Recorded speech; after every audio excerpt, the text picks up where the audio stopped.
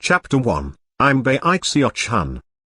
Mount Hood lay in the eastward mountain range, and at its base was a quaint little village. The villagers there lived off the land, and didn't have much to do with the outside world. Currently it was dawn, and the villagers were congregated at the village gate to see off a young man of 15 or 16 years of age. He seemed thin and weak, but had a healthy, fair complexion, and an overall charming appearance. He wore an ordinary green robe that had apparently been washed so many times it was nearly worn through. Something about the way he was dressed, plus the innocent look in his eyes, made him seem exceptionally quick-witted. His name was Bai Xiaochun. "Dear elders and fellow villagers," he said, "I am on my way to learn about immortal cultivation. I shall miss all of you." The young man wore a slightly pained expression, as if he couldn't bear to part with his fellow villagers. This made him look even more charming than before. The surrounding villagers exchanged glances, shrugged helplessly, and then pretended to look even more reluctant to see him leave. A white-haired old man stepped out of the crowd and said, "Xiaochun, ever since your dad and mom left us, oh so long ago, you have been," he paused for a moment, "such a good kid." Seeing that Bai Xiaochun hadn't left yet, he continued, "Don't tell me you're not interested in living forever? All you have to do is become an immortal, and then you can live forever. That's a really, really long time. Well, it's time for you to leave now. Even a baby eagle must learn to fly eventually. No matter what situations you run into out there, you have to hang in there and keep moving forward. Once you leave the village, you can't come back, because your path will always lie ahead, not behind." The old man patted Bai Xiaochun kindly on the shoulder. "Live forever," Bai Xiaochun murmured. A tremor ran through him, and a look of determination slowly filled his eyes. Under the encouraging gazes of the old man and the other villagers, he nodded his head seriously and looked around at everyone one last time. Finally, he turned and walked away from the village. As he disappeared off into the distance, the villagers started to look more and more excited. Their forlorn expressions turned to those of joy, and the kind-faced old man began to tremble. Tears even streamed down his face. Justice from heaven. The weasel is finally gone. Who was it that told him they saw an immortal in the area? Whoever it was, I'm going to give you a huge reward on behalf of the village. The village was soon echoing with cries of rejoicing. Some people even took out gongs and drums and began banging them excitedly. "The weasel is gone," someone said, "but oh, my poor chickens. He hated the roosters crowing at dawn, so he somehow got all the kids in the village to eat every chicken we had. Today is the beginning of a new era." By this point, Bai Xiaochun was still fairly close to the village, and could actually hear the sounds of the gongs and drums. He even caught wind of some of the cries of excitement. He stopped in his tracks, a strange expression on his face. After a moment, he cleared his throat and proceeded on his way. Accompanied by the faint sounds of rejoicing, he began to make his way toward Mount Hood. Mount Hood wasn't a very tall mountain, but it was covered with thick vegetation. Therefore, despite the fact that it was dawn, beneath the trees, it was dark and quiet. Double Dog told me that he was hunting some wild pigs a few days ago and saw an immortal flying around. Bai Xiaochun proceeded along, heart thumping. Suddenly, a rustling sound could be heard from some nearby shrubs. It almost sounded like a wild pig, and it immediately caused Bai Xiaochun to grow extremely nervous. The hair on the back of his neck stood up straight as he asked, "Who is it? Who's there?" He quickly pulled 4 axes and 6 machetes out of his travel pack, but that in and of itself didn't make him feel much safer, so he also produced a bit of black incense from within his robe, which he clutched tightly in his left hand. "Don't come out!" he shouted, trembling. "Don't even think about coming out. I've got axes and machetes, and this incense can call lightning from the heavens, and even summon immortals. If you dare to show your face, you're dead." Finally, he turned and ran toward the mountain path, simultaneously juggling all of the various weapons in his hands. Clanking sounds could eventually be heard as axes and machetes began to fall to the ground left and right. Perhaps whatever it was that had been rustling around in the shrubbery really did end up getting frightened by him. The sounds ceased, and no wild animal burst out of the bushes. Bai Xiaochun hurried toward the mountain, wiping the sweat from his brow. By this point, his face was pale, and he was almost considering giving up this crazy idea of climbing the mountain, but then he thought about the incense stick, which his parents had handed down to him before they died. Supposedly, it had been passed down from their ancestors, a gift bestowed by a down-and-out immortal they had saved. Before departing, the immortal had given it to them to pay back the kindness they had shown. Furthermore, the immortal had even promised to take a member of the Bai clan as a disciple. He told them that merely burning the incense stick would summon him to their side. Bai Xiaochun had actually lit the incense stick more than 10 times in the past few years, and yet, no immortal had ever shown up.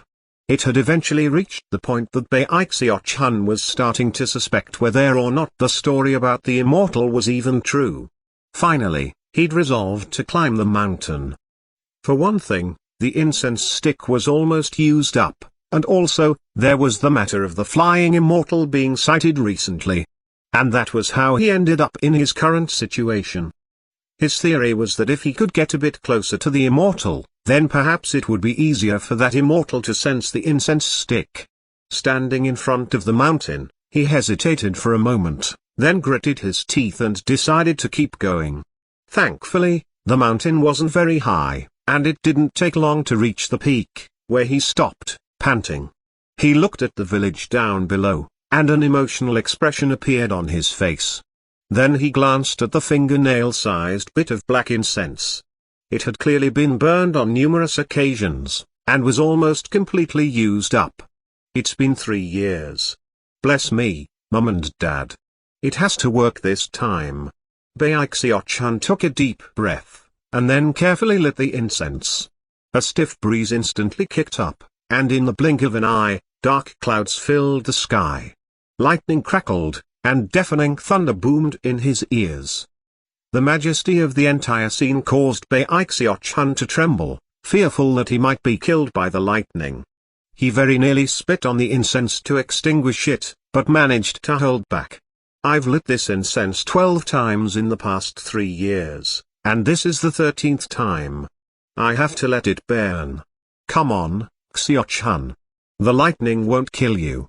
At least probably not all 12 times that he had lit the incense in the past, there had been lightning and thunder, and yet no immortal had ever appeared. Each time, he had gotten so scared that he spit on the incense to put it out. He actually found it a bit strange that a supposedly immortal stick of incense could be extinguished with some ordinary saliva. Bai Xiaochun sat there shaking in fear as the thunder boomed around him. Suddenly, a streak of light appeared in the air off in the distance. It was a middle-aged man wearing luxurious clothing. He had the demeanor of a transcendent being, yet he looked weary and travel-worn. In fact, if you looked closely, his eyes seemed to flicker with extreme exhaustion. Finally, I can see exactly what moron has been lighting that incense stick all the time for the past 3 years. Every time the man thought about what he had experienced during the past few years, he got extremely annoyed. 3 years ago, he had sensed the medicinal aura of an incense stick he had given away back when he was in the chi condensation stage. That immediately caused him to recall the debt he owed back in the mortal world. The first time he flew out in response to the incense stick being lit, he had assumed it would be a simple matter of heading out and then immediately returning. He had never imagined that before even being able to find the incense, its aura would suddenly vanish, severing his connection to it. If it had happened only once, it wouldn't have been a big deal. However, over the course of 3 years, the aura had appeared more than 10 times. Over and over again his search was interrupted, ensuring that he was constantly leaving his sect and then going back. Back and forth, back and forth. It was torment. As he closed in on Mount Hood, he caught sight of Bai Xiaochun. Fuming with numerous frustrations, the man landed on the mountain top and waved his hand, instantly extinguishing the sputtering incense stick. The thunder ceased, and Bai Xiaochun stared at the man in shock. "Are you an immortal?" Bai Xiaochun asked cautiously. Still unsure about what exactly was going on, he slipped his hand behind his back and grabbed an axe. "You may call me Li Qingyu. Are you from the Bai clan?" The middle-aged cultivator's eyes shone like lightning as he measured up Bai Xiaochun, ignoring the axe behind his back. To him, Bai Xiaochun seemed delicate, almost pretty, and reminded him of his old friend from years ago. Furthermore, his latent talent seemed suitable. Li Qingyu's anger gradually began to fade. Bai Xiaochun blinked a few times. Although he was still a bit scared, he sat up straight and quietly said, "Junior most definitely is from the Bai clan. I'm Bai Xiaochun." "All right, well tell me this," Li Qingyu said, his voice cool. "Why did you light that incense so many times over the past 3 years?" He very much wanted to know the answer to this question. As soon as Bai Xiaochun heard the question, his mind spun as he tried to come up with a good answer. Finally, a melancholic expression appeared on his face, and he looked down toward the village at the bottom of the mountain. "Junior is a sentimental and righteous person," he said. "I simply couldn't bear to part with my fellow villagers. Every time I lit the incense, I was overwhelmed with feelings of sorrow. The mere thought of leaving them behind was far too painful." Li Qingyu stared in shock. He had never considered such a possibility, and as such, the anger in his heart faded even more. He could tell from this young man's words alone that he was definitely good material. However, the next thing he did was send his divine sense down toward the village, and he heard the sounds of drums and gongs and rejoicing. He even heard the villagers talking about how glad they were that the weasel was gone. An unsightly expression appeared on his face, and he felt a headache coming on. He looked back at the charming and pure Bai Xiaochun, who seemed like he wouldn't hurt a fly, and suddenly realized that this kid was a villain to the core. "Tell me the truth," Li Qingyu said, his voice echoing like thunder. Bai Xiaochun was so frightened that he started shaking. "Hey, you can't blame me," Bai Xiaochun said, sounding very miserable. "What kind of crappy incense is this anyway? Every time I lit it, lightning would start crashing around everywhere. I almost got killed on several occasions. In fact, avoiding that lightning 13 times was quite a feat." Li Qingyu looked silently at Bai Xiaochun. "If you were so scared, then why did you light it over 10 times? He asked. "'Cause I'm scared of dying," Bai Xiaochun replied indignantly. "Isn't the point of immortal cultivation to be able to live forever? I want to live forever." Li Qingyu was once again struck speechless. However, he found the kid's fascination with living forever laudable, and realized that his personality might change a bit after some hard training in the sect. After a moment of thought, he waved his sleeve, sweeping Bai Xiaochun up into a beam of light that shot off into the distance. "All right, come with me," he said. "Where are we going?" asked Bai Xiaochun, suddenly realizing that they were flying. "Ah, we're so high the ground was very, very far down, causing the blood to drain from his face." He immediately dropped his axe and grabbed onto the immortal's leg. Li Qingyu looked down at him clutching his leg.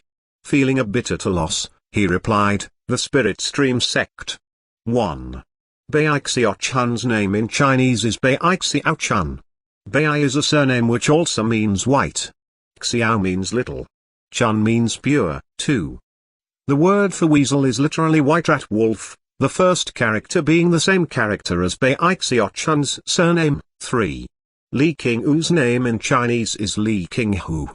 Li is a very common surname, also the same surname as the Li clan in East. Qing means green, blue, black, azure, etc. Who means a lot of things including time and weight. Chapter 2. The Ovens. The Spirit Stream sect was located in the eastward continent on the lower branch of the Heavenspan River, and was divided between the northern and southern banks. Its history stretched back countless years, and was very famous in the area. 8 enormous cloud-wreathed mountains towered over the Heavenspan River. 4 of those mountains were located on the north bank of the river, whereas 3 were on the south bank. Shockingly, one mountain, the most majestic of them all, rose up from the middle of the river itself. The entire top half of that mountain was covered with brilliant white snow, and rose up so high that the peak of the mountain wasn't even visible. The middle of the mountain had been hollowed out, allowing the golden river water to flow right through it, and causing the mountain itself to somewhat resemble a bridge. Currently, a beam of light was speeding along near the south bank of the spirit stream sect. It was none other than Li Qingyu and Bai Xiaochun. As they raced into the servants' quarters beneath the third peak, it was just possible to hear Bai Xiaochun shouting out in fear. He was scared to death from all the flying. They had passed over countless mountains, and the entire time, he had felt like he was losing his grip on Li Qingyu's leg. Eventually, everything turned into a blur. When everything finally became clear again, he realized that they had landed just outside of a building. He stood there, legs trembling, looking around at a scene that was very different from what he was used to back at the village. Towering up in front of the building was a huge stone, upon which 3 characters were written in flamboyant calligraphy. Department of Servant Affairs. Sitting next to the stone was a pock-faced woman. As soon as she caught sight of Li Qingyu, she rose to her feet and clasped hands in greeting. "Send this kid to the ovens," Li Qingyu said. Without another word, and paying no further heed to Bai Xiaochun, he then transformed into a beam of light that shot off into the distance. When the pock-faced woman heard him mention the ovens, she stared in shock. She looked Bai Xiaochun over, then handed him a bag which contained a servant's uniform and other items. Face expressionless, led him away from the building toward a nearby path, simultaneously explaining some of the basic sect rules and customs. The path was paved with green limestone, and wound through numerous buildings and courtyards. The fragrant aroma of plants and flowers filled the air, and the entire place seemed like a celestial paradise. As he looked around, Bai Xiaochun's heart began to thump with excitement, and his previous nervousness and anxiety began to fade. "This place is awesome," he thought. "It's way better than the village." His eyes shone with anticipation as he followed the woman along. The scenery only continued to get more and more spectacular. He even saw some beautiful women along the way, which instantly caused his heart to surge with delight. Soon, Bai Xiaochun got even more excited. That was because he caught sight of what appeared to be their destination. At the end of the path was a 7-story building that sparkled like crystal. There were even celestial cranes soaring in the air above it. "Are we there yet, elder sister?" Bai Xiaochun asked excitedly. "Yes," she replied coolly, her face as expressionless as ever. She pointed to a small path off to the side. "That's where we're going." Bai Xiaochun looked in the direction she was pointing, heart bursting with anticipation. But then, his entire body went stiff, and he rubbed his eyes. He looked again, a bit more closely, and saw a gravel path lined by haphazardly constructed thatch-roofed huts that looked like they might disintegrate at any moment. A strange aroma wafted out from the area. Bai Xiaochun wanted to cry, but no tears would come. Still clinging to a scrap of hope, he asked the pock-faced woman another question. "Elder sister, did you point in the wrong direction just now?" "Nope," she replied coolly, stepping onto the gravel path. When Bai Xiaochun heard her response, all of the beauty of the place seemed to disappear. A bitter expression appeared on his face as he continued to follow her. Before long, he caught sight of the end of the decrepit path, where he saw several huge black woks running around. After a moment, he realized that the woks were actually attached to the backs of several incredibly fat men. These men were so obese that it seemed like squeezing them would cause pure fat to ooze out. One of the men was even fatter than the others, so fat that he looked like a mountain of flesh. Bai Xiaochun was even worried that the man might explode from being so fat. 1. The entire area was filled with hundreds of huge cooking woks, within which fat men were boiling rice. Sensing that someone had approached, the men looked up and saw the pock-faced woman. The fattest of the men, the one who looked like a mountain of flesh, hefted his ladle and hurried over. The ground trembled as he walked, and his fat bounced and jiggled in a way that made Bai Xiaochun stare in shock. Without even thinking about it, he began to feel around for an axe. The magpies were singing especially beautiful songs this morning, and now I know why. The mountain of flesh cried out as he ran over. His eyes flickered with a lustful gleam. It was all because you were coming, big sis. Could it be that you've changed your mind? You finally realized how talented I am, and want to take advantage of this auspicious day to formally become my beloved partner? The pock-faced woman looked at the mountain of flesh with both disgust and anger. I'm just here to deliver this kid to the ovens, she said. Task accomplished. I'll take my leave now. Then she hurried off. Bai Xiaochun gasped. He had taken the time to check out the woman on their way here, and she really looked like a freak. He couldn't help but wonder what kind of taste this fat man had. Apparently even someone with a face like hers got him all hot and bothered. Before Bai Xiaochun could consider the matter anymore, the mountain of flesh was suddenly standing in front of him, panting a bit. The man was so huge that Bai Xiaochun found himself completely covered by his shadow. Bai Xiaochun looked up at the enormous man and his quivering rolls of flesh, and swallowed hard. This was actually his first time ever seeing someone so fat. The mountain of flesh glanced resentfully at the pock-faced woman, who was making her way back up the gravel path, then looked back at Bai Xiaochun. Well, we have a newcomer. We'd left a spot open for Xubakai to join, so this complicates matters. Bai Xiaochun felt nervous just looking at the man's huge frame, and subconsciously took a few steps back. Elder brother, I am your humble servant Bai Xiaochun. Bai Xiaochun? White skin, slender and dainty. You look pretty innocent. Excellent, excellent. Your name really fits my taste. The mountain of flesh looked him over, then clapped Bai Xiaochun on the shoulder, which very nearly sent Bai Xiaochun flying off to the side. What's your name, elder brother? Bai Xiaochun took a deep breath and looked up thoughtfully as he prepared to make fun of the man's name. The mountain of flesh chuckled and slapped his chest, causing the fat to ripple back and forth. I'm Big Fatty Jiang. That's second Fatty Huang, and that's third Fatty Hai. As soon as Bai Xiaochun heard these incredibly stirring names, he abandoned any plans to make fun of them. As for you, Big Fatty Jiang continued, from now on, you'll be ninth Fatty Bai. Wait a second, junior brother. You're way too skinny. If you go around looking like that, you'll lose face for the ovens. Well, I guess that doesn't matter for now. Don't worry. After a few years, you'll get fat too. Then we'll call you ninth Fatty Bai. When Bai Xiaochun heard the nickname ninth Fatty Bai, he grimaced. Well, since you're already our ninth junior brother, you don't count as an outsider anymore. Here in the ovens, we have a long-standing tradition of carrying woks on our backs. See this wok here on my back. He slapped the wok and continued boastfully, it's the king of woks, forged from the highest quality iron and engraved with an earth flame spell formation.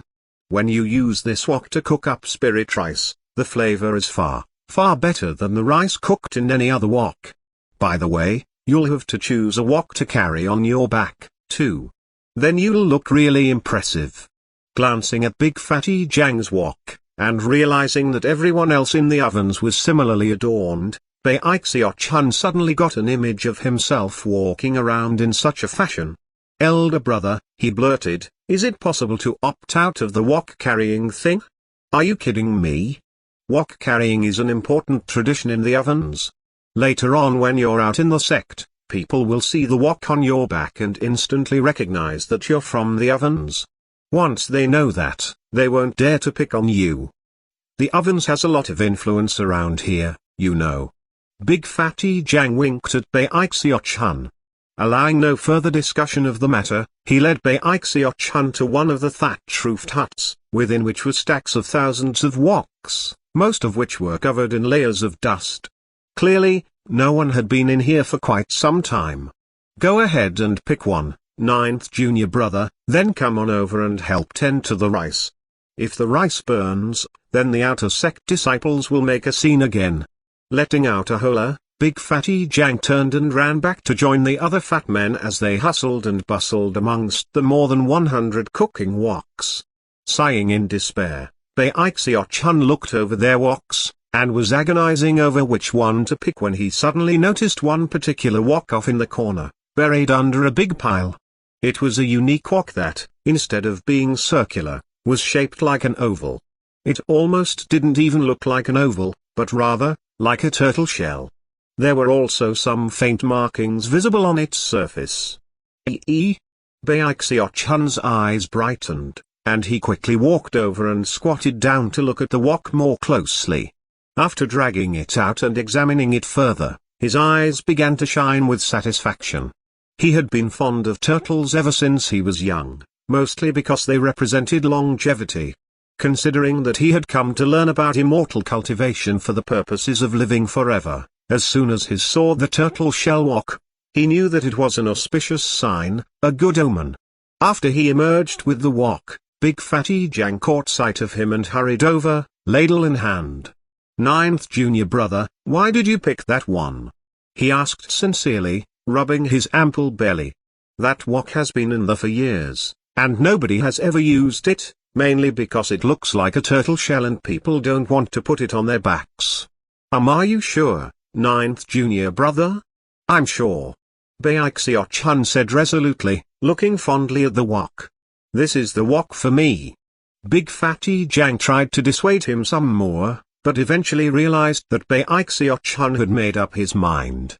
Finally, he gave him a strange look and stopped trying.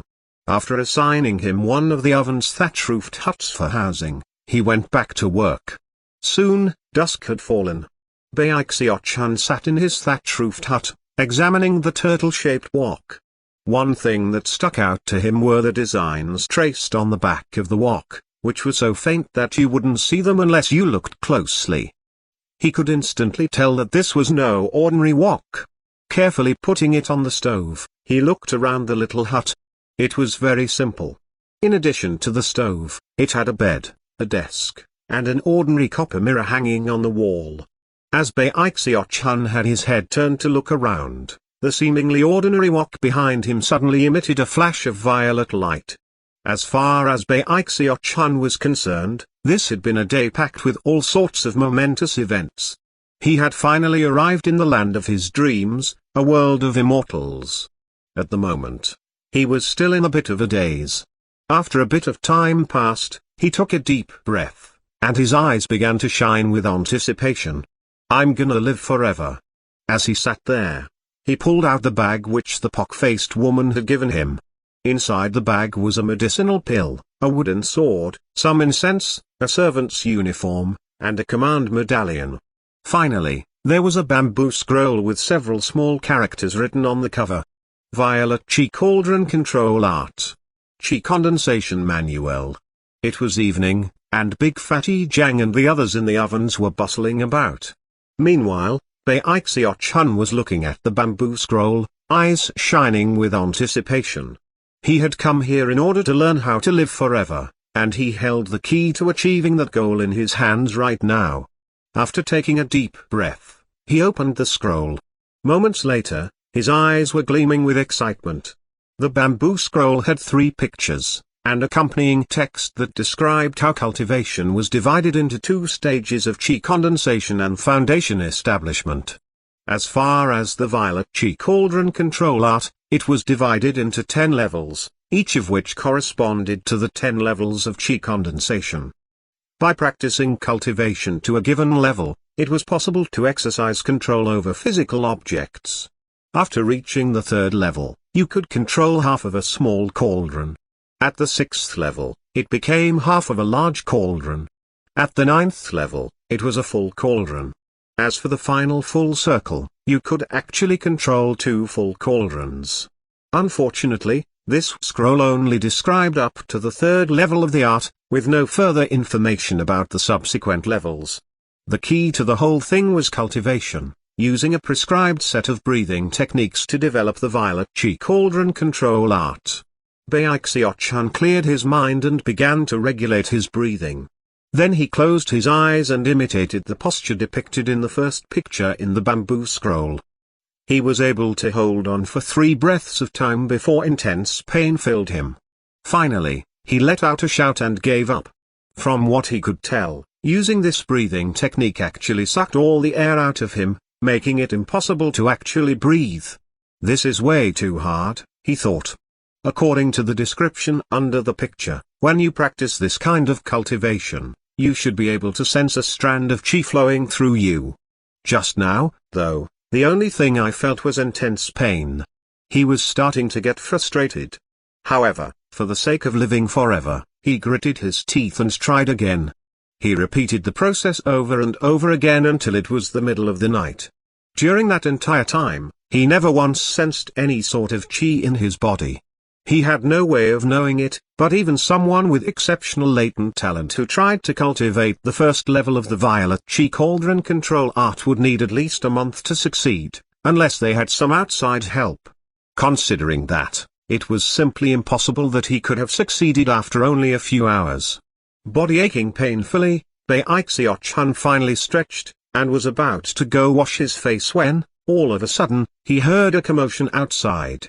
He stuck his head out of the window and immediately caught sight of a sallow-faced young man standing in the door of the main courtyard of the ovens. He looked angry. "I'm Xiaochun. Whoever it was that took my spot here, get the hell out here right now." Chapter 3, 6 Lines of Truth. The motion of Bai Xiaochun sticking his head out of the window instantly attracted the attention of the sallow-faced young man. Enraged, he yelled, "So, you're the guy who took my spot." It was too late for Bai Xiaochun to duck his head back into the window. He immediately pasted an innocent expression onto his face and said, "No, it wasn't me. Liar. You're so skinny and short, you're obviously a newbie here." Xiaochun clenched his hands into fists and stared furiously at Bai Xiaochun. He was so angry that he looked like he might explode at any moment. Feeling quite wronged, Bai Xiaochun peeped, "It really had nothing to do with me. I don't care. 3 days from now on the southern slope of the sect, you and I are gonna have a fight to the death. If you win, then I'll have no choice other than to suck it up. If you lose, then I get my spot back." Xiaochun shoved his hand into his robe and pulled out a blood notice, which he threw onto Bai Xiaochun's windowsill. The notice was covered with countless versions of the character die, all of them written in blood. Bai Xiaochun looked down at all the die characters and couldn't miss the killing intent roiling off of them. His heart went cold. Then he remembered that Xiaochun had just mentioned a fight to the death, and he gasped. "Elder brother, this isn't that big a deal. Why did you have to go and use your own blood to write so many characters? Didn't it hurt?" "Not a big deal." Xiaochun roared, gnashing his teeth. "Humphrey.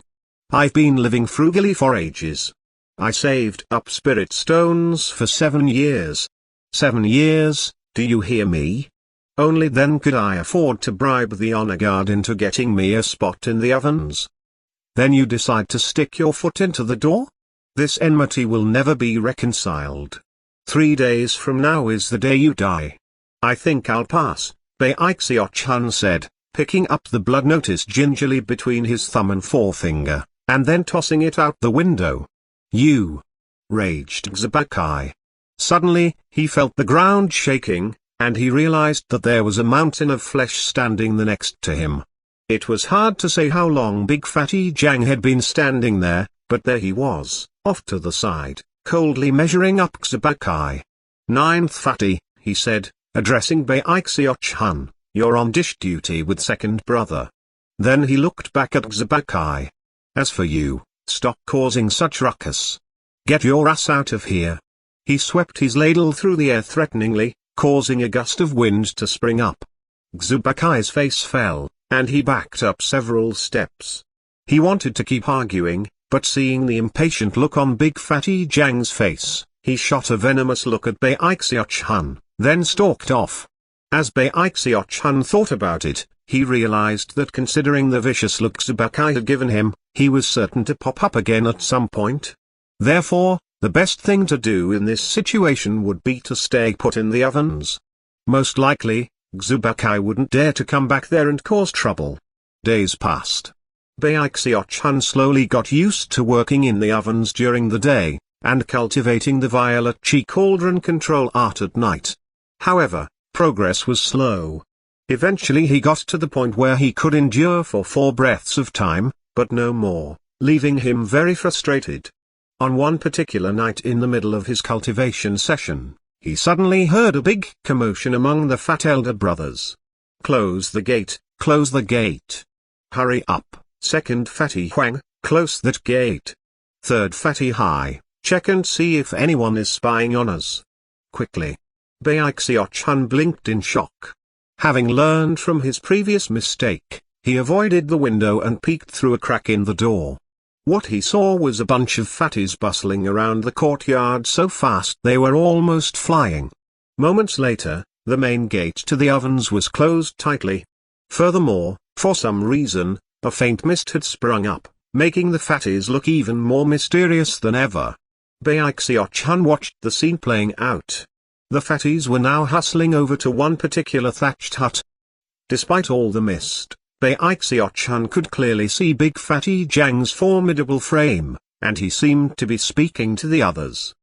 The whole scene was very odd, so Bai Xiaochun began to edge away from the door in an attempt to pretend he hadn't seen anything at all. However, it was at that exact point that Big Fatty Jiang's voice echoed out, "Ninth Fatty, I know you're watching. Get out here." Although he didn't speak very loud, his voice instantly weighed down on Bai Xiaochun.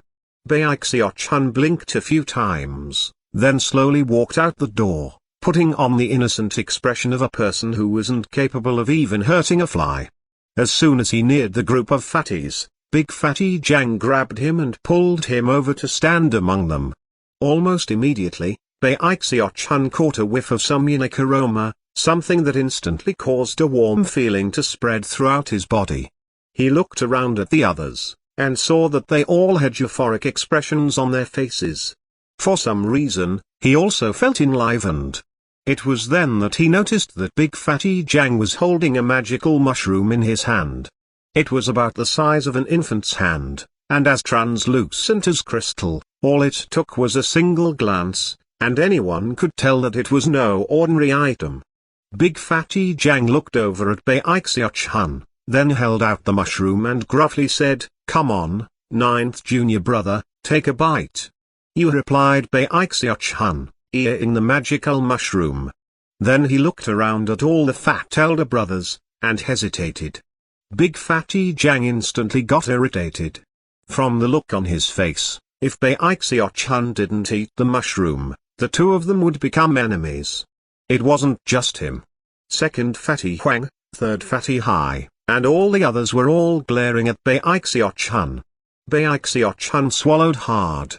Even in his wildest dreams, he would never have imagined himself in a situation where people would flip out in anger if he didn't take a bite of a priceless magical mushroom, as if it were nothing more than a chicken leg.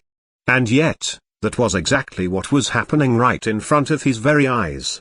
Bai Xiaochun's heart was thumping as he gritted his teeth and accepted the magical mushroom. Finally, he opened his mouth and took a big bite. The mushroom instantly dissolved in his mouth, causing a wonderful sensation to fill his body, something many times more intense than what he had experienced moments before when merely smelling it.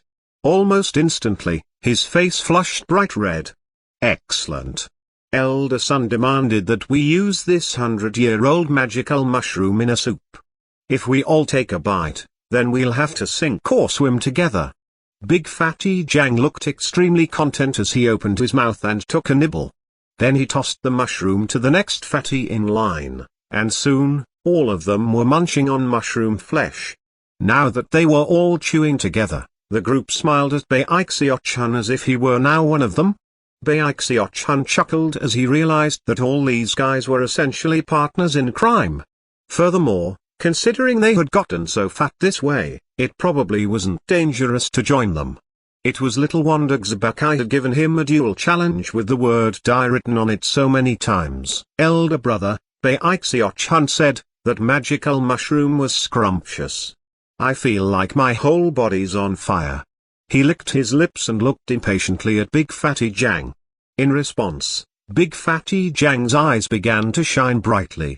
With a hearty laugh, he flamboyantly pulled out a xiaowurt flower, which he handed to Bai Xiaochun. Now do you see how amazing the ovens is, junior brother? I wasn't lying. All right, eat up. Eat till you're stuffed. Bai Xiaochun's eyes began to shine as he took a big bite. Next, Big Fatty Jang pulled out some sort of natural precious material, something that looked like a golden jewel, which emanated a fragrant aroma. Bai Xiaochun needed no prompting from Big Fatty Jang. He immediately took a bite and swallowed it down. The tangy flavor filled him with a wonderful sensation. After that, Big Fatty Jang produced an incredibly sweet red spirit fruit. More items emerged. Magical mushrooms, various medicinal ingredients, spirit fruits and other precious items. Bai Xiaochun partook of them all, as did the other fatties. He ate so much that soon his head was spinning. He almost felt drunk. His body hot and burning to the point where white steam rose up from the top of his head. He already felt as fat as a ball. The more he ate, the more kindly Big Fatty Jang and the others looked at him. In the end, they slapped their stomachs and laughed heartily, and they all truly seemed like partners in crime. Head swimming, Bai Xiaochun stretched out his arms and legs. His hand landed on Big Fatty Jang's giant stomach, and his foot landed off to the side. He began to laugh along with the others. Other servant departments would kill to get one of their own into the outer sect. But we kill to make sure we stay out. Who wants to go there anyway? What's so good about the outer sect, huh? Big Fatty Jang sounded very proud of this. As he finished speaking, he pulled out a ginseng root. The root itself had countless faintly visible age rings, and was covered with numerous rootlets. Clearly, this ginseng root was very old. Ninth junior brother, our cultivation bases are all strong enough that we could have become outer sect disciples a long time ago. However, we prefer to hide our true level. Look, there are outer sect disciples who would kill for the chance to get a single bite of a 100-year-old ginseng root like this. Do we look scared? Big Fatty Jang subsequently plucked a rootlet off and popped it into his mouth, chewed, and swallowed. Then he handed the ginseng root to Bai Xiaochun. Bai Xiaochun was so stuffed he almost couldn't see straight. Elder brother, I'm full, I really can't eat another bite. Before he could even finish speaking, Big Fatty Jang plucked off a rootlet and stuffed it into his mouth. Ninth junior brother, you're far too skinny, so skinny that the girls in the sect won't like you.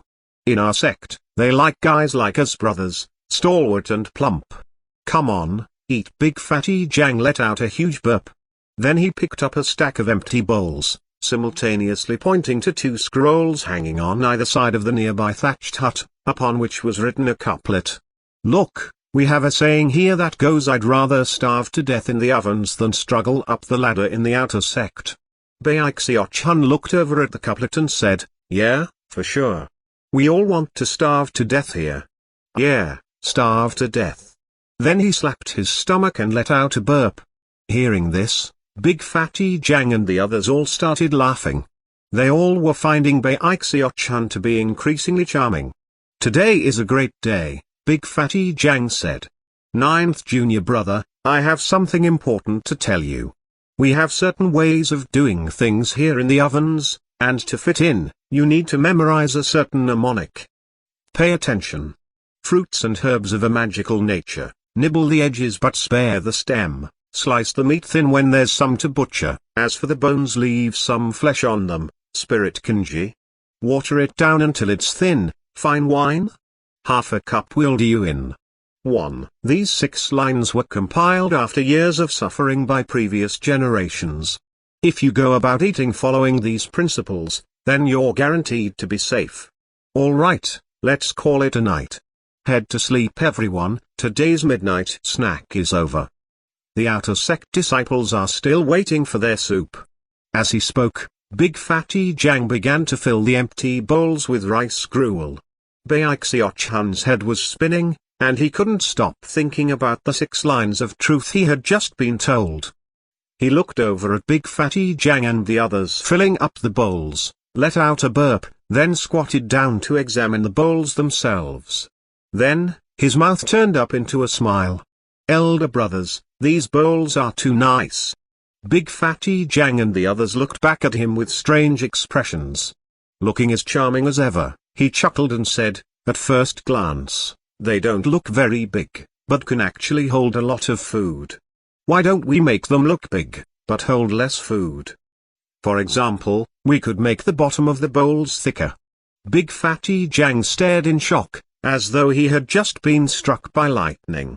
His rolls of fat then began to quiver, and his eyes began to shine brightly. The other fatties began to pant, and their fat also began to tremble. All of a sudden a loud smacking sound rang out as Big Fatty Jang slapped his thigh. Then he threw his head back and laughed uproariously. "Yes, yes, yes. That's an idea worth passing down. Future generations in the ovens will all benefit from this. 9th junior brother, I never imagined that someone as charming as you would actually be as crafty as this. Ha ha ha. You were born to be a part of the ovens." 1. Thanks to Anon Puffs for helping out with these 6 lines. We managed to carry across the meaning of the original Chinese, and also maintain the rhyme scheme of A, B, C, C. Chapter 4, Spirit Enhancement. Everyone was in a wonderful mood, and were extremely pleased with Bai Xiaochun. Not only was he very charming, he seemed to have lots of crafty ideas. Big Fatty Jang decided that a reward was in order, and pressed a grain of spirit rice into Bai Xiaochun's hand. Bai Xiaochun laughed happily as he staggered back to his room. Before he could climb in bed, all of the spiritual energy he had absorbed by eating the various precious materials suddenly burst out inside of him. His head spun, and he flopped face first down onto the ground, where he immediately began snoring. He slept wonderfully for the entire night. The following morning at dawn, when he opened his eyes, they shone brightly. He looked down to find that he was fatter than the day before. Furthermore, his skin was covered in a sticky layer of filth. When he hurried out to wash up, Big Fatty Jang and the others were preparing breakfast for the sect disciples. When they saw Bai Xiaochun's bedraggled appearance, they started laughing. 9th junior brother, all that filth comes from the impurities in your body. Once you get rid of it, it will be much easier for you to practice cultivation. Take a few days off, we won't need your help anyway. In a few days you can start working again. Don't forget about that grain of spirit rice. Eat it up quickly before it goes bad. Sure thing, Bai Xiaochun replied. Feeling quite energetic, he returned to his room and grabbed the turtle-shaped wok off of the stove. After filling it with water from the washroom, he returned and put it back on the stove. Then he pulled out the grain of spirit rice to examine it. It was about the size of his thumb, crystalline in appearance, and fragrantly aromatic. If immortals eat this stuff, then it must be incredible. Sighing, he threw a few pieces of wood into the stove, then lit the fire. He was immediately hit by a blast of heat, which caused him to back up, blinking anxiously. Then he looked down at the fire and clicked his tongue. That's no ordinary fire. It lights faster and also burns a lot hotter than the fire in the village. Taking another look at the burning logs in the fire, he realized that they were not ordinary pieces of wood. About this time, the fire began to burn even hotter than before, and Bai Xiaochun watched in amazement as one of the designs etched into the back of the turtle shell wok began to light up, starting at what appeared to be the tail of the turtle shell and ending where the head would be. Soon, the entire design was shining brightly. Bai Xiaochun stared in amazement, then slapped his thigh. I knew it. This is some sort of treasure. It's definitely way better than eldest brother's wok. More certain than ever that this wok was something extraordinary, Bai Xiaochun quickly tossed the grain of spirit rice into the water. Then he sat off to the side with the violet chi cauldron control art bamboo scroll. Emulating the movements and breathing techniques depicted in the first picture, he began to cultivate. He had only just begun when, suddenly, His eyes went wide. The posture which had been so difficult to maintain just the day before, was now much easier to assume. In fact, he actually felt very comfortable, without the slightest sensation of awkwardness. In addition, the breathing technique no longer left him feeling as if he were suffocating. Instead, he felt a very pleasant sensation. Furthermore, he was absolutely certain that before today he could only maintain the posture for about 3 or 4 breaths of time, but this time, after 7 or 8 breaths, he didn't feel the least bit of pain or discomfort. Suppressing his excitement, Bai Xiaochun calmly continued until 30 breaths of time had passed. Just when he was finally starting to feel weak and uncomfortable, a strand of qi suddenly appeared inside of him. It was very cold, and swirled around rapidly. Before it could make a full circle through his body, it vanished. However, Bai Xiaochun was so excited he leapt to his feet. Qi. Ha ha ha. Finally some qi appeared. Bursting with excitement, he began to pace back and forth in his room. He quickly came to the conclusion that it must have something to do with all the precious materials he had consumed the previous night. Suddenly he wished he had eaten more. No wonder elder brother Jiang would rather starve to death in the ovens than go climb the ladder in the outer sect. Not even the outer sect disciples would have opportunities like this. Sitting down anxiously, he once again began to practice cultivation. This time, he was able to maintain the posture and breathing for a full 60 breaths of time. At that point, a flow of qi appeared in him, almost a trickle, that rapidly circulated through his body. Having experienced this once before, he was ready, and began to guide the qi through a specific path, as indicated by the first picture in the bamboo scroll. Soon, the qi was flowing through him in just the way he wanted. He maintained the posture and movements indicated in the first illustration, and as he did, he could sense streams of coldness emerging from various parts of his body, almost like drops of water, which merged into the qi flow, causing it to grow larger and larger. In the end, it was like a tiny stream, flowing in a continuous cycle. A tremor ran through him, and it was as if a layer of fog had suddenly been stripped away from his mind. A rumbling sound echoed out from his body. He suddenly felt lighter and more agile than before. At the same time, globules of filth were expelled from the pores all over his body. Unlike last time, the stream of qi inside of him didn't vanish, but instead, remained there, circulating through his body. Bai Xiaochun opened his eyes, and they shone even more brightly than before. His mind even seemed to move a bit quicker and his body felt lighter and faster. A permanent qi vessel, he thought excitedly. That's the sign that I've successfully cultivated the first level of the violet qi cauldron control art. It also means that I've reached that what's it called first level of qi condensation. Bai Xiaochun was overjoyed, and immediately ran to the washroom. When Big Fatty Jiang and the others saw him, they exchanged knowing glances. Although they were a bit surprised that Bai Xiaochun had reached the first level so quickly, they all knew why it had happened. After returning to his room, Bai Xiaochun took a deep breath, and then began to study the bamboo scroll more thoroughly. After cultivating the first level of the violet qi cauldron control art, I should be able to manipulate physical objects. Wow, this is basically an immortal magical technique. I should be able to shoot things through the air. Eyes shining, he followed the instructions prescribed in the scroll, moving both hands together in a special way to perform an incantation. Then, he waved his finger at the nearby desk. Instantly, the stream inside of him surged like a bucking bronco, racing toward his right index finger and then out through the tip of his finger. It turned into something like an invisible thread, which then attached itself to the nearby desk. However, almost as soon as it reached the desk, the connection grew unstable, and the thread disintegrated. Bai Xiaochun's face went pale. After a moment of recuperation, he reviewed what he had just done, then decided to give up on moving the desk. Instead, he pulled out the wooden sword from his bag and placed it on top of the desk. He wasn't sure what type of wood the sword was made from, but despite being much lighter than the desk, it still seemed unusually heavy. He waved his finger toward it, and the wooden sword twitched, then slowly floated an inch up into the air before falling back down onto the desk. Bai Xiaochun was anything but discouraged.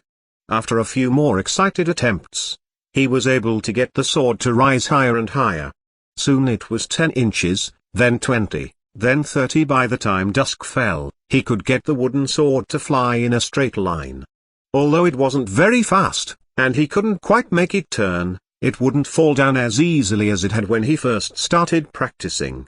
Henceforth, I, Bai Xiaochun, am an immortal. He rose proudly to his feet, held his left hand behind his back, and then waved his right hand, causing the wooden sword to fly unsteadily back and forth in his room. Eventually, his chi began to grow unstable, so he put the wooden sword away and continued to practice cultivation. Later, he caught wind of a fragrant aroma coming from their wok, causing him to raise his head and take a deep sniff. Suddenly feeling ravenous, he realized that he had been busy cultivating all day, and had completely forgotten about the spirit rice boiling in the wok. He immediately walked over and lifted the lid to look inside. The moment he did, the strong, fragrant aroma of spirit rice wafted out. Furthermore, at some point during the process, a brilliant, glowing silver design had appeared on the surface of the rice. The design was clearly visible, and when Bai Xiaochun looked at it closely, he suddenly felt lost within the light. After a while, though, the design began to fade. He narrowed his eyes, and after some more thought, picked up the grain of spirit rice and held it in his hand for a closer look.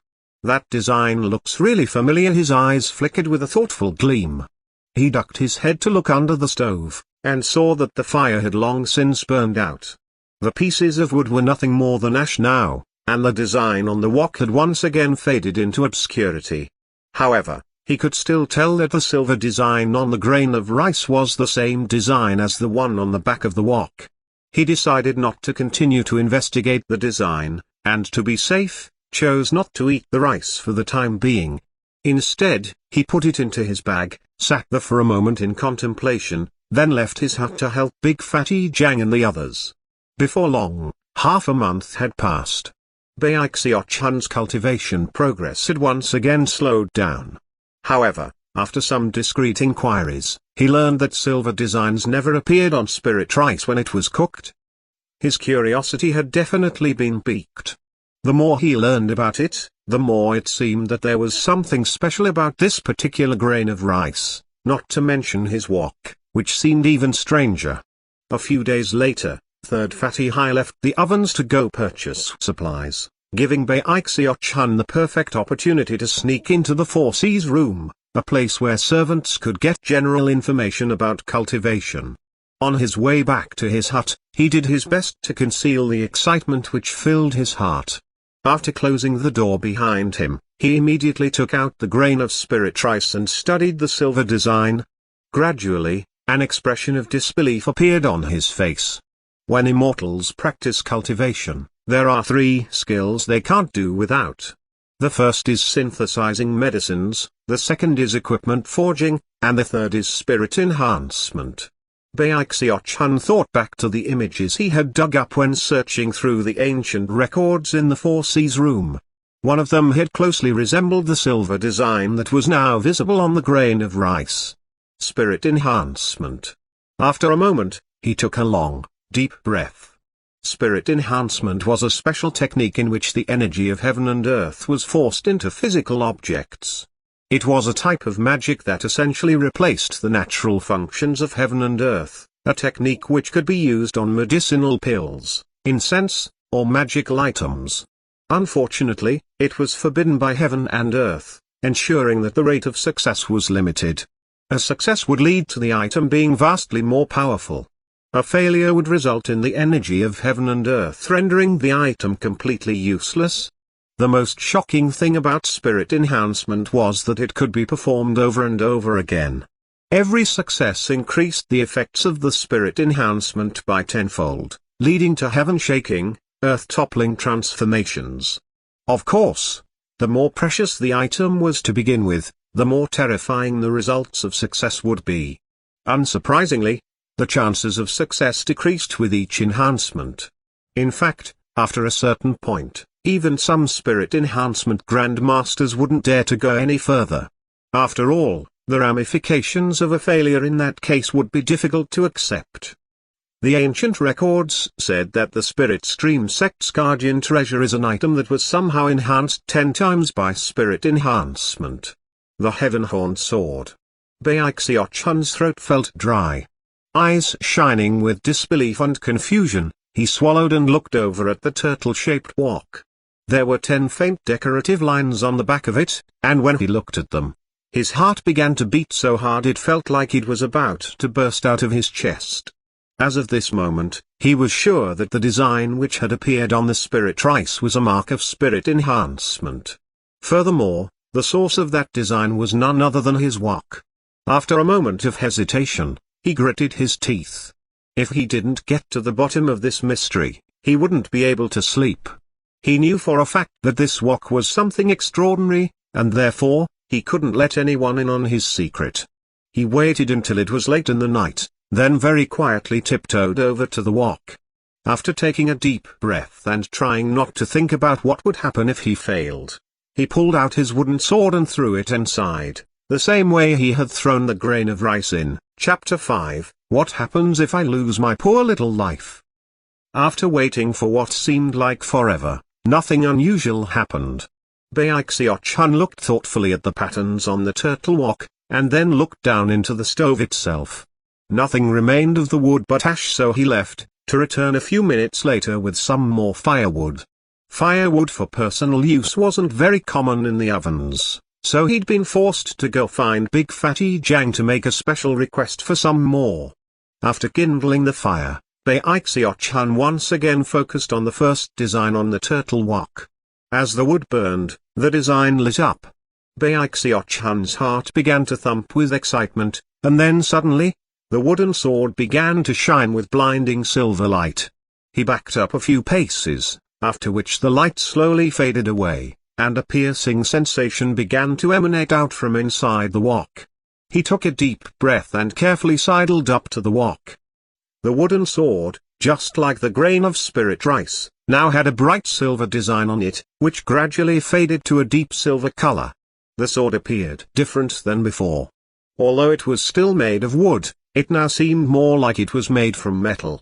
Bai Xiaochun's eyes lit up as he carefully took the sword out of the wok. It felt heavier, and also emanated a certain coldness. It worked. My first spirit enhancement on the wooden sword worked. Bai Xiaochun fondled the sword ecstatically, then glanced over at the wok and tried to decide what to do with it.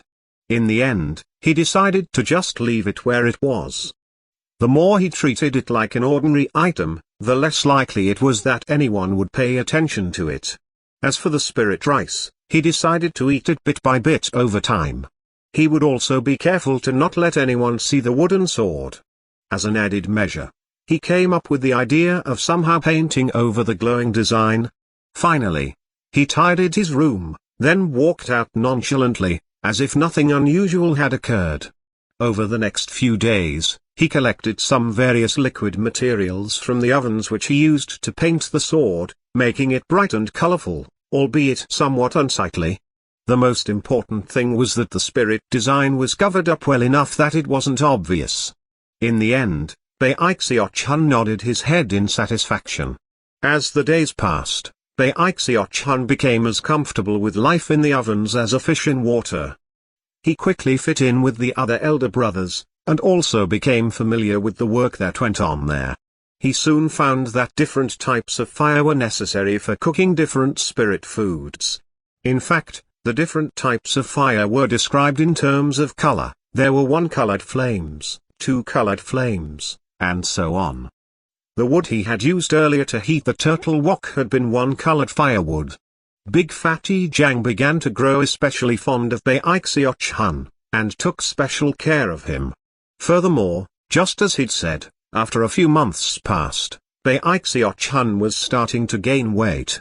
He was no longer the scrawny kid he had been when he had first joined the sect. He was fatter, but at the same time, his skin was also fairer and clearer than before. He also looked more harmless than ever, and was clearly reaching the point of being deserving of the title Ninth Fatty Bai. He also experienced the special snack time arrangement on more than one occasion. However, what Bai Xiaochun found especially frustrating was that, despite gaining weight, his cultivation seemed to progress as slowly as ever. Eventually, he stopped worrying about that and spent most of his time eating and drinking with his elder brothers. Life was good. As the months passed, he heard bits of gossip about recent events in the Spirit Stream sect. In addition, Big Fatty Jiang taught him more about the sect in general. He learned that the sect disciples were divided into the inner and outer sects. Any servant who could practice cultivation all the way to the third level of qi condensation would be able to challenge one of the trials by fire, which were paths that existed on the various mountain peaks in the sect. A servant who passed the trial by fire could join that mountain peak as an outer sect disciple. Only by becoming an outer sect disciple could anyone truly become a part of the Spirit Stream sect. However, accomplishing such a feat would count as a stunning accomplishment, and would be equivalent to the old saying about the fish leaping over the dragon gate. Only the top 3 competitors in the monthly trials by fire would be accepted, meaning that the number of people who could become an outer sect disciple was limited. On one particular day, 7th Fatty had been scheduled to go out and purchase supplies, but ended up being busy with some other matters. As a result, Big Fatty Jiang called for Bai Xiaochun and told him to stand in for 7th Fatty. Bai Xiaochun hesitated for a moment, recalling the incident with Xubakai from a few months before. Although it probably wasn't anything to worry about, he couldn't shake his anxiety. Before leaving, he went back to his room and collected 8 meat cleavers and also donned 6 long leather coats. By the time he was finished getting dressed, he looked like a round ball. However, he also felt much safer, which was the important thing. The last thing he did was strap his wok onto his back, leaving him feeling very safe. He then staggered out of the ovens and down the mountain. As he walked along the green limestone paths in the sect, he gazed around at the beautiful buildings and courtyards, and began to feel prouder than ever. How time flies, he mused, clasping his hands behind his back. Life is like a dream. I, Bai Xiaochun, have only spent a few months practicing cultivation.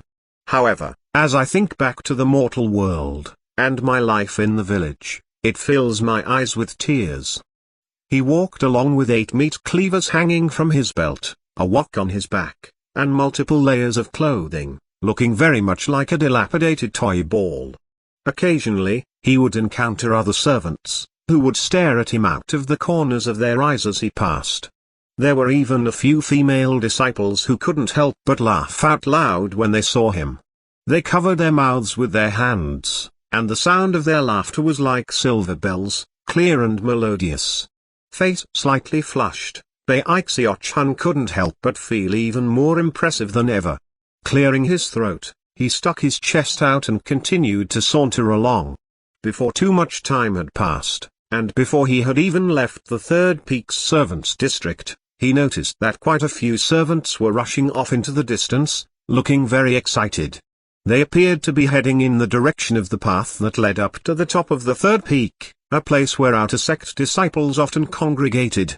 More and more servants began running over in that direction, looking very excited. Surprised by the scene, Bai Xiaochun quickly grabbed a scrawny servant who happened to be running by. "Junior brother, what's going on?" Bai Xiaochun asked quizzically.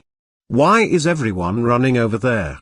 The young man looked over angrily, but then saw the black wok on Bai Xiaochun's back, and his expression turned envious. "I didn't realize you were from the ovens, elder brother. Why don't you come along? 2 chosen from the outer sect, Zihong and Zhang Yide, are fighting it out in the trial by fire arena. Supposedly, the 2 of them have a beef with each other. Whatever happens, they're both at the 6th level of qi condensation, so we should be able to learn a bit by watching them, and maybe even gain some enlightenment." Finishing his explanation, the young man hurried off, apparently worried about missing out on any of the action. Feeling very curious, Bai Xiaochun set off in a hurry. following the flow of people as they left the servants' district and headed to the foot of the third peak, where a large raised platform could be seen. The platform was about 3,000 meters wide, and was surrounded by a crowd of servants.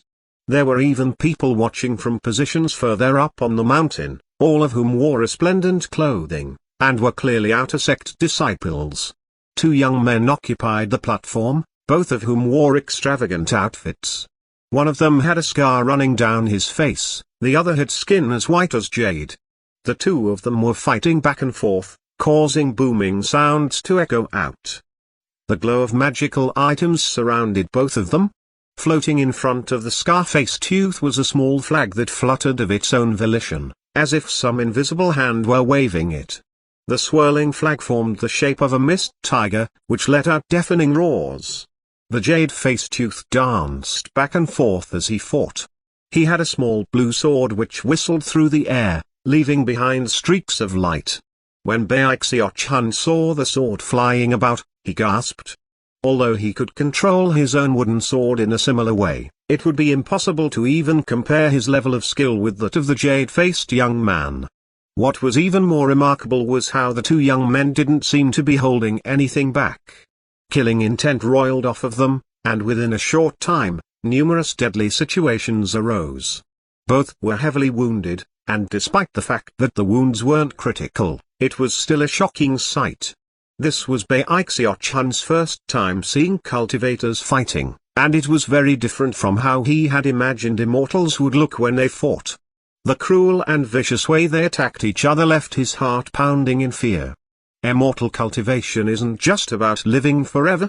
What's this fighting and killing all about? What happens if I end up losing my poor little life? Bai Xiaochun swallowed nervously as he watched the scar-faced youth's mist tiger lunging voraciously at the other young man.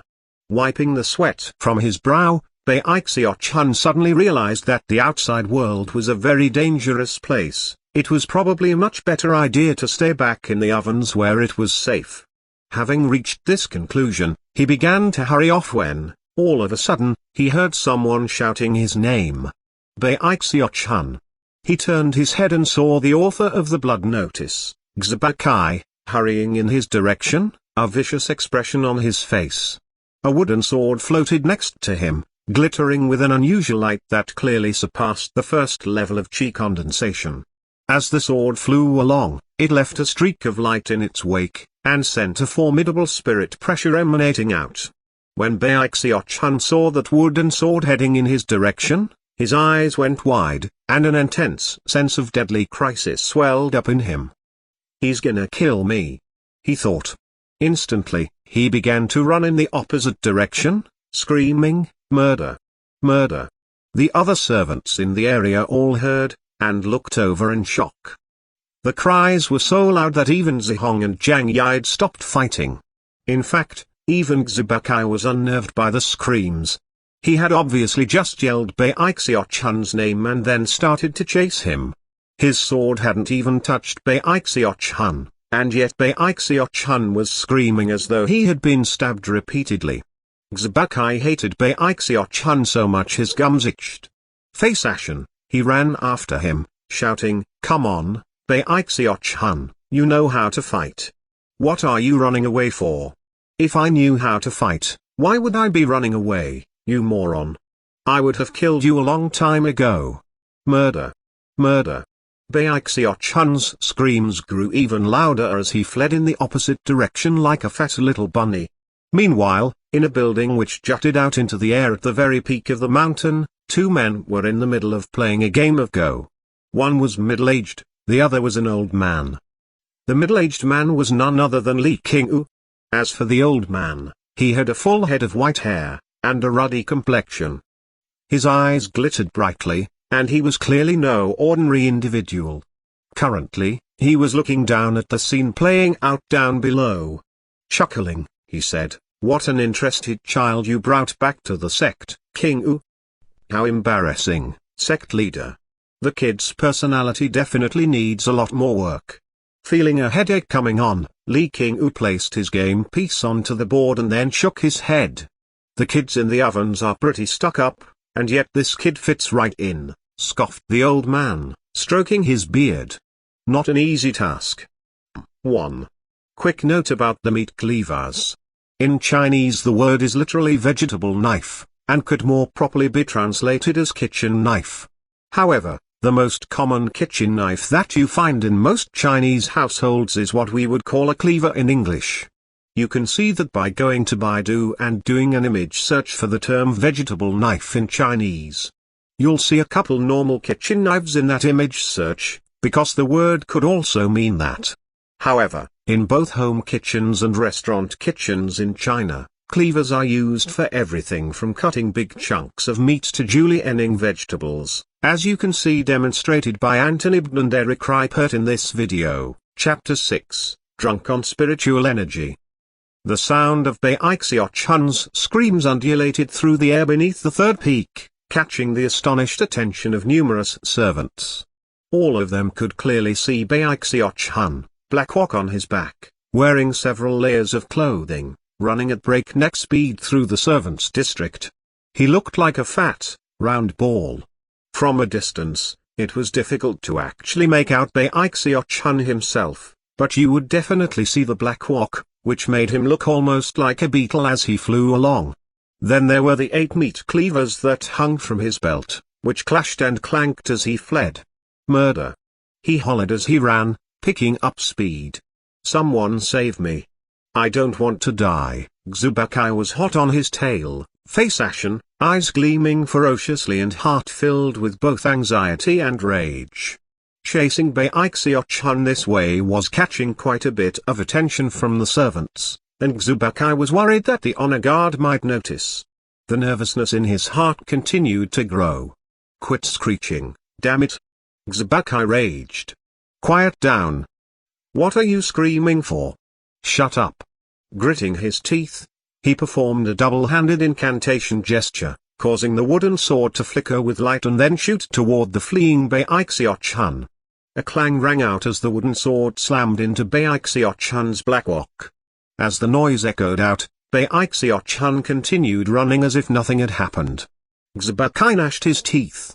The big wok on Bai Xiaochun's back covered nearly half of his body, making it very difficult to hit him. However, feeling that he had little other choice, Xubakai continued to give chase. And so they raced through the servants' district, Bai Xiaochun leading the way, Xubakai running behind him.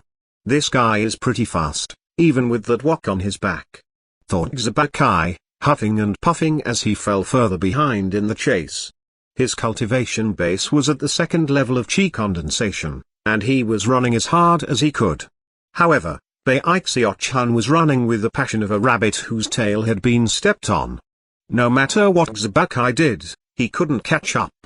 More horrifying was that he was starting to get tired, and yet hadn't even laid a finger on his opponent. In contrast, Bai Xiaochun didn't seem to be the least bit tired at all, and was also screaming like a pig at the slaughterhouse. Soon, Bai Xiaochun caught sight of the little path leading to the ovens, and his eyes glittered with excitement. He suddenly felt as though he were arriving home, and the sensation was so moving that he almost cried. "Elder brother, save me!" he cried. "He's trying to murder me." A trail of dust rose into the air behind him as he ran toward the ovens at breakneck speed. Big Fatty Jiang and the others heard his screaming and hurried out, shocked expressions on their faces. "Elder brother, save me! Xubakai is trying to kill me. My poor little life is on the line." Bai Xiaochun quickly scrambled behind Big Fatty Jiang. Big Fatty Jiang's eyes gleamed with a ferocious light as he looked around vigilantly, but he saw no one. "Xubakai?" he asked.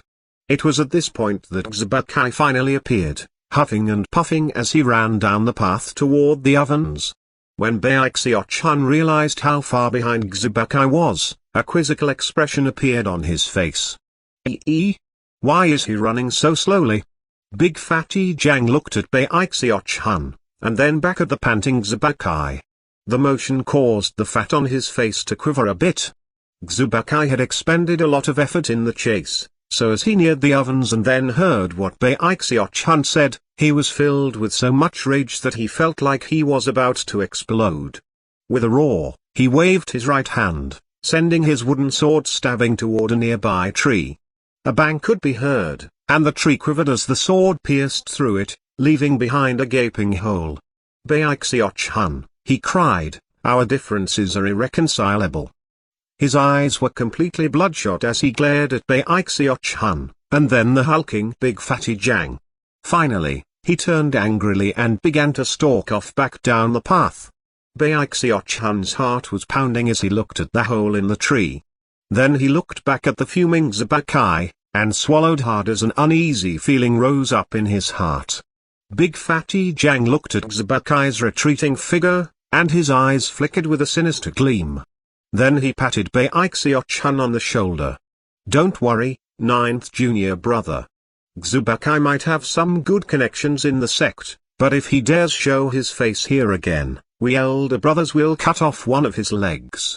Almost as soon as the words left his mouth, though, his tone changed.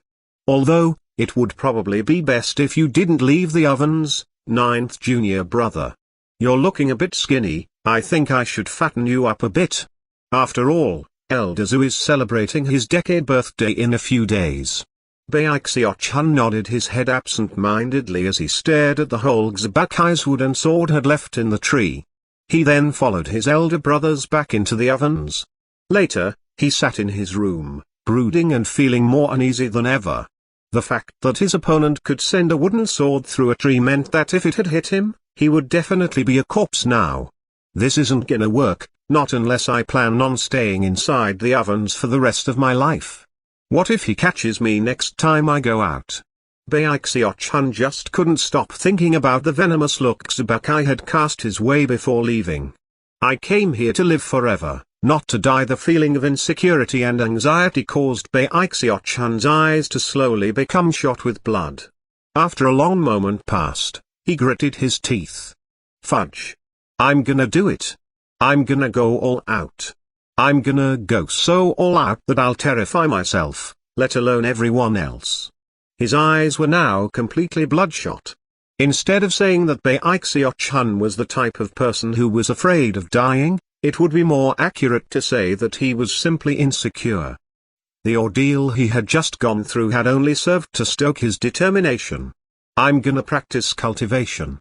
I'm gonna get stronger." Bai Xiaochun's breath came in ragged pants as he made his decision. He pulled out the violet chi cauldron control art bamboo scroll, opened it up to the second illustration, and then immediately began to practice cultivation.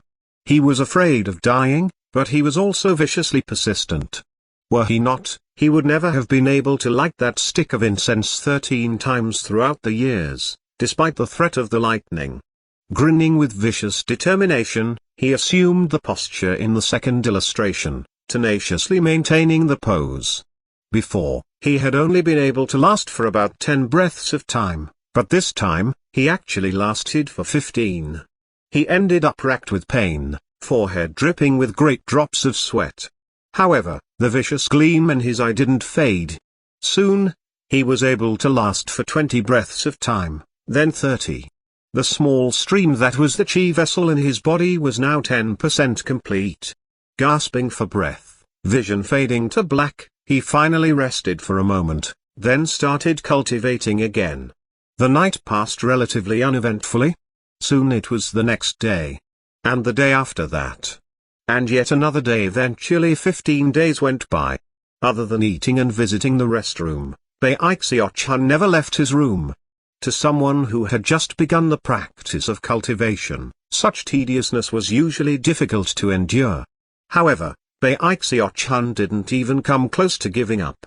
Big Fatty Jiang and the others were shocked by his relentless practice of cultivation. It must be stated that cultivating the violet chi cauldron control art was no easy task. In principle, it was relatively simple. However, the postures that had to be maintained to reach the various levels all led to unimaginable pain, and therefore required incredible perseverance. Normally speaking, the servants in the sect would give up after only a few days of trying to cultivate it. Therefore, when Big Fatty Jiang and the others saw Bai Xiaochun continue to cultivate it for more than half a month, They felt like they were observing an entirely different person than the one they had met a few months ago. His clothes grew wrinkled.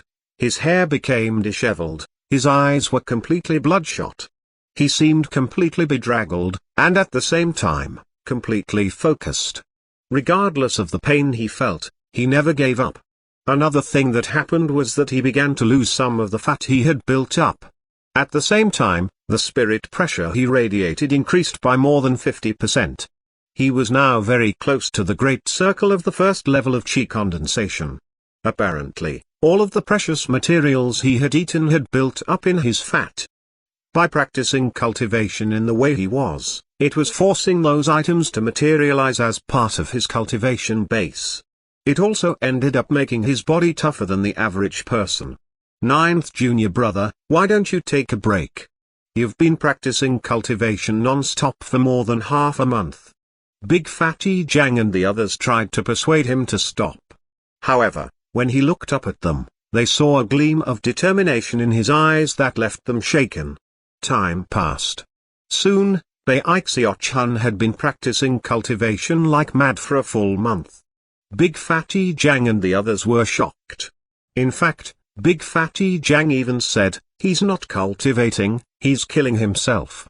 By this point in his cultivation, Bai Xiaochun could hold the pose in the second illustration for longer than 100 breaths of time.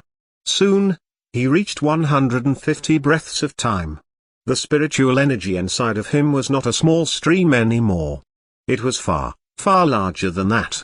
Another month passed. Big Fatty Jiang and the others trembled in fear, worried that Bai Xiaochun really was killing himself from working too hard. Even as they were working up a plan to go get rid of Xubakai, a huge rumbling could be heard coming from Bai Xiaochun's hut. As the sound echoed about, the spirit pressure of the second level of chi condensation erupted out from the hut, spreading for dozens of meters in all directions. As soon as Big Fatty Jiang and the others sensed it, they looked up with expressions of shock. Little junior brother has broken through the second level of chi condensation. He hasn't even partaken of the oven's snack arrangement for more than half a year, and he's already reached the second level of chi condensation. That's pretty rare. It took me a whole year to reach the second level of chi condensation. Even as they were making exclamations of shock, a crash could be heard as Bai Xiaochun's door opened, and he burst out, looking exhausted and disheveled. However, his eyes were glittering brightly. Big Fatty Jiang and the others were just about to hurry over to offer congratulations when Bai Xiaochun flashed through the air and nimbly landed on the bamboo fence that surrounded the ovens. He clasped his hands behind his back and tilted his head up proudly, looking off into the distance with a profound gleam in his eyes. He looked every bit like a proud, lonesome hero. Big Fatty Jiang and the others exchanged dismayed glances. What is he standing there for? He looks so weird. Did little junior brother get possessed or something? Almost as soon as they looked over at Bai Xiaochun and his odd appearance, they heard his voice echoing out, sounding proud and wise. Xubakai is a consummate chosen among the servants of the Spirit Stream sect, matchlessly vicious, and famous far and wide. His cultivation base is even in the terrifying second level of chi condensation. However, my cultivation base is also in the second level of chi condensation. A fight between us will be an even match. It will likely be a fight talked about in all the lands, a battle that will shake the entire sect. However, it must be fought, no matter how much blood and gore flows, no matter how many bones are shattered and tendons. Wait a second. No, this battle is far, far too important. I have to keep practicing cultivation. Having finished speaking, Bai Xiaochun looked around for a moment, then flicked his sleeve and returned to his room. The door slammed shut behind him as he began another session of secluded meditation. Big Fatty Jiang and the others swallowed hard, and exchanged glances. Finally, Third Fatty Hai said, "Don't tell me we gave junior brother some spoiled food?" Second Fatty Huang shivered and replied, "Oh no. This is bad. Junior brother is drunk on spiritual energy. He's gone crazy from cultivation. We mustn't provoke him now." Chapter 7, Bonding the Turtle Walk. In the following days, Big Fatty Jang and the others kept a constant eye out on Bai Xiaochun's thatched hut. As for Bai Xiaochun, breaking through to the second level of qi condensation gave him quite a boost in self-confidence, and he continued to focus on cultivation. Currently, he was in his room, wiping the sweat from his brow. He was buck naked, gritting his teeth against the pain as he tried to maintain the posture of the third image in the bamboo scroll. His chi vessel was no longer a flowing stream, but rather, a small river. It flowed through his body, and with every rotation, cracking sounds would emanate out from inside of him. His previously rotund body was now thin once again, and in fact, he was even thinner than when he had first arrived in the ovens. However, there seemed to be energy building up in his body. As he continued to practice cultivation, the flesh and muscle that covered his skinny frame pulsed with power. In fact, if you listened carefully, you would even be able to hear the sound of his heartbeat echoing about in his room. More and more spirit pressure was condensing inside of him, filling Bai Xiaochun with a feeling of increasing power. After several more days passed, the pain increased to a point where it was simply too much, and he had to give up. He was left panting, eyes completely bloodshot. He had the strong feeling that he simply couldn't continue on this way. Although he naturally absorbed the spiritual power of heaven and earth while cultivating, that flow simply couldn't keep up with how much power he was wasting. Furthermore, the oven's snack arrangement wasn't a regular occurrence, and only happened on lucky occasions. Most other people cultivated the violet chi cauldron control art by practicing it once every few days. Even people who were more devoted would only practice it once per day. In contrast, Bai Xiaochun had been practicing non-stop. It was no small wonder that Big Fatty Jang and the others were shocked.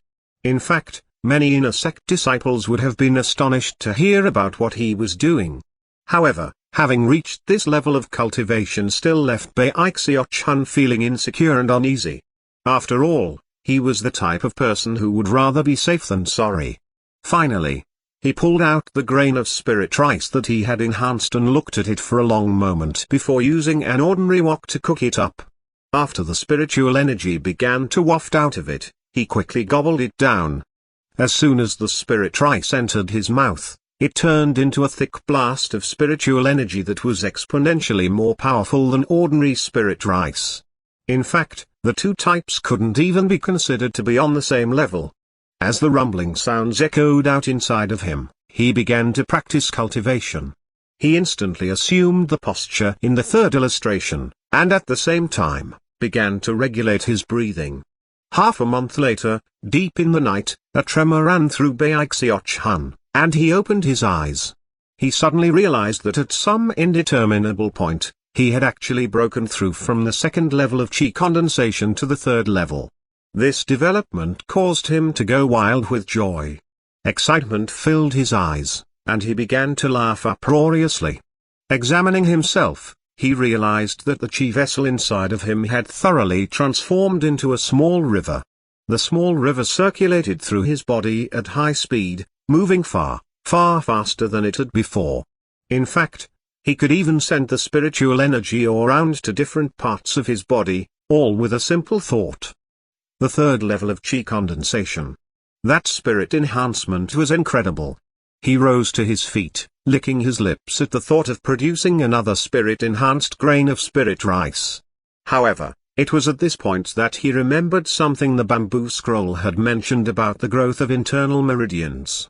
Right now, he needed to let his body adapt to the expanded meridians, and temporarily couldn't continue to practice cultivation. Putting his idea about the spirit rice on the back burner, he walked out of his room, all the while looking extremely proud of himself. However, almost as soon as he set foot out the door, he caught sight of the little path outside of the ovens, and the tree with the hole in it. Although it was late at night, the tree was clearly visible in the moonlight. This won't do. Xabakai's wood and sword is obviously beyond ordinary. Even being in the third level of qi condensation won't guarantee my safety. Frowning, he stood there in thought for a moment before taking out his own multicolored wooden sword. Then he looked back at the wok inside his room. I think I'll feel a bit more confident if I do a second spirit enhancement, he thought. Without any further hesitation, he retrieved some of the oven's spirit wood. After getting fully prepared, he stood in front of his mysterious wok and kindled the fire. Once the design on the wok lit up, he tossed the wooden sword inside. However, after waiting for quite some time, there didn't seem to be any reaction. Bai Xiaochun frowned and looked at the design on the turtle wok, then glanced down and realized that the fire had already burned out. Nothing but ash remained of the wood. Muttering to himself, he went out to find some more spirit wood. However, after burning several more batches, he didn't see any difference in the wooden sword. These pieces of firewood are all for one-colored flames, he thought. Maybe that's just not hot enough. Maybe I need the heat of a two-colored flame. He left his room again and found a piece of violet-colored firewood, which was relatively rare in the ovens. In fact, after searching for a while, he could only find a single piece. After kindling it, the flame appeared, a two-colored flame that was far hotter than a one-colored flame. Almost as soon as the two-colored flame touched the surface of the turtle wok, the second design began to shine brightly. As for the flame itself, it rapidly began to fade away. Apparently the power of the flame was being sucked away. Soon, the two-colored flame had burned out, leaving behind nothing but ash. However, the turtle wok's second design was now shining brightly. It worked. He thought, eyes shining. He quickly put the wooden sword back inside, whereupon silver light began to shimmer.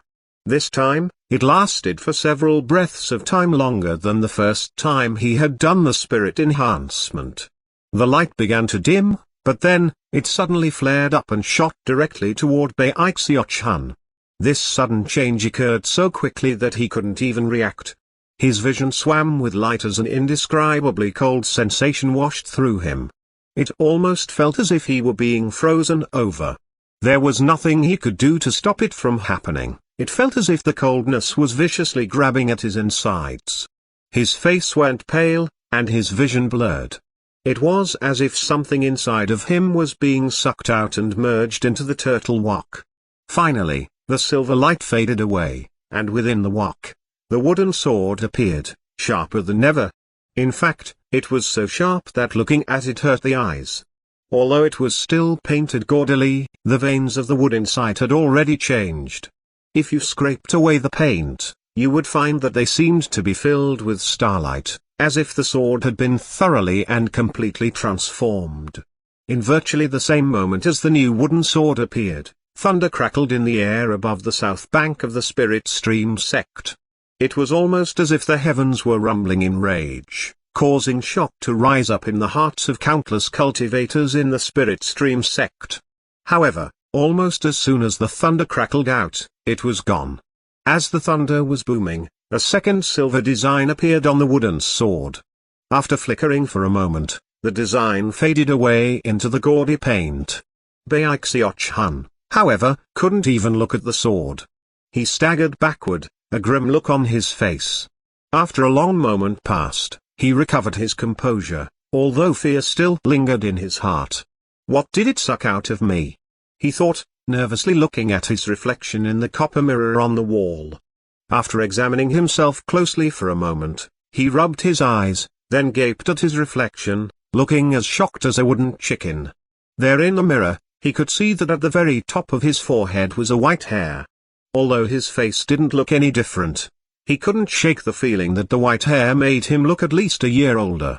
My lifespan, he murmured, aghast.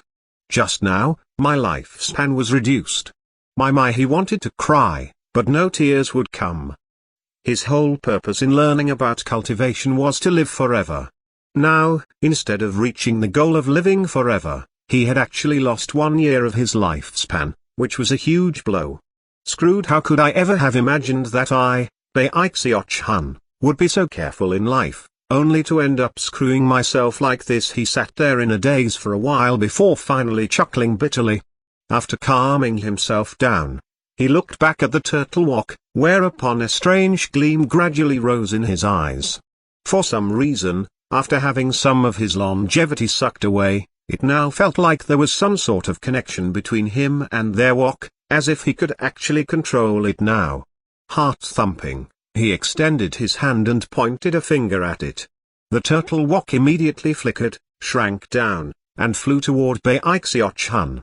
In the blink of an eye, it disappeared into the tip of his finger. Eyes wide with shock, Bai Xiaochun leapt to his feet and backed up a few steps. He looked down at his finger, and then back at the empty stove. This he pointed his finger down at the ground, and a black gleam of light flashed, and a clanking sound rang out as the wok appeared once more.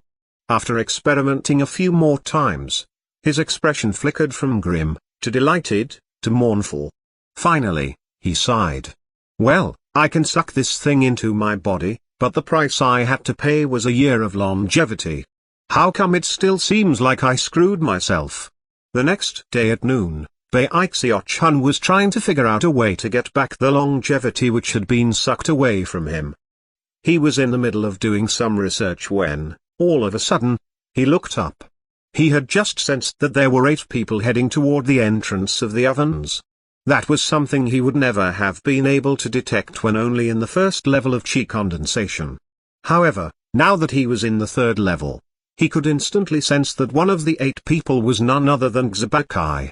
Almost at the same time, Xiaobai's voice suddenly rang out, filled with fury and hatred. Bai Xiaochun, you have elder brothers to protect you, but so do I. Today, the enmity between the two of us is going to end permanently. Chapter 8, we're gonna go all out. As soon as he realized that Xiaobai was coming, Bai Xiaochun shot to his feet. Well, he came sooner than expected, he thought, his eyes flickering with hesitation. Although he had done everything he could to prepare in the last half year or so, he still didn't feel ready. As far as he was concerned, the best option would have been to go into the conflict in the 4th level of chi condensation. Only then would he have felt safe. Seeing that Xiaobai had come with a group of 7 others, Bai Xiaochun knew that hiding wasn't an option. Gritting his teeth, he said, "Fine. I'm gonna go for it."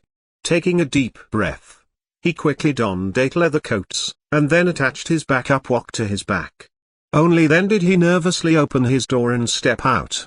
The first thing he saw was Big Fatty Jiang and the others out by the front gate, hefting meat cleavers and huge kitchen ladles as they blocked the path of Xiaobai and his friends.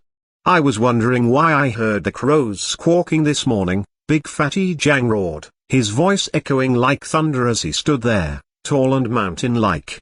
As it turns out, a bunch of brats from the supervisor's department decided to come cause a scene here in the ovens. Other people might be scared of the ovens, Big Fatty Jiang, but the supervisor's department doesn't give a crap about you. We received a complaint from junior brother Xu, and we're here with the authority of the supervisor's department. Do you really dare to resist us? 7 arrogant-looking men clustered around Xiaobai.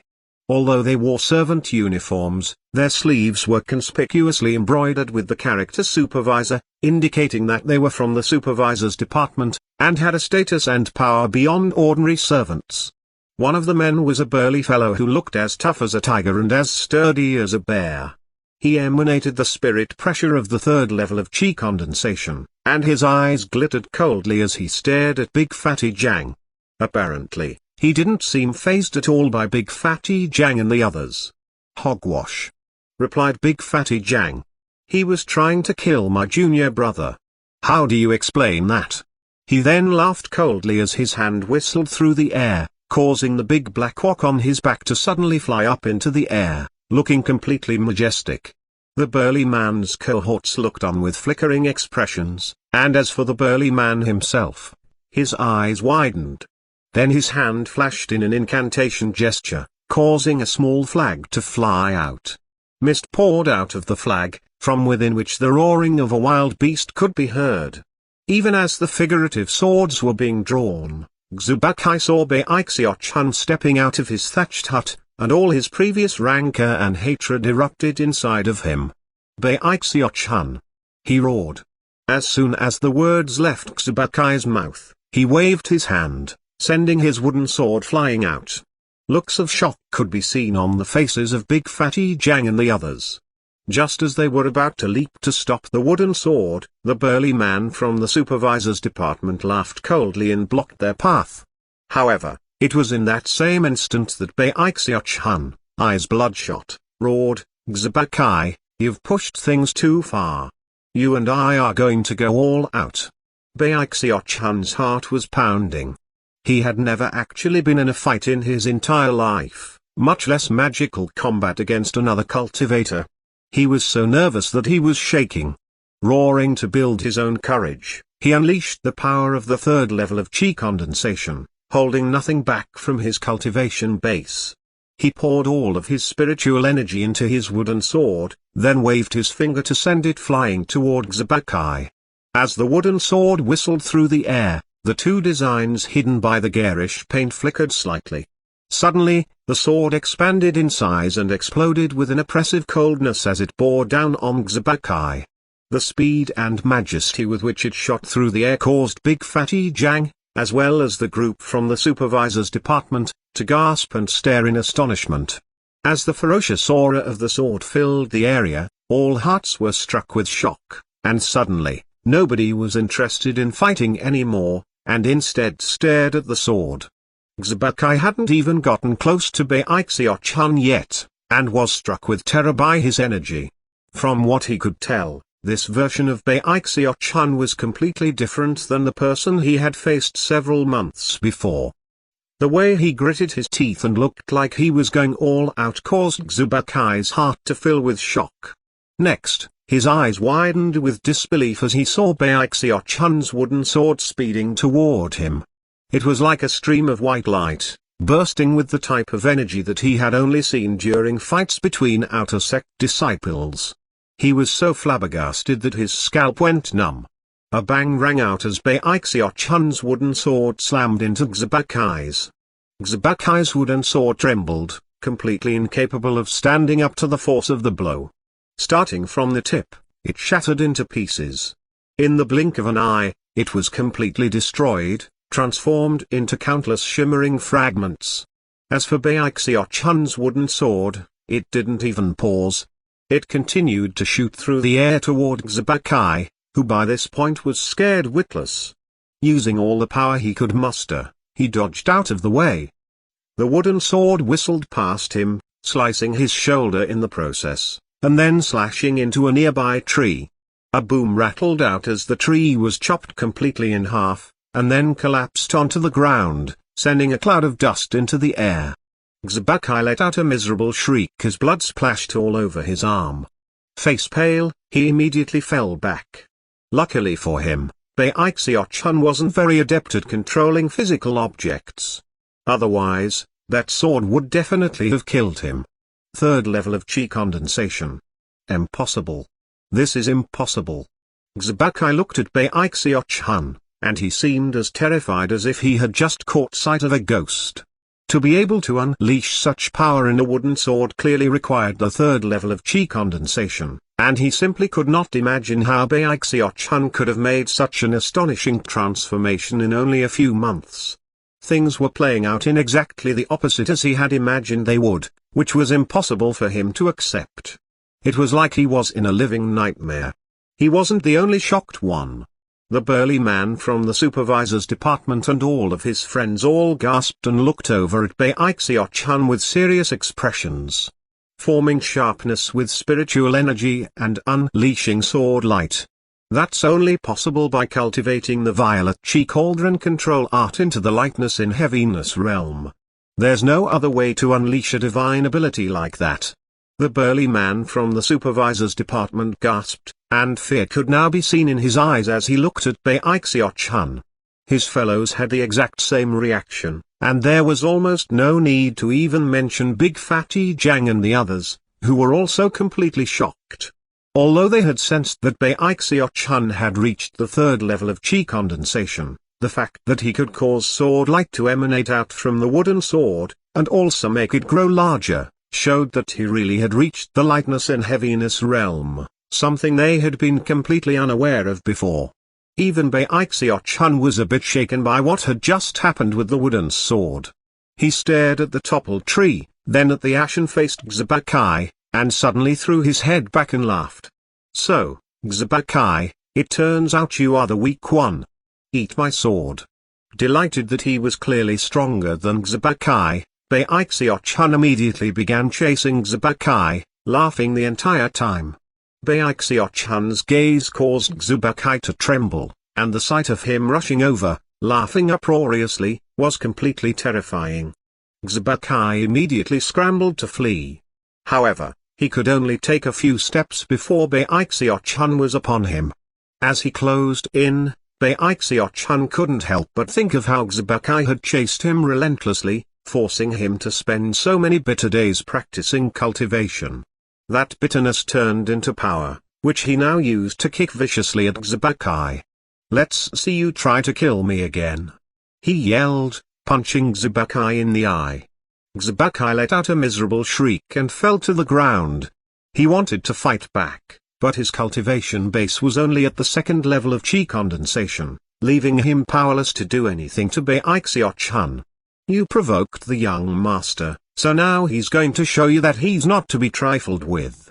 Fuming with rage, Bai Xiaochun continued to kick and punch Xiaobai, who was now wailing in anguish. Cracking sounds could be heard that caused both the burly man and the others from the supervisor's department, as well as Big Fatty Jiang and the others, to all stare in shock. They watched Xiaobai being beaten, and Bai Xiaochun excitedly doing the beating, and their hearts prickled with fear. Tears streamed down Xiaobai's face, and his heart overflowed with grief. He still couldn't believe that Bai Xiaochun had experienced such a drastic transformation in just a few short months. Even more unbelievable was that he could use the divine ability of lightness and heaviness. That was something that was impossible to achieve without years of work and significant skill. In his mind, Bai Xiaochun obviously must have someone powerful helping him. Furthermore, he was surely more powerful than he had let on before. However, because of his despicable and shameless personality, he had pretended to be weak. Most outrageous was that Xiaobai had completely fallen for the act. At that point, Xiaobai was overwhelmed with sorrow, and simply passed out. Seeing that Xiaobai had fallen unconscious, Bai Xiaochun patted the dust off of his clothes and then waved his hand, causing his wooden sword to fly over into his sleeve. Then, looking every bit the lonely hero, he did his best to hide the excitement in his eyes. The burly man from the supervisor's department looked deeply at him, his expression conflicted. Finally, he clasped hands and bowed. "Junior brother Bai, you did a good job of concealing your true strength," he said, his face expressionless. "You've earned our admiration." Then, he turned and left with his fellows, picking up the unconscious Xiaobai and taking him along too. After they left, Big Fatty Jiang and the others clustered around Bai Xiaochun, smiling broadly. After all, the people from the supervisor's department were outsiders, and they knew that Bai Xiaochun had worked hard over the past months. Therefore they were pleased with the overall outcome. "Nice work, kid. You didn't kill yourself for half a year for nothing." Big Fatty Jiang patted Bai Xiaochun's shoulder. "That's right. I worked so hard that I scared even myself." Bai Xiaochun lifted his chin as proudly as a cocky rooster, as if daring Big Fatty Jiang and the others to ever laugh at him again. Chapter 9, Age-Prolonging Longevity-Enhancing Pill. According to an ancient saying, time flying by is like catching a glimpse of a white colt flashing past a chink in a wall. That is exactly what happened for Bai Xiaochun. A month later, cold winds blew down the Heaven's Pen River and through the Spirit Stream sect. All of a sudden, Bai Xiaochun realized that he had been in the sect for a year already. The past year had been chock full of one event after another. He had left the world of mortals to become a cultivator, elevated his cultivation base to the third level of qi condensation, and had resolved all the conflicts that cropped up due to him joining the ovens. Xiaobai never showed up at the ovens again, and when Bai Xiaochun left on supply runs and saw him from a distance, he would scurry away, clearly terrified. Despite all of that, however, after a month went by, Bai Xiaochun looked as anxious as ever, and was sighing constantly. He didn't talk to Big Fatty Jiang and the others about his concerns, He simply wallowed in his helplessness. 1 year of longevity, he thought, looking at a tree off in the distance, whose leaves had already begun to turn yellow and fall to the ground. I'm just like that tree, and those falling leaves are just like my 1 lost year of longevity. Having reached this point in his train of thought, Bai Xiaochun suddenly felt very sentimental. During the course of the past month, he had come up with countless ideas on how to restore the lost longevity, and yet, that white hair on his head remained as white as ever. He made some roundabout inquiries of Big Fatty Jiang, and learned that in the cultivation world, methods did indeed exist which could restore longevity. However, such methods were either well-kept secrets, or as easy to track down as a phoenix feather or a Kylin horn. Soon, he even lost interest in eating and drinking, and his face became wan and pallid. Eventually, he decided that he had no choice but to give up and accept the fact that he had lost the longevity. However, the following day when he went out on an oven supply run, he happened to catch sight of an enormous stone stele below the 3rd peak, and all of a sudden, he started to pant. On the south bank of the Spirit Stream sect, all of the mountain peaks had stone steles like this one. It was covered with dense script, lines and lines of writing that glittered with bright light. Occasionally, the lines of script would flow like water as old characters were replaced by new ones. That stone stele was where missions were handed out by the Spirit Stream sect. Anyone in the sect who wanted to could accomplish the missions to earn the spirit stones necessary for cultivation, as well as merit points. The merit points could be used to pay admission fees to scripture sermons or the magical arts pavilion. They could also be used to gain access to all sorts of special places in the sect set aside for certain aspects of cultivation. Virtually everything in the sect could be acquired with merit points, and they were actually viewed as more valuable than spirit stones. At the moment, quite a few outer sect disciples were gathered around the 3rd peak's mission stele, staring at the missions. When one of them selected a mission to take, they would respectfully notify the middle-aged cultivator sitting cross-legged beneath the stele. There were even some servants mingling with the outer sect disciples. The servants wore their uniforms, and the outer sect disciples wore green robes embroidered with cloud and river designs, making it very easy to tell who was who. There were certain missions that only inner sect disciples could accept, but missions like that wouldn't show up on this particular stone stele. The missions here could be accepted by outer sect disciples and servants alike. Many ambitious servants viewed this place as their first step in becoming like that fish which leapt over the dragon gate, achieving a meteoric rise. Bai Xiaochun stood there for the time it takes an incense stick to burn, face grim as he stared at one particular line of script in the middle of the stone stele. Eventually, a look of hesitation appeared in his eyes. Age-prolonging longevity-enhancing pill, he murmured. I never imagined that this stone stele would offer a medicinal pill like that as a reward. From the name alone, you can tell that the pill probably increases longevity. After a bit of thought, he approached the middle-aged cultivator. When the outer sect disciples sensed Bai Xiaochun approaching, they completely ignored him. Considering their status, they didn't care at all about servants, who they viewed as beneath them.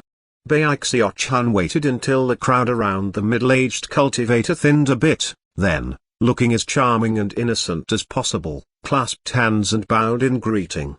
"Good afternoon, elder brother," he said. The middle-aged cultivator looked Bai Xiaochun up and down, then nodded slightly. The problem of his own longevity swirled in Bai Xiaochun's mind as he asked, "Elder brother, one of the missions is to go search for some medicinal plants. The reward is an age-prolonging longevity-enhancing pill. Might I ask whether or not that pill is useful for extending longevity?" Age-prolonging longevity-enhancing pill, yeah, it's this mission right here. That pill really can prolong your age and enhance your longevity. In fact, it adds a whole year. However, it has a lot of limitations. It can only be used if you're at the 5th level of chi condensation or lower, and can only be consumed once. If you take the pill more than one time, it simply won't do anything. You could say that it's valuable, but unfortunately, 1 year of longevity doesn't really count for much. Seeing how charming and innocent Bai Xiaochun looked, the middle-aged cultivator decided to add a bit more information. Generally speaking, this is a pill that disciples will give to their mortal family members who are reaching the ends of their lives. However, it's still very expensive. Do you want to accept the mission? Bai Xiaochun looked back at the stone stele, did some calculations, and then nodded. The middle-aged cultivator waved his finger at the stone stele, and the mission turned grey. At the same time, he produced a jade slip which he handed over to Bai Xiaochun. Green spirit leaf, earth dragon fruit, and stone beetle husk, the man said coolly. Collect the proper amounts of those 3 medicinal ingredients, and you can exchange them for an age-prolonging longevity-enhancing pill. After that, he paid no further heed to Bai Xiaochun, and instead turned and began to explain other missions to the nearby outer sect disciples. Bai Xiaochun left, clutching the jade slip in his hands, the term age-prolonging longevity-enhancing pill echoing about in his mind. His eyes began to glow with decisiveness.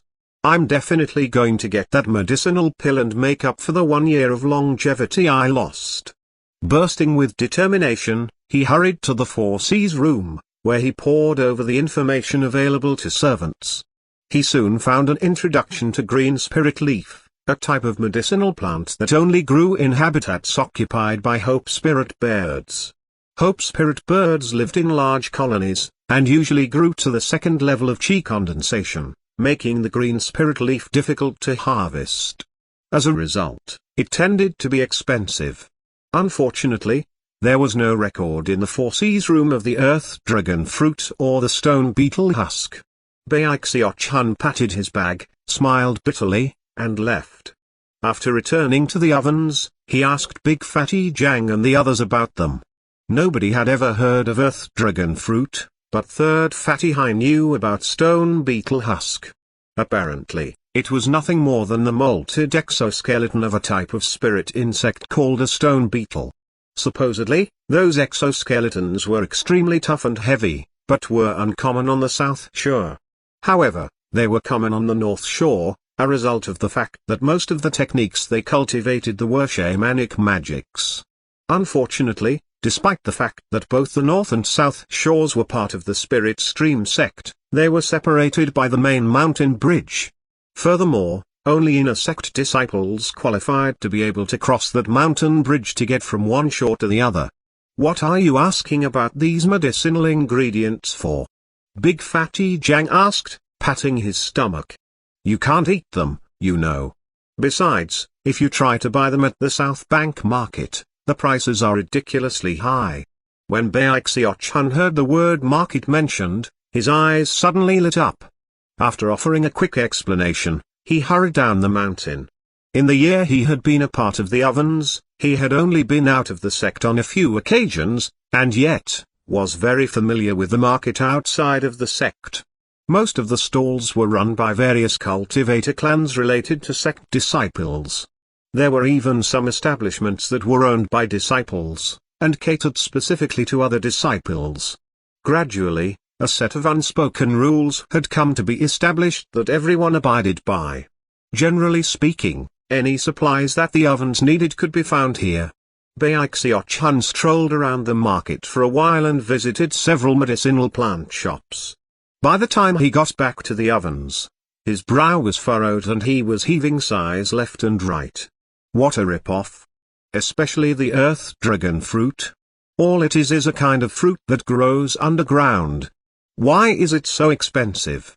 Bai Xiaochun was dismayed to discover that, given his current situation, he was essentially incapable of getting the age-prolonging longevity-enhancing pill.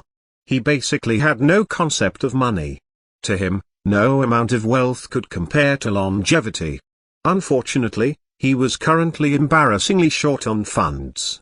Furthermore, he knew that although his elder brothers possessed extremely ample bellies, their bags were as empty as his. They definitely weren't any richer than he was.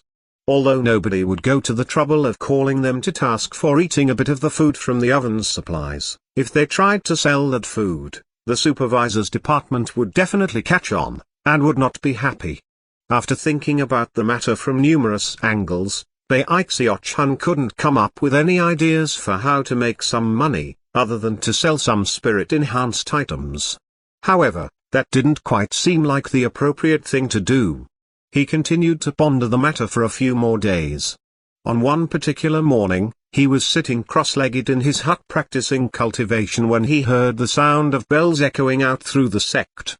The sound wasn't very loud, and quickly faded away.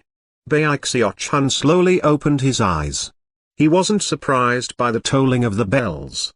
In fact, they rang out every month. He had learned from Big Fatty Jiang that the bells indicated that a trial by fire was beginning for servants.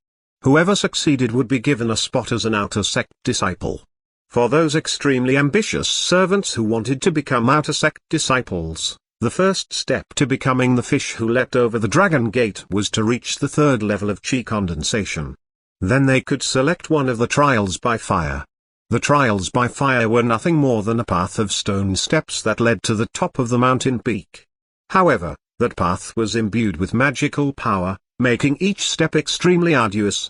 Anyone who managed to make it to the top would be qualified to become an outer sect disciple. Unfortunately, spots in the outer sect were limited, so only the first 3 competitors to the top, the best of the best, would be able to get in.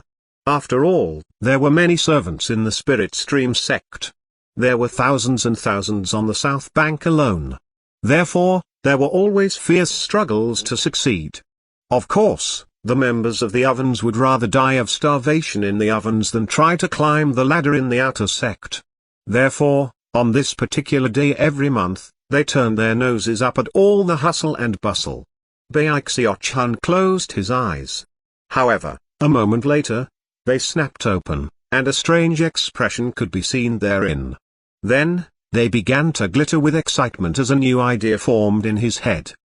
He shot to his feet and began to pace back and forth inside his hut. After considering this idea for quite some time, a delighted expression appeared on his face. "This is the ticket!" he exclaimed. Then he pushed his door open and cried out to Big Fatty Jiang and the others, who were currently debating about which unlucky servant would be promoted to be an outer sect disciple. "Elder brothers, I figured out how to get rich, but I need your help. Then, we can all get rich together." He licked his lips and looked at Big Fatty Jiang and the others, eyes gleaming. Big Fatty Jiang was familiar with this expression. It was the same look Bai Xiaochun had on his face when he brought up the idea of making the bottoms of the bowls thicker. Considering how much that idea had benefited the ovens, Big Fatty Jiang couldn't wait to hear Bai Xiaochun's idea. "Ninth Fatty, what's your plan? To tell you the truth, we're all completely destitute, and it's all the fault of that damned supervisor's department. If it weren't for them, we could sell some of our stuff and get totally rich." Big Fatty Jiang clapped Bai Xiaochun on the shoulder, eyes shining with anticipation. Chapter 10, Elder Brother, Don't Go. Bai Xiaochun looked around at his elder brothers, who were staring at him with eyes that glittered like spirit stones. Big Fatty Jiang's eyes looked like they were about to erupt with flames. Bai Xiaochun cleared his throat, feeling more than a little bit proud of himself. "Elder brother, check this out. The 3 mountain peaks of the Spirit Stream sect all have a trial by fire every month, giving us servants a chance to become like the fish that leapt over the dragon gate, right?" Bai Xiaochun glanced around at everyone, looking like the picture of charm and innocence. Big Fatty Jiang nodded in response. However, the sect only wants the best of the best. Therefore, no matter how many people participate in the trial by fire, only the top 3 disciples per mountain peak get picked. Am I right? He licked his lips, and his eyes were beginning to shine. Big Fatty Jiang listened thoughtfully. A ruminative expression could also be seen on Third Fatty High's face, although everyone else seemed confused. Big Fatty Jiang looked at Bai Xiaochun, and his eyes also began to shine. "Do you mean, considering the levels of your cultivation bases, elder brothers, and mine, it would be easy to sweep the trials by fire of all 3 mountains?" Bai Xiaochun looked around at his elder brothers. All of them had cultivation bases at the 3rd level of chi condensation. Big Fatty Jang and Third Fatty Hai were actually at the peak of the third level. Were it not for the fact that they didn't want to leave the ovens, and thus kept their cultivation bases suppressed, they could have broken through to the next level long ago. Therefore, Bai Xiaochun continued, speaking very quickly, all we have to do is get to the peak of the mountains as quickly as possible, and hold the top 3 spots. Then, we can sell them to whoever comes along after us. He stopped and looked at Big Fatty Jang and the others. Big Fatty Jang was trembling. So low down, he said. Then he took a deep breath and slapped his thigh. An unprecedentedly bright glow appeared in his eyes. The method described by Bai Xiaochun wasn't very complicated at all, and was in fact quite simple. It was merely a different way of thinking that, after being spoken out loud, was easy to understand. However, before being explained, it was actually the opposite of what everyone would have thought the idea to be. Big Fatty Jang seemed to be in the midst of spiritual enlightenment. It was as if a door had been opened, leading to a brand new type of life. He couldn't hold back from laughing heartily. Third Fatty Hai stamped an excited foot, face flushed from either embarrassment or excitement. This couldn't be any more low down. Ha ha ha. As the other fatties understood, they started getting excited. Panting, they couldn't help but stare at Bai Xiaochun with more admiration than ever. Great idea. Let's do it. Fudge. That bunch of bastards from the supervisor's department have persecuted us into poverty for years now. Thankfully, 9th junior brother is here now. Let's do it. Then, they began to excitedly discuss the details of how to carry out such a plan. After they were sure that there was nothing they had overlooked, they decided to try out their scheme in the following month's trials by fire. Big Fatty Jang slapped his thigh in delight. Tonight is snack night. Excited conversations filled the ovens. The following month was one of extreme enthusiasm. In fact, just to play it safe, everyone took time to practice cultivation, which was a rare occurrence. In the end, everyone was waiting impatiently for the day of the trial by fire to arrive. Finally, it did. The sun shone brightly in the morning sky. Beneath the 3 mountain peaks on the south shore of the Spirit Stream sect, an unprecedented scene was playing out. There at the entrance to each of the trails leading up the mountains, shockingly, 3 black rocks appeared. A closer look revealed that underneath those black rocks were extraordinarily formidable fatties. The sight was truly impressive. These were the 9 members of the ovens, and this was, in fact, their first time attending the trials by fire held for servants at the 3 mountain peaks. Just as they had planned, 3 of their number went to each of the 3 mountain peaks. Large groups of servants were hurrying toward the mountain peaks from all directions, cracking their knuckles and looking very excited. Many of these servants had attempted the trials by fire on numerous occasions, only to fail in the end. For others, it was their first time attending. Everyone was both excited and nervous, and hoped that they could be like a galloping divine steed and make a meteoric rise to become an outer sect disciple. As they neared the various mountain peaks, they caught sight of the fatties from the ovens. The ovens? What are they doing here? I've been a servant for 9 years already, and I've participated in the trials by fire 30 times. This is the first time I've ever seen anyone from the ovens here. The other servants were shocked, and began to spread word. Soon, everyone was talking about the fact that all 3 of the mountains had people from the ovens waiting there for the trials by fire. This is big. I can't believe the ovens people all are going to vie for a spot in the outer sect. What's going on? Bai Xiaochun, Big Fatty Jang and Third Fatty Hai were all waiting at the bottom of the 3rd peak. When they heard the shocked exclamations of the other servants, they didn't react at all. In fact, their faces were so calm that it almost seemed they were away on astral journeys and were completely oblivious to all of the conversations around them. They were completely and utterly focused on the trial by fire starting line. To them, this was not the path of a trial by fire, instead, it was a glittering, glowing road to spirit stones. Bai Xiaochun looked especially solemn, with his eyes turned up in thought. Soon, a figure could be seen floating down from the three mountains. The person to land by Bai Xiaochun and the others was a middle-aged man who had the demeanor of a transcendent being. The first thing he noticed as he alighted next to the starting line was the mountain of flesh that was Big Fatty Jiang. Then he looked over at Bai Xiaochun and Third Fatty Hai. This man was the honor guard in charge of the trial by fire, and currently, his heart was filled with astonishment. Did the sun rise from the west today? He thought. Usually the people from the ovens would rather die than become outer sect disciples. What's going on? After blinking a few times to make sure he wasn't seeing things, an expression of encouragement appeared on the man's face. He flicked his sleeve and began to speak, his voice echoing out in all directions. Let the trial by fire for promotion to the outer sect begin. As soon as the words left his mouth, bells began to toll throughout the sect. At the same time, the starting lines to the trials by fire lit up, indicating that the event had begun. Instantly, Big Fatty Jiang shot forward, an expression of extreme focus on his face. He kicked up a huge wind as he ran toward the stone steps leading up the mountain, moving so fast you might think he was being chased by a ravenous beast. Third Fatty Hai also leapt into motion behind Big Fatty Jiang, a brutal gleam in his eyes that seemed to indicate that anyone who tried to overtake him on the path was threatening his life. In third place was Bai Xiaochun, who leapt onto the path as quickly as a rabbit, thinking about nothing else but the age-prolonging longevity-enhancing pill. In the blink of an eye, the three of them were dashing madly up the path. All of that happened so quickly that the other servants barely had time to react. Their faces immediately fell and, gritting their teeth, they scrambled onto the path and began to climb toward the peak.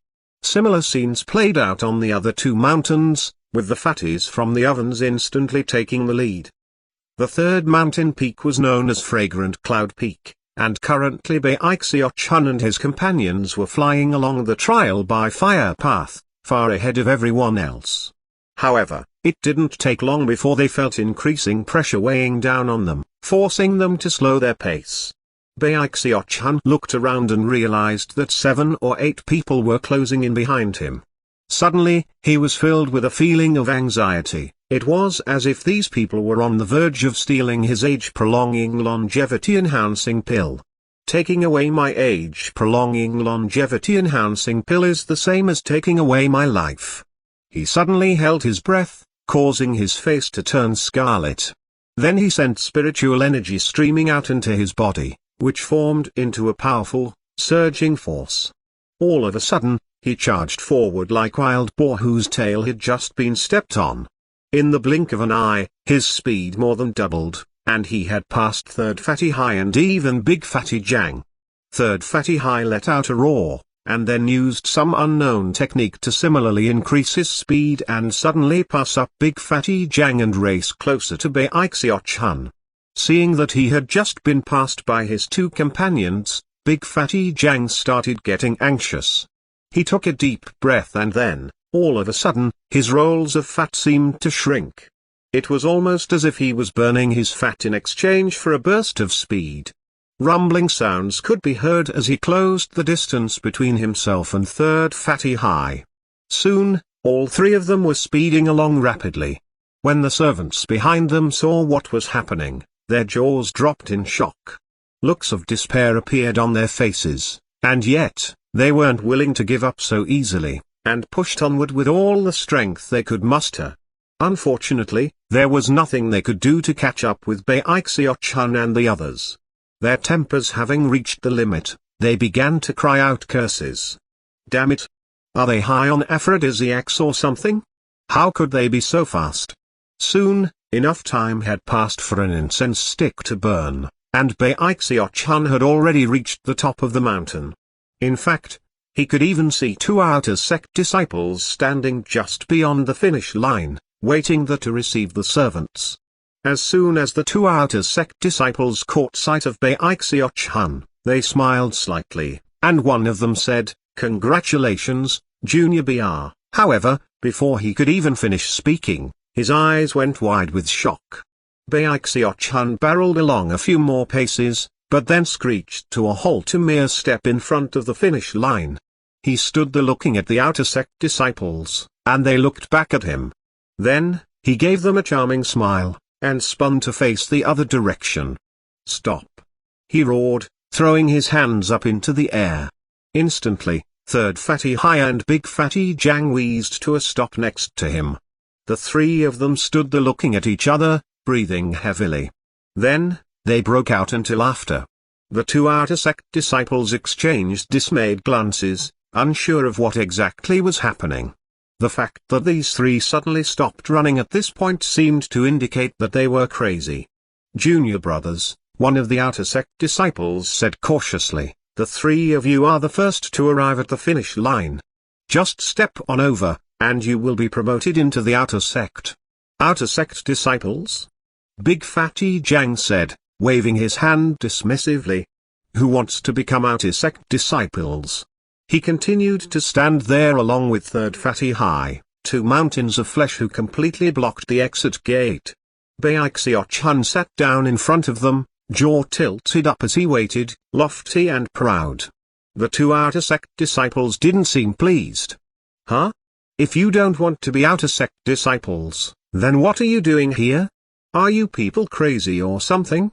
Big Fatty Jang, Third Fatty Hai and Bai Xiaochun pretended not to have heard, and kept their eyes focused further on down the mountain. Soon, enough time had passed for an incense stick to burn. Finally, a long-faced servant struggled up the path, gasping and wheezing. When he saw Bai Xiaochun and the others, he immediately sighed. However, his eyes burned with an unyielding light. This was his 9th time participating in the trial by fire, and this was the first time he'd even come close to winning. But then, along came the people from the ovens. Looking furious, he was just about to turn to leave when Bai Xiaochun shot to his feet and yelled, "Elder brother, don't go. Come, come. You know what? I just can't bear to leave the ovens.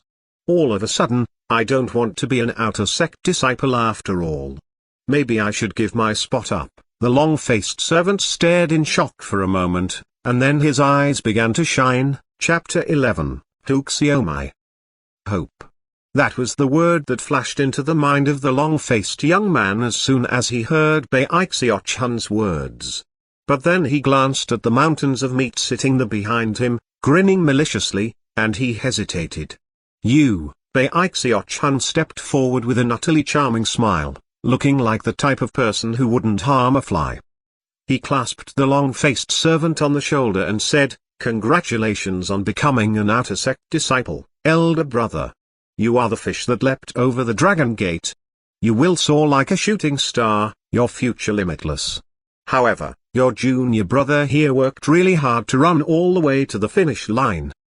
Don't you think it would be appropriate to give a little compensation?" The servant's face darkened.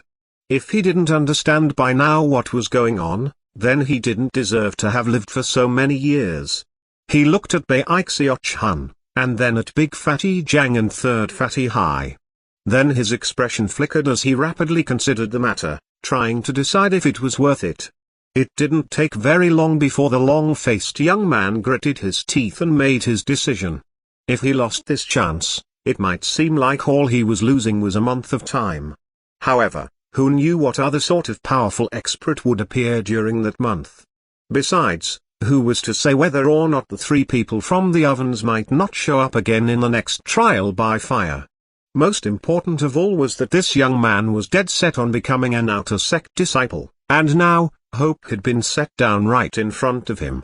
Finally, he stamped his foot. "How much compensation do you want?" he asked through gritted teeth. Beaming, Bai Xiaochun quickly replied, "Not much, not much. Look, I prepared for several months to participate in this trial by fire. How about we agree to 20 spirit stones? That should be enough." When he heard the number mentioned, the long-faced young man's heart trembled. He flicked his sleeve, and was just about to refuse, when Bai Xiaochun once again spoke up. "Look, it's not that I'm being greedy. All three of us are together, you see, so you can't just think about me. My eldest brother and third elder brother both starved themselves and lost a lot of weight for the sake of this trial by fire.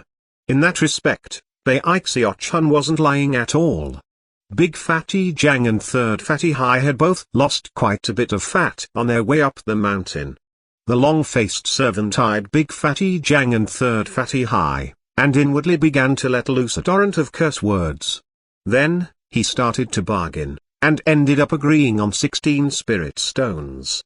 Heart-twinging in pain, he finally tossed a bag over to Bai Xiaochun. "All right?" he asked, his voice hoarse. "Wonderful," replied Bai Xiaochun cheerily. "Okay, elder brother, please wait off to the side for a moment. Once we have 2 more takers, we'll open the way to the exit gate."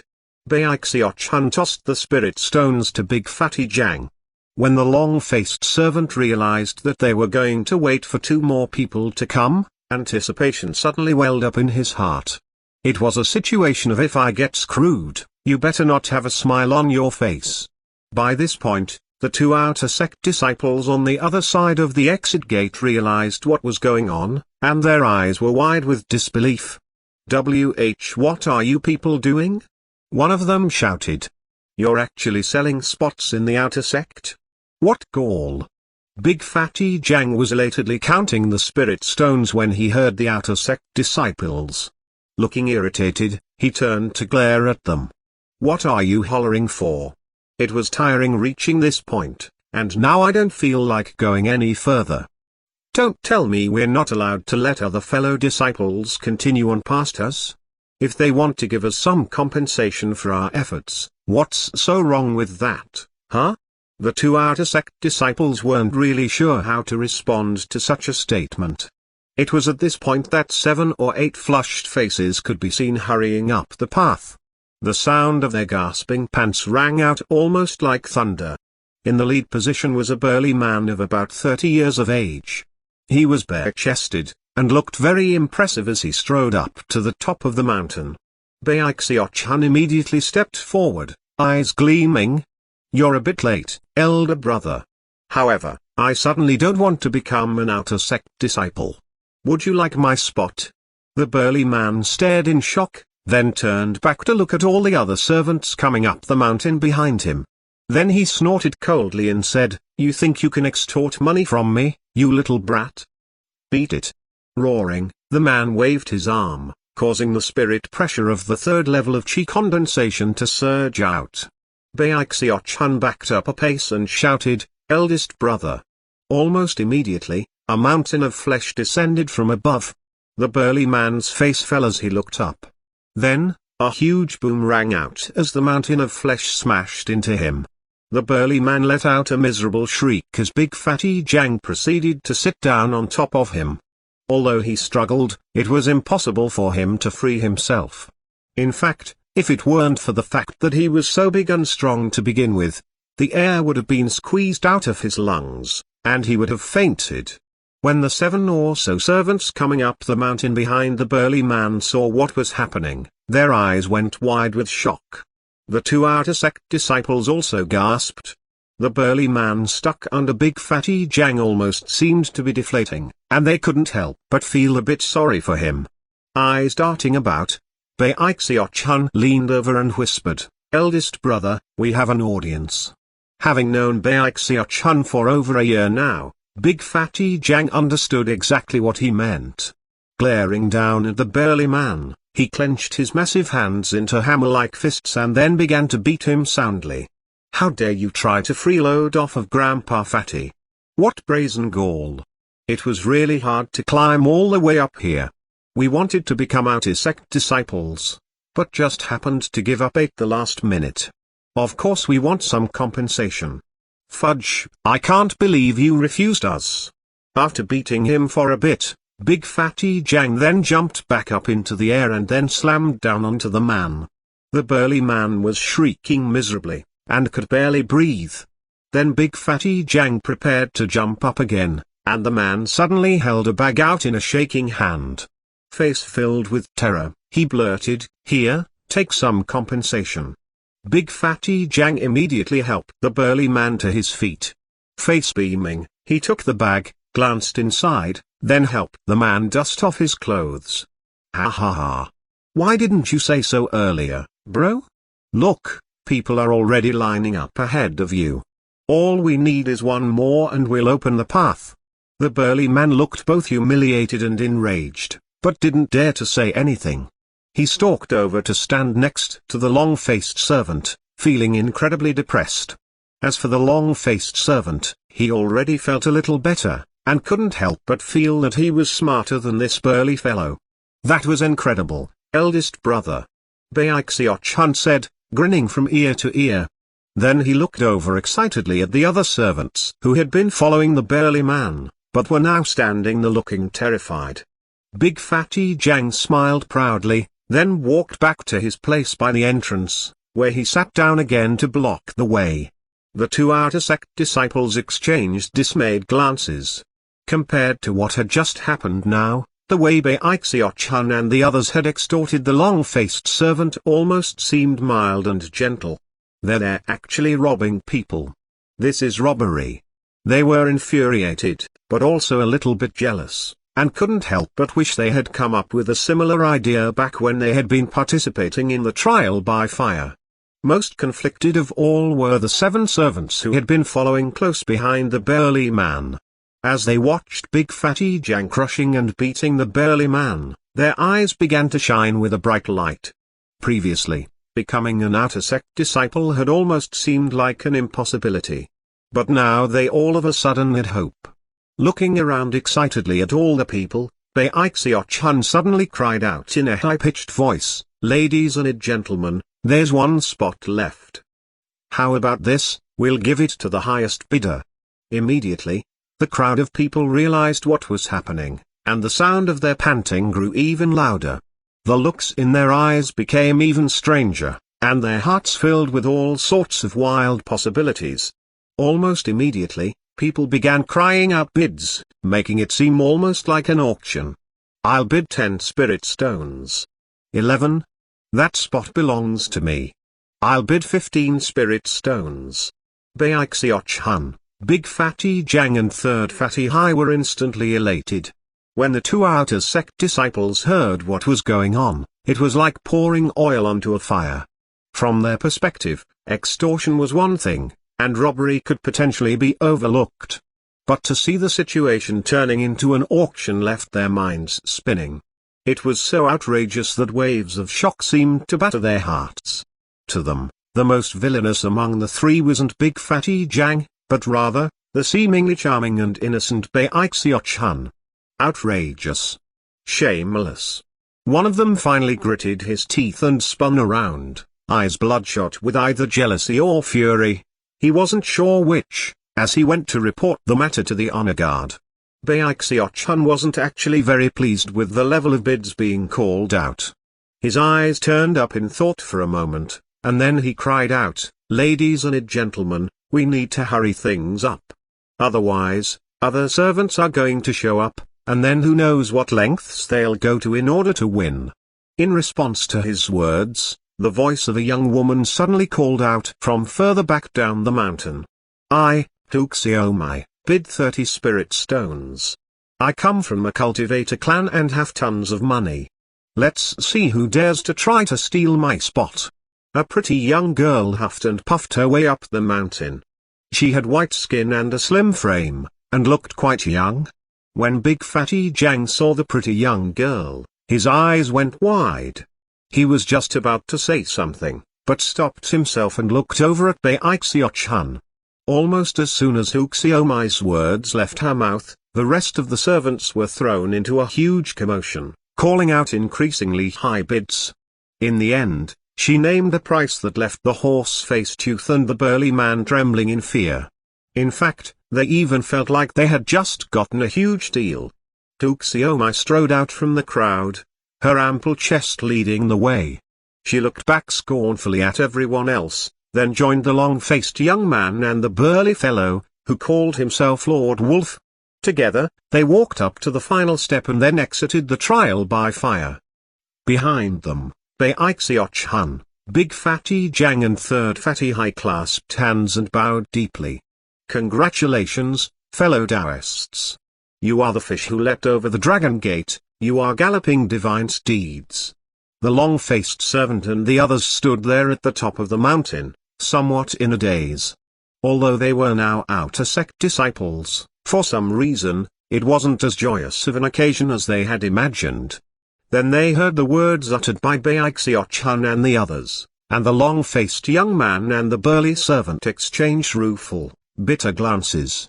Hu Xiaomai, on the other hand, seemed extremely excited. Her charming face was even a bit flushed.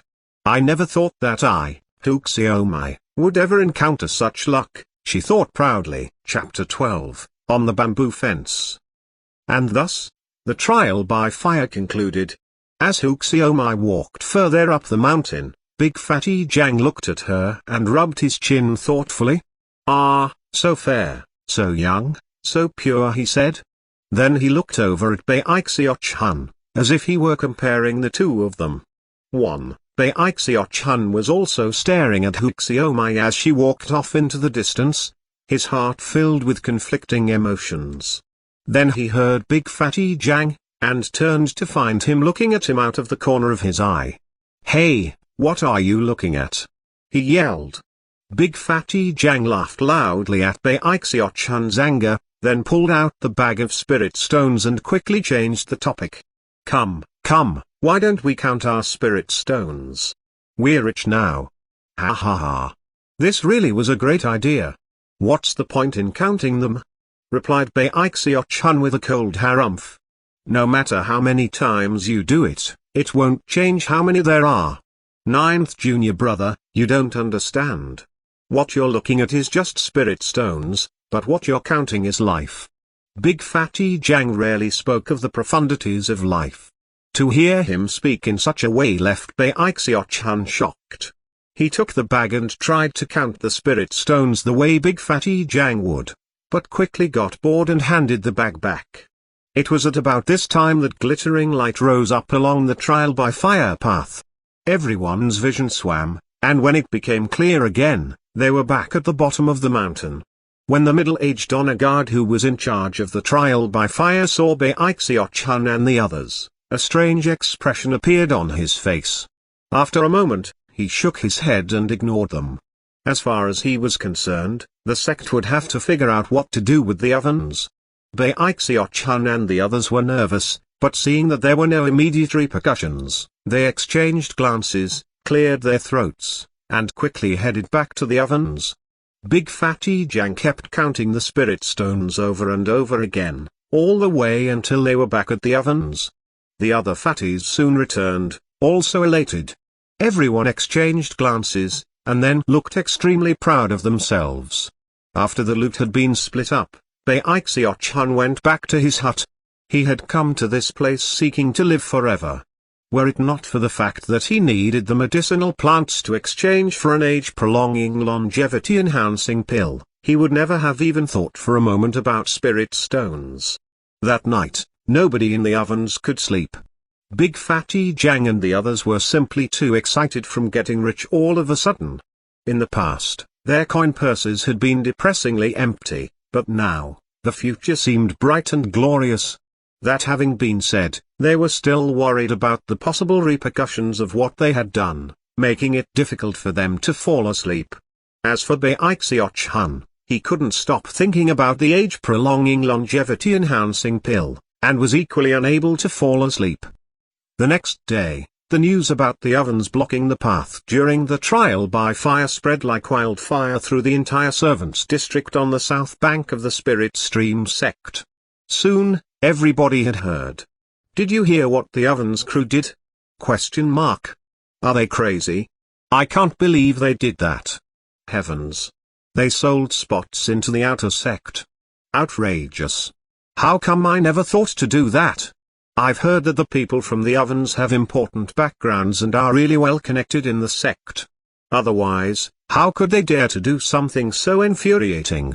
All departments and individuals in the servants' district were talking about the ovens. In the following days, the crew tried to keep a low profile, and even avoided going out alone. One evening several days later, Bai Xiaochun was ladling soup out into one thick-bottomed bowl after another. Suddenly, he heard the sounds of footsteps coming from the path outside. "Everyone from the ovens get out here immediately.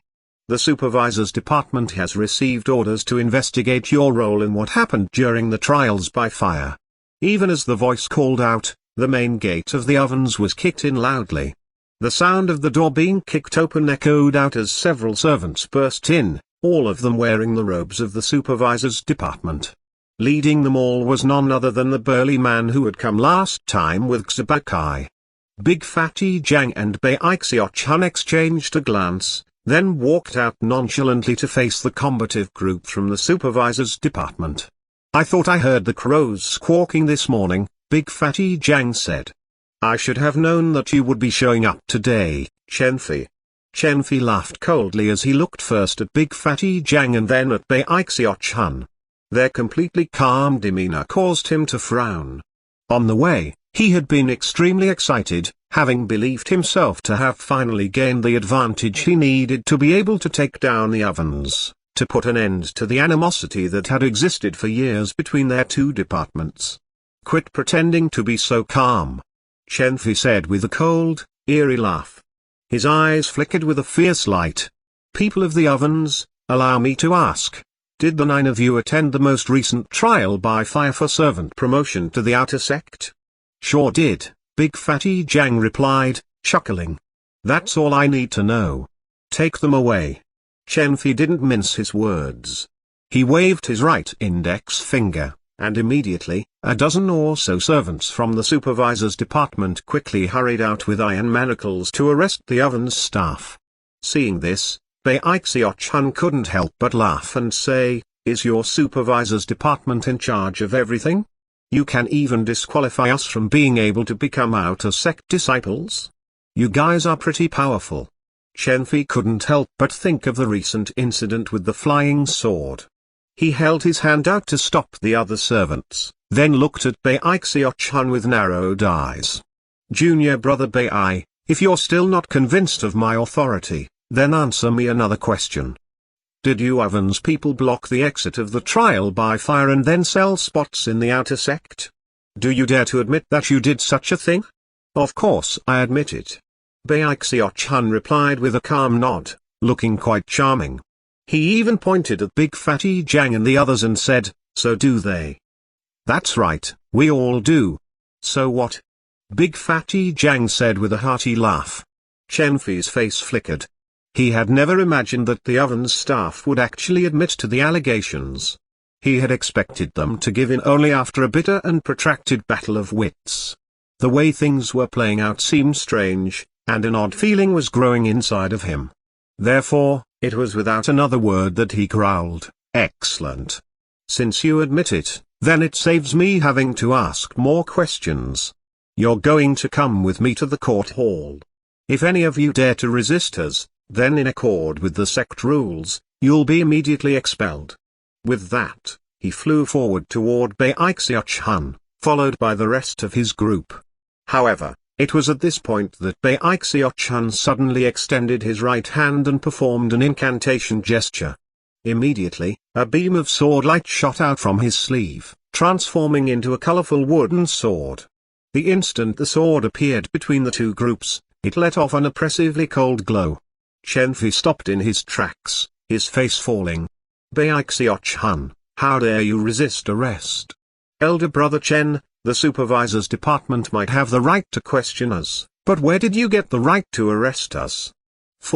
What you admitted to violates sect rules. Of course I have the right to arrest you." "Wait, what sect rule did we violate?" Bai Xiaochun asked with narrowed eyes. Big Fatty Jiang and the others also looked at Xianxia with narrowed eyes and cold smiles. "You sold a spot into the outer sect, which violates sect rule number wait, huh?" Suddenly, Xianxia stopped speaking, and his face fell. Beads of sweat popped out on his forehead. It was only at this point that he suddenly realized that there was actually no sect rule specifically forbidding people from selling spots into the outer sect while on the path of the trial by fire. After all, not many people would think to do such a thing, and even if they did, they would likely not have the gumption to go through with the plan. "Elder brother Chen, why are you sweating?" Bai Xiaochun asked, sounding flabbergasted. However, as he spoke, his words grew louder and louder. "Come on, what rule was it that we violated? Just say it. Wait, could it be that we didn't violate any sect rules? Elder Brother Chen, did you trick the court hall into carrying out your own personal vendetta? Is that why you came here to punish us? Elder Brother Chen, what you are doing is a violation of Volume 9 Statute Number 11 of the sect rules. That comes with a heavy punishment." By the end of his speech, he felt great. Liar. It wasn't just Chen Fei's face who fell. All of the other servants from the supervisor's department all realized that a huge mistake had been made. It was at this point that Big Fatty Jiang smiled viciously, lifted up both hands, and cracked his knuckles. Fierce gleams appeared in the eyes of the other fatties as they began to walk toward the group from the supervisor's department. "Chen Fei, the court hall will deal with your violation of sect rules," said Big Fatty Jiang with a vicious grin, his energy surging. "But right now, you had better explain how you're going to compensate for the oven's cherished main gate, which was painstakingly forged by the hands of numerous past ancestors who died in the process. Since they had dared to block the finish line of the trial by fire, they had naturally done so after being fully prepared. Bai Xiaochun had suggested early on that they research the sect rules before enacting their huge plan. "Charge!" cried Big Fatty Jiang. His mountain-like figure immediately caused Chen Fei and the others to begin to tremble. Instantly, the clashing and clanging sounds of battle rang out in the courtyard. As for Bai Xiaochun, his body flashed through the air as he alighted on his usual spot atop the bamboo fence which surrounded the courtyard. He flicked his sleeve and clasped his hands behind his back. Looking off into the distance, he looked every bit the lonely hero who didn't deign to participate in the fighting. "I, Bai Xiaochun, can exterminate the supervisor's department in the twinkling of an eye." 1. In describing Hu Xiaomai, Big Fatty Jiang uses the same characters that make up Bai Xiaochun's name. Chapter 13, You're Coming Too. The supervisor's department and the ovens had been at odds for years. There was a lot of friction between the two, but usually things were kept under control. The worst that ever happened were minor injuries. The battle over the trial by fire went on for the time it takes an incense stick to burn. Big Fatty Jiang and the others beat Chen Fei and the supervisor's department squad until they were black and blue. Only when they forked over enough spirit stones to pay for the main gate were they allowed to leave, cursing the entire time. Before departing, Chen Fei looked over at Bai Xiaochun standing there on the bamboo fence, and the hatred in his heart grew deeper. As far as he was concerned, ever since Bai Xiaochun showed up, the ovens had only become more and more repulsive. The fight had attracted quite a bit of attention in the servants' district. Many of the servants, upon realizing that the supervisor's department could do nothing to the ovens, were angrier than ever. However, other servants were like Hu Xiaomai, and felt that what the ovens had done meant that they would now have a good opportunity in the trials by fire. In fact, when the trials by fire started the following month, the ovens crew proudly made their way to the starting line. The surrounding servants looked at them furiously. Big Fatty Jiang cleared his throat, looked around at the other servants, and said, "Ladies and gentlemen, if you get to the top more quickly than us, then you won't have to buy a spot. We're doing this for the good of the sect. A good struggle will bring out the best of the best." He had been instructed by Bai Xiaochun to word things in such a way, and the result was that the surrounding servants clenched their jaws in anger. When the bells began to toll, and the trial by fire began, the ovens crew, as well as all the other servants, began to race up the mountain as if their lives depended on it. Soon, the fatties and Bai Xiaochun were so far ahead they couldn't even be seen. The other servants smiled bitterly, but continued on with the race. Apparently, they had taken Big Fatty Jiang's words to heart. Yet again, the ovens crew succeeded in spectacular fashion, which caused a huge commotion in the servants' district. After all, they had profound cultivation bases, and their physical frames were enormous. No one dared to say anything. The ovens was now more in the spotlight than they had ever been. Although they were well known in the servants' district, their current fame surpassed anything from past years. Another 2 months passed, and whenever there were trials by fire, the oven's crew quickly hurried over. As far as they were concerned, that time of the month was their spirit stone payday. Bai Xiaochun was also excited by the build-up of spirit stones. He would soon have enough to buy all of the medicinal plants he needed. Eventually, yet another round of trials by fire began. It was currently dawn. Big Fatty Jiang, Third Fatty Hai, and all the other fatties woke up early. Bai Xiaochun joined them, and the 9 of them sped along, then split into 3 groups, with the group led by Big Fatty Jiang heading toward Fragrant Cloud Peak. However, a group from the supervisor's department intercepted the men route. No explanations were given, and fighting broke out immediately. The supervisor's department held the advantage in terms of numbers, leading to a chaotic battle. Soon, the toll of bells could be heard, causing Big Fatty Jiang to grow so anxious that his eyes were shot with blood. As soon as the sound of the bells could be heard, the group from the supervisor's department scattered. Big Fatty Jiang, Bai Xiaochun and Third Fatty Hai were incensed, but had no time to give chase. They immediately sped toward the trial by fire on Fragrant Cloud Peak. When they arrived at the entrance of the path, nobody was there, so they instantly began to race up the mountain. Those supervisor's department bastards! Cursed Big Fatty Jiang! Just wait until we're done here, I'll call all the junior brothers together and we'll go beat the crap out of them. He was pushing so hard that the fat in his body was burning away, making him visibly thinner. However, the result was explosive speed. Bai Xiaochun was also furious. He only needed a few more spirit stones to reach his goal. Gritting his teeth, he pushed forward with all the speed he could muster. Keeping pace with Big Fatty Jiang and Third Fatty Hai, he shot up the path, passing one servant after another. As soon as they reached the top of the mountain, their faces darkened. Standing there at the peak, blocking the entrance, were 3 people. Standing up front was Chenfei, flanked by 2 burly men who appeared to be at the 3rd level of chi condensation.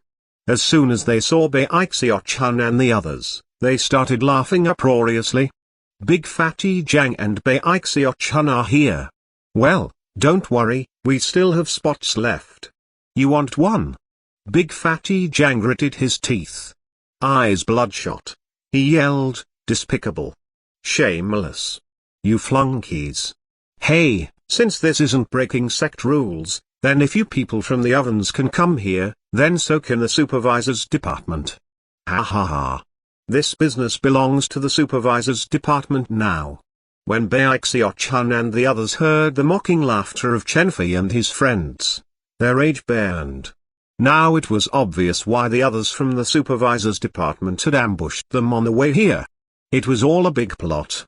Big Fatty Jiang let out a bellow of rage and was just about to attack Chenfei. As far as he was concerned, a fight at this point was unavoidable. Furthermore, he had no way of knowing how often the same thing would happen again in the future. It was essentially the same as stealing spirit stones from him, which caused his fury to bubble and boil. Third Fatty Hai was equally enraged. However, in the same moment that the 2 of them were about to attack, Bai Xiaochun looked up in thought and then suddenly whispered, "Eldest brother, run as fast as you can and then push them over the finish line. We might not get any spirit stones this time, but at least the supervisor's department won't be able to steal our business in the future." Big Fatty Jiang's eyes immediately went wild with joy. More than ever, he realized how much of a villain Bai Xiaochun was.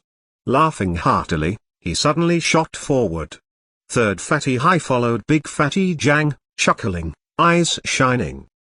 The path wasn't very wide, and when Big Fatty Jiang and Third Fatty Hai charged forward together, they were almost like a huge wall. A wind kicked up as they sped directly toward Chenfei and the others. Bai Xiaochun followed behind Big Fatty Jiang, letting out a wild whoop. Without the slightest hesitation, Chenfei and his friends attacked. However, it did no good. Big Fatty Jiang and Third Fatty Hai were charging forward like startled wild boars. Their dual attack was shocking enough to make ghosts and gods weep. They charged madly forward, slamming into Chenfi and his friends, forcing them back. Chenfi and his friends were completely shocked, and when they realized what the Oven's crew was doing, their scalps felt like they were about to explode. In any other situation, Chenfi and his friends would dodge to the side or counterattack.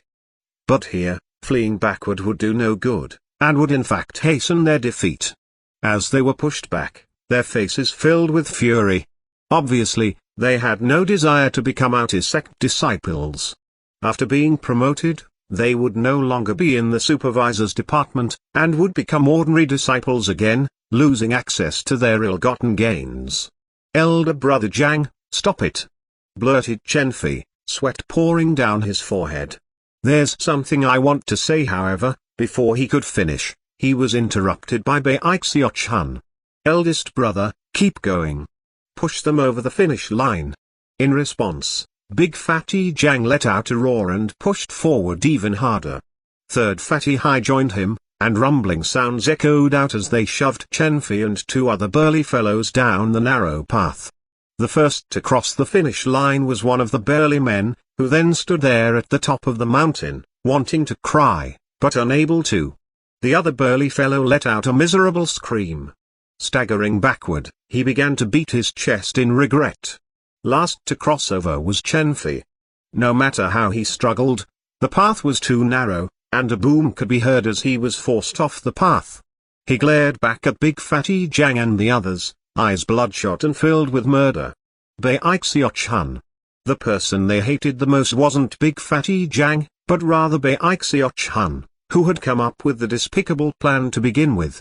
The two outer sect disciples at the top of the mountain had been watching as the whole scene played out. They cleared their throats, and then backed up a bit, having nothing to say. Big Fatty Jiang and Third Fatty Hai now stood at the finish line, sticking their chests out in pride and laughing heartily.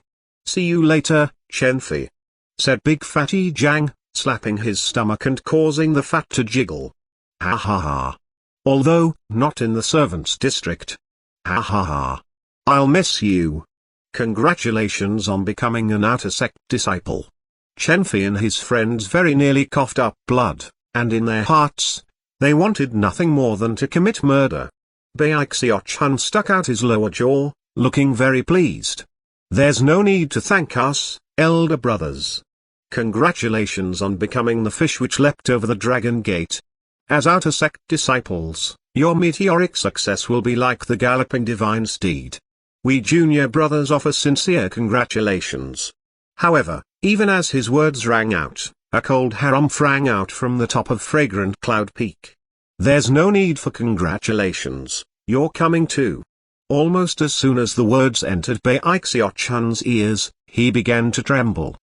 His eyes filled with fear as a powerful force surged down from further up the mountain, enveloped him, and then began to pull up the mountain. Bai Xiaochun let out a miserable shriek, and quickly latched his arms around a tree that bordered the trial by fire. "Elder brothers, save me!" he screamed. This development occurred too quickly. Before Big Fatty Jiang and Third Fatty Hai could even react, a cracking sound could be heard as the tree Bai Xiaochun was holding on to split in half. He flew backward like a kite with its string cut, spinning upward toward the top of the mountain.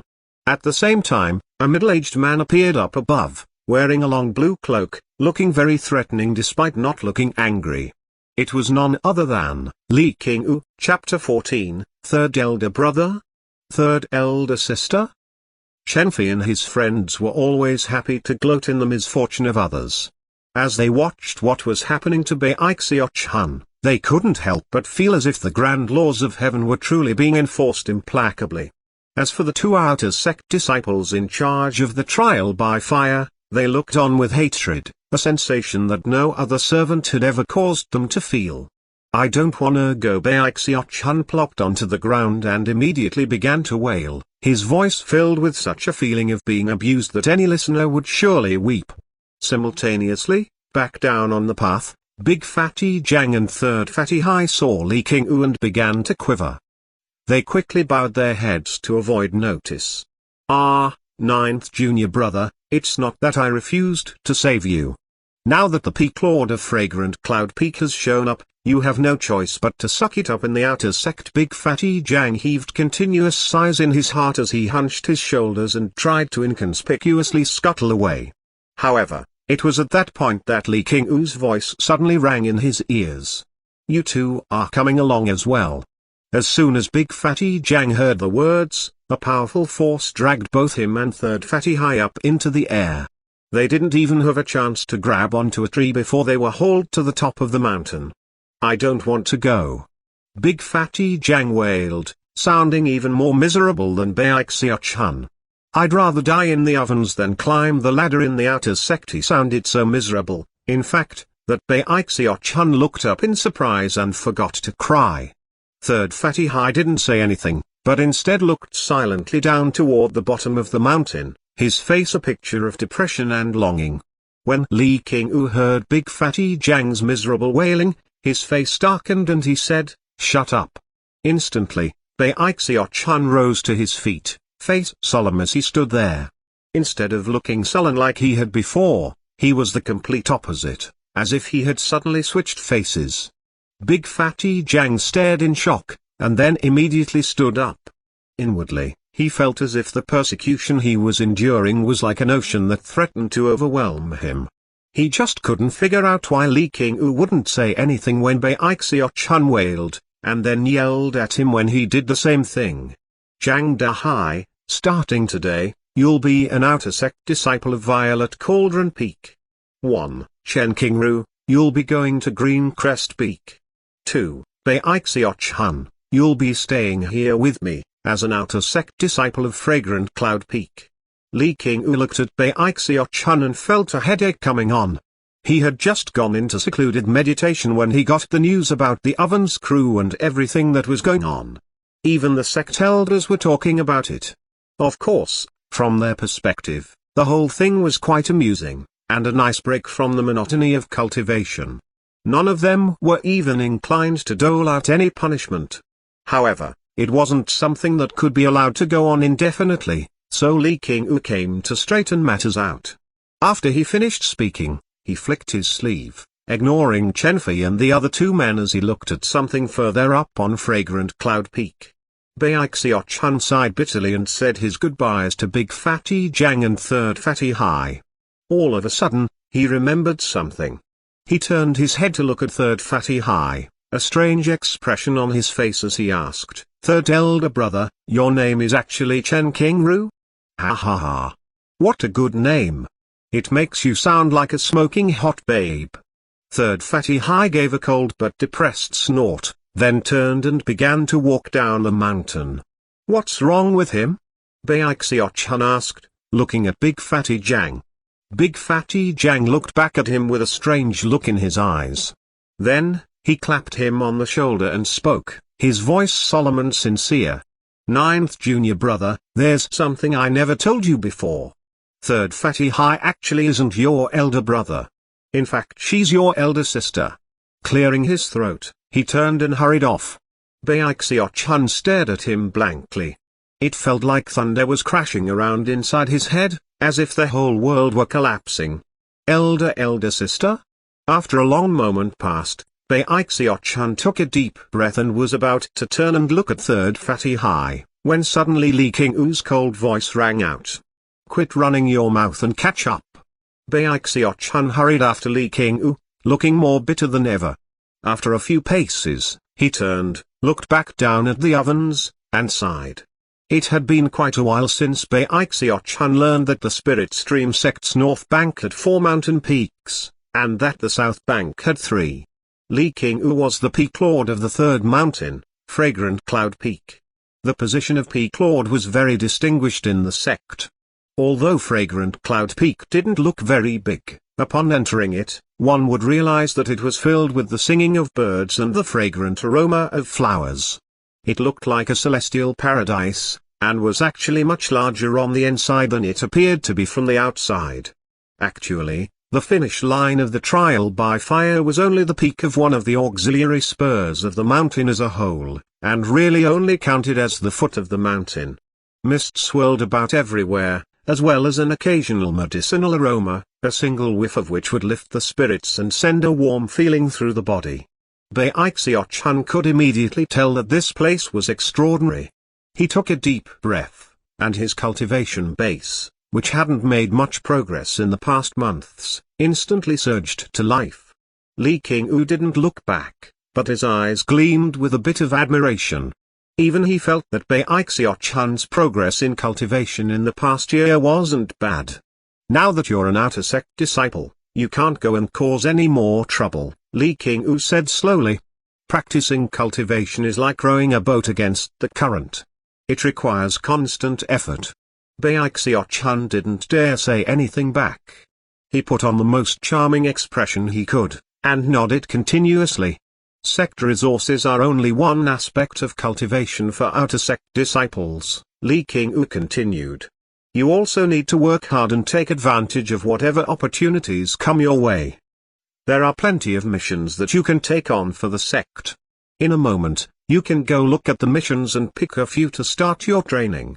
When Bai Xiaochun heard that, his heart suddenly thumped. A while back when flipping through the sect rules, he had noticed one particular rule about outer sect disciple being required to accomplish at least one mission every so often.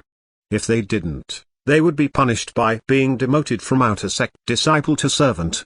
He immediately went wild with joy. However, Li Qingyu had apparently realized what he was thinking, and coolly said, "Don't go thinking about breaking the sect rules. Other people might be demoted to servant for not accomplishing missions, but if you try something like that, I'll expel you from the sect and return you to your village. 100 years from now I might even burn some incense for you, if I haven't forgotten about you by then." That frightened Bai Xiaochun half to death. If he had never seen this world of immortals, it wouldn't have been so bad. But now that he was on the way to living forever, he had no desire at all to go back to his village. If that happened, he might as well forget about trying to live forever. He quickly smacked himself in the chest and told himself that he would definitely go and accomplish some missions. Soon, they were in the middle section of Fragrant Cloud Peak. A building appeared out of the mists, not very large, but very elegant looking. Visible through one of the windows was a young man, who sat there quietly reading a book. As if having sensed someone approaching, the young man looked up, revealing a handsome-looking face.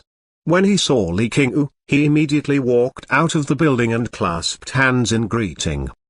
Disciple offers greetings, Peak Lord. This is Disciple Bai Xiaochun.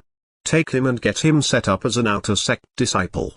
Li Qingyu gave Bai Xiaochun a final look before transforming into a beam of prismatic light that shot further up the mountain. Now that Li Qingyu was gone, Bai Xiaochun could heave a sigh of relief. All of a sudden, he felt as if a weight had been lifted off of his shoulders, and the sky was now blue again. The young man measured Bai Xiaochun up, then laughed. "Ah, are you the guy who's been blocking the trial by fire and selling spots? It's Bai Xiaochun, right?" Bai Xiaochun chuckled. "You're praising me for nothing, elder brother. A small thing like that isn't even worth mentioning." The young man laughed even harder at that. Clearly, he was very amused by Bai Xiaochun. Dropping the topic, he began to lead Bai Xiaochun around Fragrant Cloud Peak, pointing out some of the important buildings along the way. Fragrant Cloud Peak occupies an important position on the south bank. Greencrest Peak is known for its sword cultivators, Violet Cauldron Peak for their magical techniques. As for the Fragrant Cloud Peak, we excel in concocting spirit medicines. Fragrant Cloud Peak is famous even among the 4 great sects on this branch of the Heavenspan River. That's especially true of His Excellency the Peak Lord, who is one of the 2 most famous apothecaries in the Eastward continent. Therefore, becoming an outer sect disciple of Fragrant Cloud Peak also makes you an apprentice apothecary. That means you need to study about plants and vegetation, as well as different medicine synthesizing techniques. The young man continued to provide even more detailed explanations to Bai Xiaochun as they walked along. Eventually, they reached the location where Bai Xiaochun received his outer sect disciple clothing and equipment, including a bag of holding. Although the bag of holding didn't fit much inside, Bai Xiaochun found the thing to be marvelous. After testing it out a few times, he put it away as carefully as if it were a precious treasure. What delighted him more than anything else was that getting promoted to outer sect disciple also came with a reward of 20 spirit stones. Now, he had just enough to buy the medicinal plants he needed. Soon it was dusk. Thanks to the explanations provided by the young man, Bai Xiaochun now knew a lot about fragrant Cloud Peak. Eventually, the young man led him to a place called the 10,000 Medicines Pavilion. From there, he received a jade slip. This jade slip describes 10,000 types of plants and vegetation. You need to memorize all of them, and then you can get the second jade slip. Junior brother Bai, the path of cultivation is a long one, and spirit medicines are an aid that you can't do without. If you can become an apothecary, you'll be able to achieve meteoric rise here. Apprentice apothecary, journeyman apothecary, master apothecary, the young man said with a smile. Junior brother Bai, your future progress will all depend on what good fortune you encounter. By the time night fell, the young man had led him to the courtyard dwelling the sect had arranged as his residence. Junior brother Bai, I have to head off the mountain tomorrow, so I won't be able to accompany you to the scripture pavilion. Go there at dawn to get the rest of the violet chi cauldron control art mnemonics. You'll also be able to pick one more magical technique from the selection they have there. It's a good opportunity to get some things for free. After that, you'll have to pay merit points for any magical techniques you want. If there's anything you don't understand, you can always come looking for me. My name is Hu Yanfei. Many thanks for taking care of Xiaomai for me. Hu Yanfei smiled, clasped hands and bowed. Then he turned and walked away. Hu Yanfei. Bai Xiaochun returned the bow and watched Hu Yanfei walking off. After a moment of thought, he recalled the face of a young woman. Hu Xiaomai. He thought, blinking. He suddenly realized that he had struck it very lucky, as if he'd shoved a random stick into the ground only to have it grow into a lovely shady tree. After a moment, he took a deep breath and then looked over at his courtyard residence. His eyes gleamed, and he stood tall and straight beneath the moonlight. Well, I guess becoming an outer sect disciple isn't that bad after all. Flicking his sleeve, he walked into the courtyard. 1. Zhang Dahai's name in Chinese is Zhang Dahai. Zhang is a common surname. Dahai means ocean or literally big sea. 2. Chen Qingru's name in Chinese is Chen Qingru. Chen is a common surname. Qingru means soft or gentle. This sounds like a very feminine name. Chapter 15, Undying Live Forever Technique.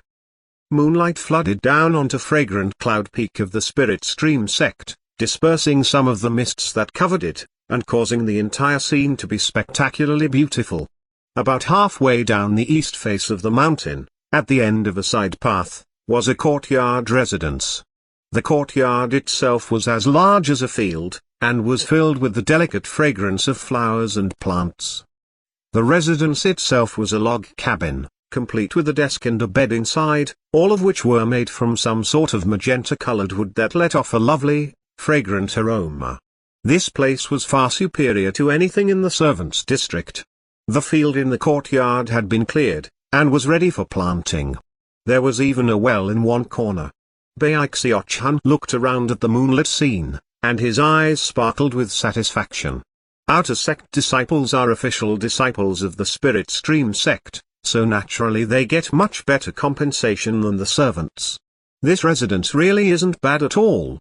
Although, I remember eldest brother saying that inner sect disciples get to live in immortals' caves. I wonder what those are like. Bai Xiaochun looked up toward the top of fragrant Cloud Peak. Only inner sect disciples qualified to live on the top half of the mountain. After a while, he went back into the log cabin, where he stretched lazily and then took out his bag of holding. After patting it carefully, a bottle of medicinal pills appeared in front of him, as well as a green stick of incense. Wow, this thing is awesome, he thought, rubbing the bag of holding fondly. After a moment, his eyes came to rest on the medicinal pill bottle and the green incense. The pill bottle had a label on it, upon which were written the words spirit condensation. As for the incense, The words green rising were carved on the side. He had received similar things when he had become a servant. Consuming such pills would increase his cultivation base, and inhaling the smoke from the burning incense stick would have a similar effect. Using them as is would be a big waste. It would be much better to use spirit enhancement on them first. Maybe I could even use them to break through a bottleneck in my cultivation base. After pondering the matter for a bit, he made his decision. However, he only had one colored firewood on hand, so he decided to go down the mountain the following morning to get something better.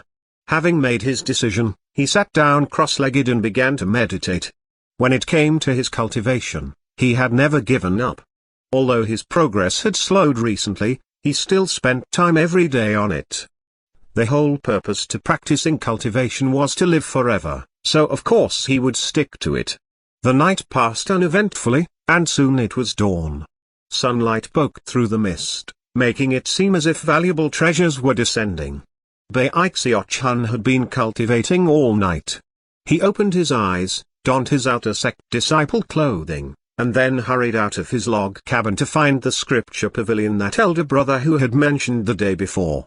The scripture pavilion was some distance away from his own residence, on another side of the mountain. It took about an hour of walking before he saw a cluster of towering pagodas off in the distance. They radiated shimmering light, and sent pulsing pressure out in all directions. He encountered quite a few other outer sect disciples, all of whom were hustling about busily. When they sensed that Bai Xiaochun was only at the third level of chi condensation, they completely ignored him. Bai Xiaochun didn't care, but considering that most of the disciples he encountered had cultivation bases far higher than his own, he proceeded cautiously. There were even a few he encountered whose cultivation bases were so high that they were unreadable. Those ones always had crowds of other disciples clustered around them, laughing and chatting with them as they walked along. The closer he got to the scripture pavilion, the more disciples he saw. Just as he was about to enter the area of the building itself, a beam of light flew down toward the area from one of the distant mountain peaks. Within that beam of light, it was possible to see a young man standing on a flying disc, who circled around fragrant Cloud Peak before flying back off into the distance. That's Xianxia from the court hall. Elder Brother Qian. Elder Brother Qian is an inner sect disciple, and also a member of the court hall. He's famous. I heard that he's in the great circle of the 8th level of chi condensation, and has access to temporary flight items. I'm so jealous. Bai Xiaochun also looked over jealously. After Qian disappeared, he sighed inwardly. One of these days, when I can fly, I'm going to take time every day to fly in circles around fragrant Cloud Peak. Muttering to himself in anticipation, he began to push his way through the crowd toward the scripture pavilion. The building was huge. The first floor was completely empty except for a long table. Behind the table, an old man sat there with his eyes closed in meditation. All the disciples who wanted to go past him would put their identity medallion onto the table. After it shone with glittering light, they would pass by respectfully. Copying everyone else, Bai Xiaochun placed his identity medallion onto the table. It only took a moment for it to glitter, after which he picked it back up and followed the other disciples up the stairs to the second floor. This floor was filled with numerous shelves, which were packed with jade slips or the occasional bamboo scroll. All of them shimmered with bright light, making the second floor of the scripture pavilion an extraordinary place. Seeing another staircase further off, Bai Xiaochun looked around and then walked over. However, when he tried to step onto it, his foot bounced back. A young man was sitting off to the side, with straight eyebrows and a bamboo scroll in his hand. When he sensed what was happening, he looked up at Bai Xiaochun. Bai Xiaochun put on his most charming expression and then curiously asked the young man, "Elder brother, what qualifications do you need to go up there? What, are you new here?" The young man replied slowly, "You have to be at the 5th level of chi condensation to go up there." With that, he continued to read the bamboo scroll. Bai Xiaochun could tell the young man didn't want to be disturbed. Forgetting about the third floor, he began to stroll around the second floor. Occasionally he would pick up a jade slip to examine, or look through some bamboo scrolls. He saw all sorts of different magical techniques, all of which seemed very exciting. That was especially true of something called the Flame Dao magical technique, which seemed especially exceptional. After a while, he found a jade slip for the violet chi cauldron control art. It had descriptions and pictures for the 4th to 8th levels. He quickly grabbed it and then continued to stroll about. Time passed, and soon evening was approaching. Bai Xiaochun had browsed about 70% of the second floor, and by now, the crowds were thinning. These 8 seem really incredible, he thought, looking over his selections. One was a bamboo scroll, somewhat dilapidated, but something that had caused Bai Xiaochun's eyes to widen with excitement the moment he saw it. Undying Live Forever technique. He took a deep breath as he examined the introduction to the technique. Apparently, cultivating this technique to the ultimate degree would make a person undying and also be able to live forever. Panting, he once again examined the name of the technique, and then decided that this was his decision. He had begun practicing cultivation for the purpose of living forever, so finding a technique like this one almost made it seem like they were mysteriously connected by destiny. Laughing heartily, he held the bamboo scroll in his hand as he climbed down the stairs. Back in the main hall of the first floor, the old man was still sitting behind the table with his eyes closed, looking exactly like he had before. However, as soon as Bai Xiaochun put the violet chi cauldron control art jade slip and the Undying Live Forever technique bamboo scroll onto the table, the man's eyes slowly opened. He looked Bai Xiaochun up and down, which left Bai Xiaochun trembling. The man's gaze felt like lightning. Shivering, Bai Xiaochun immediately put on his most respectful expression. Thankfully, the old man quickly looked down at Bai Xiaochun's identity medallion. Newly promoted disciples can take a copy of the first 8 levels of the violet chi cauldron control art. The old man said slowly, his voice hoarse. They may also select a technique of their choosing. Then his eyes fell upon the Undying Live Forever technique bamboo scroll, and he frowned slightly. Although the name of this technique sounds astonishing, it's incomplete. Furthermore, the more you cultivate it, the more difficult it becomes. The pain is so excruciating that ordinary people can't endure it. Even most inner sect disciples can't cultivate it successfully. The majority give up. It's been here in the scripture pavilion for quite some time. Are you sure you want this particular magic? The old man looked at Bai Xiaochun. After hearing the old man's words, Bai Xiaochun got the feeling that this technique had been waiting here for years just for him. Then he thought again about the words undying and live forever, and his blood felt like it was boiling. He immediately responded, "Senior, I definitely want it, very much." The old man said nothing further to dissuade him. He waved his right hand, sending 2 blank jade slips flying out. After the copies were made, he handed them to Bai Xiaochun, then paid him no more heed and went back to meditating. Bai Xiaochun put the jade slips away. Eyes gleaming with anticipation, he left the scripture pavilion and headed back to his courtyard residence. By the time he got back, it was already nighttime. Once again inside his log cabin, he sat down cross-legged, took a deep breath, and pulled out the jade slip for the Undying Live Forever technique. Then he circulated his spiritual energy and sent it into the jade slip. After closing his eyes, the technique's magical incantation appeared in his mind. An hour later, he opened his eyes again, and a thoughtful expression could be seen. Just as the old man had said, the Undying Live Forever technique was incomplete. According to the description, the technique was cultivated in 2 ways, internally and externally. It was further broken down into the external aspects of skin, muscle, and tendon. The internal aspects were bones and blood. As for this incomplete version, it only contained the technique for cultivating skin. Also, the cultivation method truly did seem to be a torment. Furthermore, to cultivate it required a huge expenditure of resources. However, There were several secret magics listed inside that seemed almost beyond belief. For example, there was one called the throat-crushing grasp that was supposedly unbeatable. Bai Xiaochun hesitated for a moment, then looked once more at the words undying and live forever. Finally, his eyes filled with determination, and he followed the description in the information, using both of his hands to strike various positions on his body. Bai Xiaochun was focused on not dying and living forever in a way that vastly outmatched other people.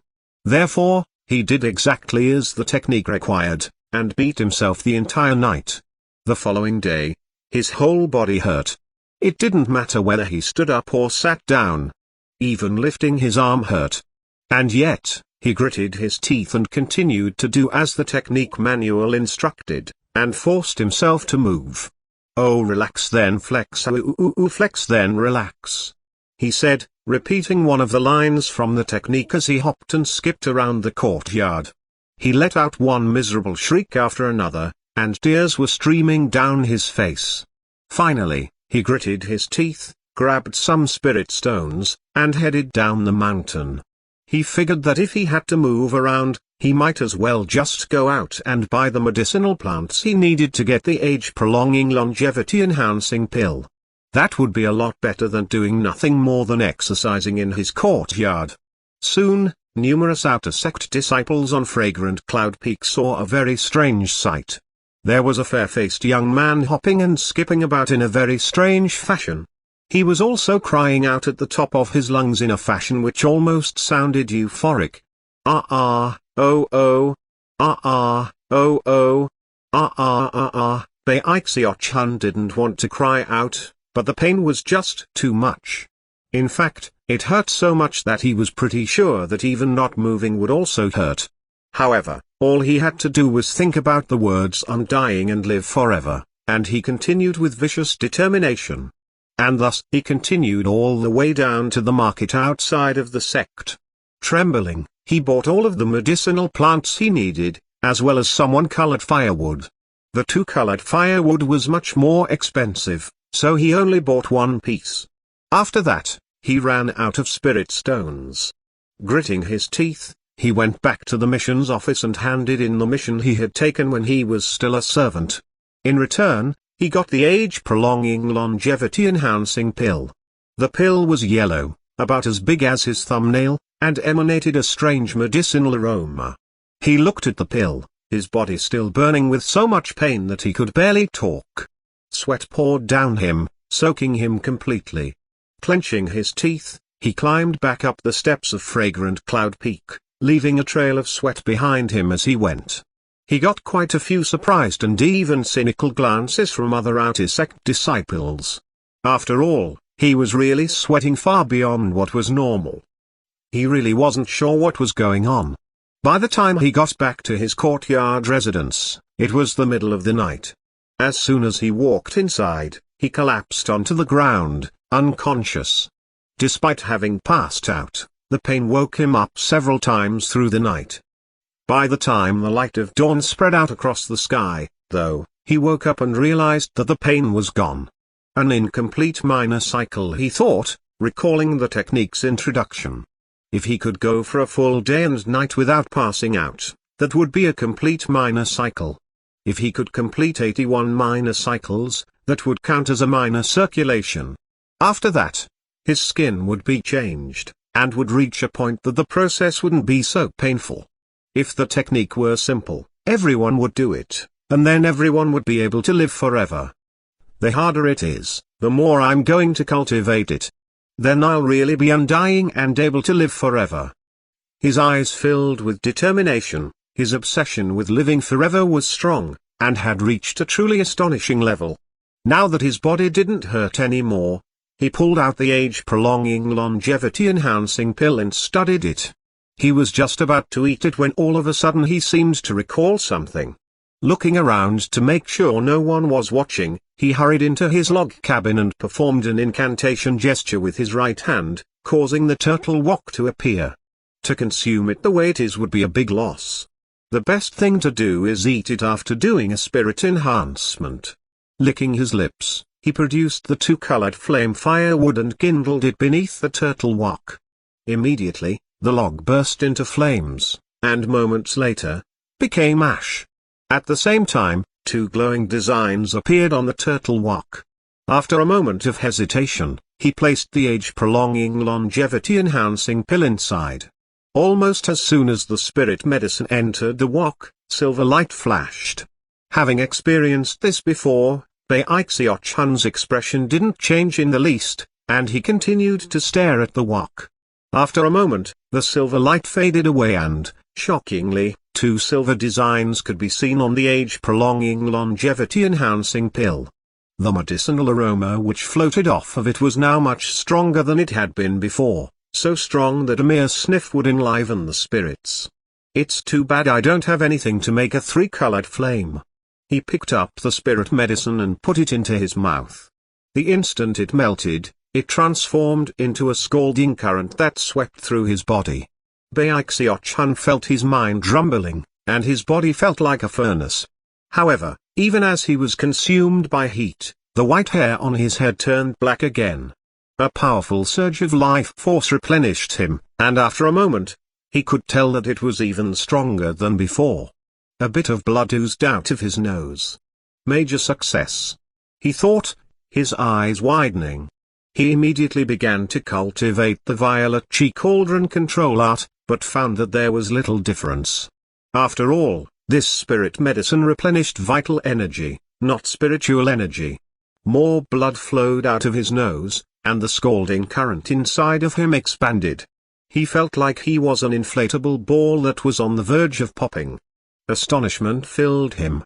Actually, the result of performing a two-fold enhancement on the spirit medicine ensured that the result vastly exceeded anything from before, and was far more valuable. Bai Xiaochun's cultivation base, which was at the third level of chi condensation, simply couldn't take it. At this critical juncture, he suddenly thought of the undying live forever technique. He immediately leapt up and began hitting himself as hard as possible. Popping sounds rang out, and the scalding current began to clear up. Bai Xiaochun didn't dare to stop. It wasn't until an hour later that the current faded away completely. He was in so much pain that he fell down onto the ground, panting for air. However, he looked more excited than ever, and his eyes shone with an intense gleam. It has something to do with the spirit enhancement, but the main thing was that spirit medicine. Spirit medicine is remarkable. It can increase spiritual energy and can increase longevity. Well, I wonder if there's a type of medicine that can make people live forever. The more he thought about it, the more excited he got, and the brighter his eyes shone. Fragrant Cloud Peak trains apothecaries. Well then, I'm going to become an apothecary. I'm going to make a live forever never die pill. Bai Xiaochun began to pant, and his intrigue for spirit medicine reached an unheard of level. Chapter 16, Meticulously Careful. Bai Xiaochun lay there in the courtyard, filled with that obsessiveness of his. His body ached, and yet somehow he could tell that his skin was tougher than before. That made him look forward more than ever to becoming an apothecary. After laying there in the courtyard for more than an hour, the shaky, painful feeling eventually faded away.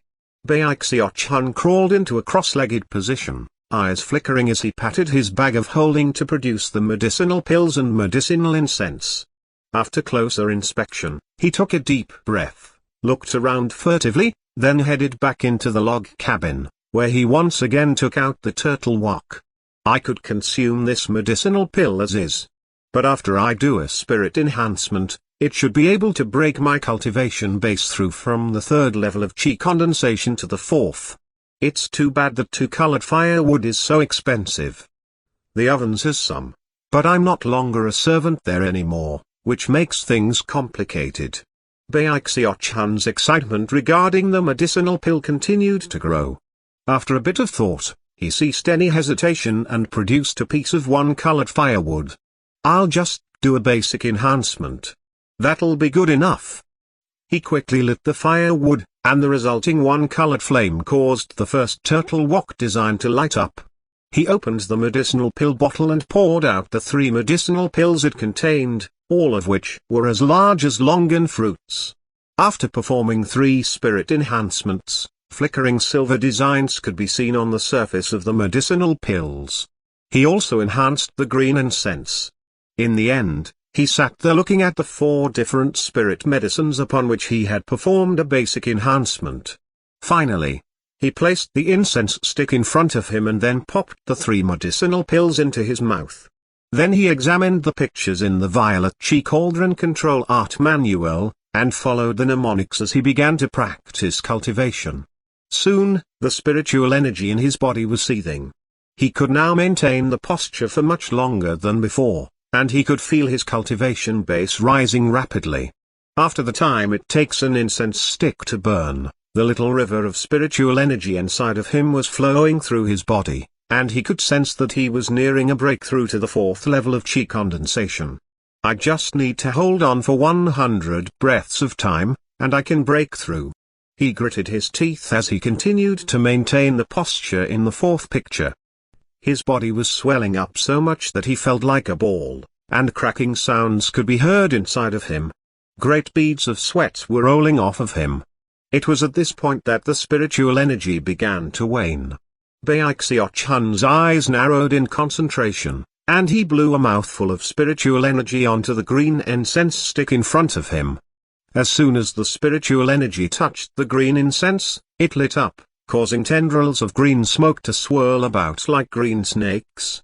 They flew through the air, entering into Bai Xiaochun's eyes, ears, nose, and mouth, and then turning into strong spiritual energy. Within moments, the river of spiritual energy inside of him had doubled in size. Rumbling could be heard as a wind-like shockwave rolled out from Bai Xiaochun, spreading out through the cabin and then into the courtyard. His eyes opened, and they shone with pleasure. "The 4th level of chi condensation," he exclaimed, laughing.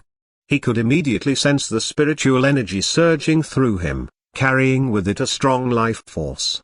He felt more agile, and when he looked down, he saw black filth caked all over his body. That would be the impurities within his body that had just been forced out. His body flickered as he floated out of the log cabin. After tidying up the courtyard a bit, he stood there feeling very energized. He quickly performed an incantation gesture and waved his finger, causing his wooden sword to fly out of his bag of holding in a streak of light. He sent it flying back and forth, eyes gleaming with satisfaction. The wooden sword was already extraordinary, but now that it was combined with the cultivation base of the 4th level of chi condensation, it possessed an even more striking air. Spirit enhancement is pretty awesome. It would be great if I could use a 3-colored flame, though. A medicinal pill like that would be incredible. The more he thought about it, the more miraculous spirit medicine seemed to be. Regardless of whether it was in pill form or incense form, it was definitely an absolute necessity for practicing cultivation. I'm definitely going to become an amazing apothecary. I'll concoct a live forever never die pill. Then I'll enhance it 10-fold. No, wait, I'll enhance it 100-fold. Bai Xiaochun's desire to become an apothecary was growing stronger. Suddenly, he slapped his bag of holding to produce a jade slip. It was none other than the jade slip given him by Hu Yunfei when they had gone to the 10,000 Medicines Pavilion together. Inside were images of 10,000 types of plants and vegetation. Only Fragrant Cloud Peak had ancient records of this type, and they were something that all apprentice apothecaries had to master. Of course, a mere 10,000 types of plants and vegetation was only the beginning. According to Hu Yunfei, after memorizing those, you could acquire another volume. With a look of resolve, he circulated his spiritual energy, and images of various types of plants and vegetation rose up in his mind. He was filled with a strange feeling, as if a whole new page of life had opened up in front of him.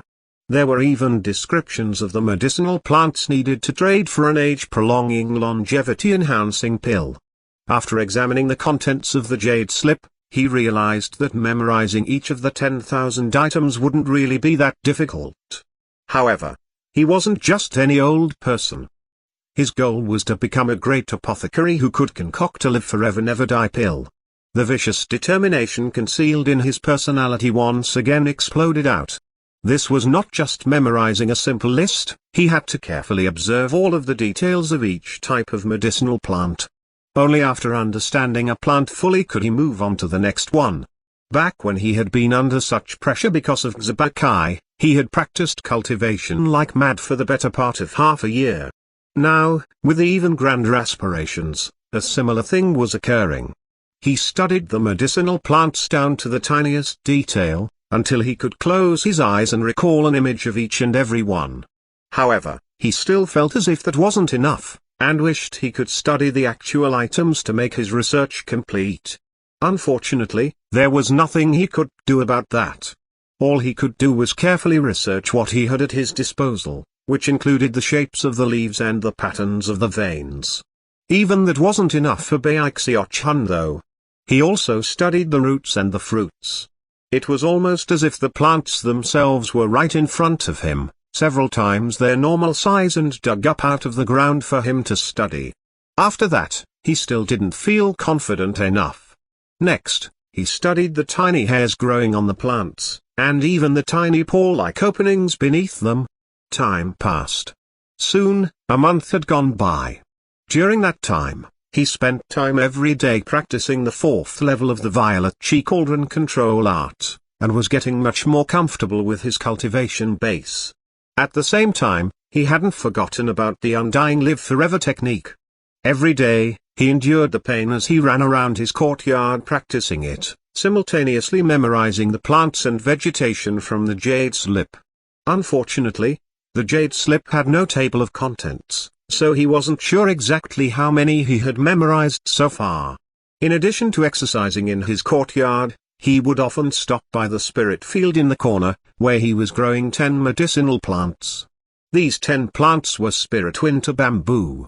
He had gone to Fragrant Cloud Peak's outer sect disciple mission steal half a month before and selected a simple, non-dangerous mission to get them. Bai Xiaochun didn't dare to forget what Li Qingyu had told him. Sect disciples needed to complete at least one mission every half year. It was a sect rule that Bai Xiaochun had kept firmly planted in mind. The merit point reward for this mission was significant, and could actually be even higher depending on how many goods were turned in at the end. It was a simple mission, but required quite a bit of time wastage. He had to care for the plants for 3 months before he could hand the mission in. Of course, the spirit winter bamboo could be catalyzed by a cultivator's spiritual energy, which would make it grow faster. Unfortunately, Bai Xiaochun had no time to test that method, and had simply planted the seeds in his spirit field as soon as he had gotten back. "You grow so slowly," he said, looking down at the spirit field. From the description in the jade slip, he knew that spirit winter bamboo required a lot of spiritual energy to grow properly. If the soil it was growing in didn't have strong spiritual energy, then the cultivator would need to add spiritual energy personally. He squatted down and picked up a handful of soil from the spirit field. After a moment, he muttered, "I bet this spirit field doesn't have enough spiritual energy, and that's why the spirit winter bamboo is growing so slowly. What can I do to get the spirit field's spiritual energy to be a bit stronger?" After a moment of thought, his expression lit up, and he extended his right hand, within which materialized the turtle wok. He looked at the wok, and then back at the spirit field, and his eyes began to shine. "If this wok can enhance anything, then I should be able to perform a spirit enhancement on the spirit soil, right?" Feeling very curious all of a sudden, he quickly dug up the spirit winter bamboo seeds, then filled the turtle wok with spirit soil and produced a piece of one-colored firewood to perform a test. Soon, silver light flashed, and the spirit soil in the turtle wok glowed with the design of a basic spirit enhancement. The light quickly faded, but the spirit soil clearly emanated a much stronger spiritual energy than before. Bai Xiaochun was delighted. Not feeling the slightest bit inconvenienced whatsoever, he quickly began to enhance one wokful of spirit soil after another. After more than an hour had passed, when he was just about out of one-colored firewood, the entire spirit field had benefited from a basic spirit enhancement. Of course, that was only the top level of soil. He didn't have enough firewood to go any lower. Therefore, Because there was no foundation for the spirit soil, after enough time passed, it would gradually return to normal. Even so, the current spiritual energy in the spirit field had undergone a heaven-shaking, earth-toppling transformation, and was so strong that it caused a fragrant aroma to swirl about. Bai Xiaochun immediately planted the spirit winter bamboo seeds again, then stood off to the side watching. It didn't take long before some tiny buds popped up and began to grow rapidly. In the blink of an eye, they were almost a meter tall. In fact, if disciples in the sect who were adept at growing medicinal plants saw what was happening, they would certainly gasp. Even if a cultivator skillfully nourished the plants with spiritual energy, they wouldn't grow so fast. After all, no one in the cultivation world had ever been so extravagant as to perform spirit enhancement on soil, all for the purpose of growing 10 stalks of spirit winter bamboo. Not even the famous grandmasters of spirit enhancement would ever think to do such a thing. It was simply far too much of a waste. Seeing that the spirit winter bamboo was now growing well, Bai Xiaochun felt very pleased. He turned back and continued to jog around the courtyard, simultaneously studying the plants and vegetation in the jade slip. The sun was setting, and the sky grew dark. Considering that the stalks of spirit winter bamboo had already grown higher than a meter, and had apparently still not reached its full height, it was hard to say exactly how tall they would be in 3 months. That night, Bai Xiaochun finally put the jade slip down. After vicious hard work, he had finally thoroughly memorized all 10,000 types of plants and vegetation. He had even found some areas in the descriptions of the medicinal plants that revealed how they conflicted with other medicinal plants. Tomorrow morning, I'm going to go get the second volume about plants and vegetation. I wonder what the test at the 10,000 Medicines Pavilion will be like. Can I really pass it? Bai Xiaochun set his chin and flicked his sleeve. He had just been planning on uttering some bold and audacious words, but then, just couldn't help but feel a bit anxious. Clearing his throat, he picked up the jade slip again and began to study some more. He just couldn't shake the fear that some problem would come up in the test. Chapter 17, Little Turtle. The next morning at dawn, Bai Xiaochun woke up early. As soon as he walked out of his log cabin, he looked over at the spirit winter bamboo and saw that it was already taller than half the height of an average person. He nodded his head in satisfaction, then left the courtyard and headed in the direction of the 10,000 Medicines Pavilion. The sun rose up over the horizon, sending scintillating beams of light out in all directions. The multicolored sunlight dancing among the mists like golden carps was a truly spectacular sight. Bai Xiaochun was currently hurrying along a path along with numerous other outer sect disciples. He didn't recognize any of them, which caused him to suddenly miss his elder brothers from the ovens. I wonder how eldest brother is doing, and third Fatty High sighing inwardly. He walked along for about an hour, until the sun was high in the sky. Finally, he saw the 10,000 Medicines Pavilion off in the distance, and the 10 shocking stone steles set up outside of it. Those stone steles were the identifying feature of the 10,000 Medicines Pavilion. Green light emanated off of them, rising 100 or more meters up into the air. It was an amazing sight, like 10 giants standing there, completely intimidating. Visible on the surface of the stones steles were lines of text, a ranking system that went from 1 to 100. Toward the top, there were no names, only various images, which were in fact the insignias of various outer sect chosen who had become famous apothecaries in the 10,000 Medicines Pavilion. Every apothecary had a unique insignia which they would use to mark the satisfactory spirit medicines they had concocted. It was a tradition that went back throughout the ages, and therefore, it was an important honor to all apothecaries. The last time he had come here, Xianxia had explained all of these things briefly. But now that Bai Xiaochun was coming here alone, he couldn't help but stare at the 10 stone steles. The first thing that caught his attention was the eye-catching insignia on the first place position of the foremost stone stele. It was a magic bottle. According to Xianxia, that magic bottle was the insignia of xianxia. The name was not unfamiliar to Bai Xiaochun. Back when he was a servant, He remembered sitting under the moonlight as Big Fatty Jang munched on a ginseng rootlet and sighed about Xianxia.